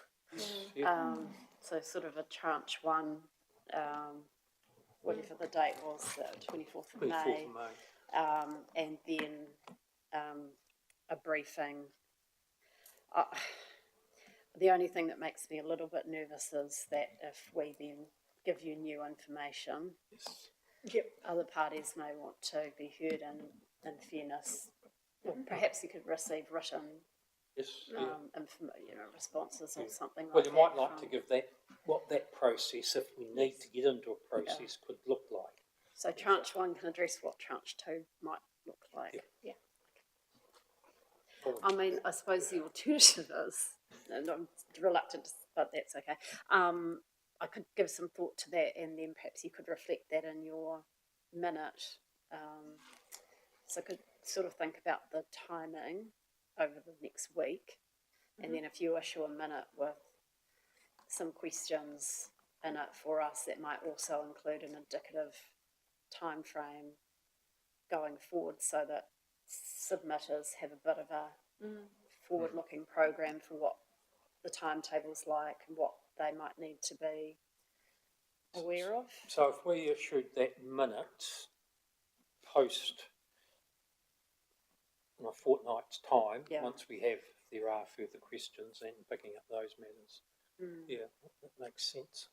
Yep. So I could just do a brief memo to you, perhaps with officers' suggested steps, and then you can issue a direction on that. Happy with that. And then Can I just advise about George? I've just received a text from our chairman, George. Yes. Oh, wow. He's been allowed his phone. Yeah, that's a good sign. That's a good sign. And I don't know the time frames, but what he said, thank you so much. In Wellington, having had a couple of stents put in, feeling better, thank you so much. And he will. So those that know about having Stents stents put in, Yeah. what his recovery time is, I don't know whether it, But Yeah. feeling better. So it is wonderful that by mid-afternoon, Well, that was serious then. yeah. yes. So, They don't move that fast. from me, knowing George, he'll want to get back into it, which is probably a very good reason for us to say thank you. At the 2-week mark, we say thank you. Yeah. We've got this. But a great way forward. Yeah, on the FDS, I was just going to say Rowan and Craig and Mark will be able to give you a good steer on it, but my reading of it is that's just referencing there's going to be medium density in Hastings, and we think that many dwellings are going to come out of it. Napier, we think that many dwellings. Where else do we need to go? So it's not climbing into the detail. No, but it does tie in quite well with your question, Commissioner, about what the numbers actually are and what the expectations are. So we don't want something to come out on the FDS and we're saying something completely different. Yeah, it'd be good to over here, cross-reference so. that, yeah. But they may have picked up just on the numbers that we've said in our plan. Yeah. And just slotted them in. Yeah, well, those numbers are ground truthing. Those numbers are pretty key for both processes, I guess. But as we said, we have the same economists on both projects, so that does help. I was also thinking the earlier question around how the deferred medium density residential could also fit into some of that question as well. So that might be part of the answer.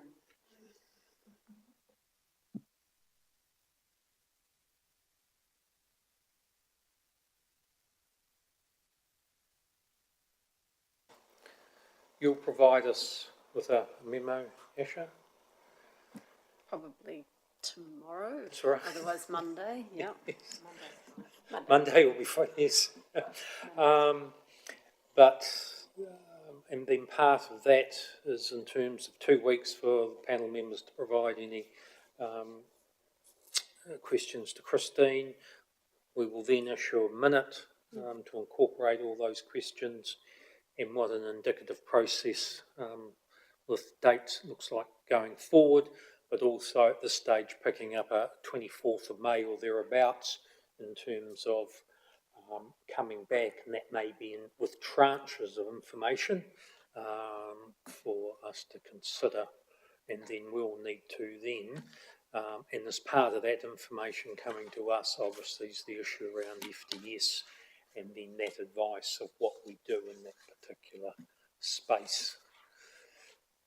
And then, once we have that, the panel can gather and then make some decisions on that future process. They won't be in conflict with each other. No. But it could be scope. Yes. Yeah. Sorry, they won't be in conflict, but it could be scope and scale and expectations and what we have to have regard to. And Yeah, I think it's just a bit of opportunity, make sure it's aligned, that we're speaking with a consistent voice. So if there's been nothing else, I will adjourn the hearing. Well done, Mr Chair. Yeah. Thank you, and great to hear that our Chair George is on the mend. And thanks panel members, and certainly for the questioning and the probing that you've undertaken in the last 3 days, because that is important in terms of this part of the process. But it's also given rise in terms of matters that need some further thinking and some response back from the team. I'd also like to thank we haven't seen the last of you yet by any means. No. But certainly getting to this stage of the process has Yeah. been a monumental effort. Well So done. I'd just like on behalf of the panel acknowledge all of that for that team effort. And also acknowledging all the input from submitters in the last 3 days, and there's not, as I said earlier, there's not many people that stay for the duration. Well done. But certainly, and I think you can see in terms of matters that were raised by submitters, that in terms of also our request for some further information and input from the staff team and Asher and Co. Thank you, Christine. So, thank you, and thanks very much, Christine. It has been a major organisational effort in terms of lining up not just staff, but also in terms of getting information to us and the whole support that goes in behind the piles of paper. Paper pile must be this high. And the whole punch list. Yes, yeah. But we haven't finished, but yes, certainly just acknowledging all of that. So thanks very much. And on that note, we are adjourned. Thank you, Bill. Thank Thank you. you for stepping in. Yes.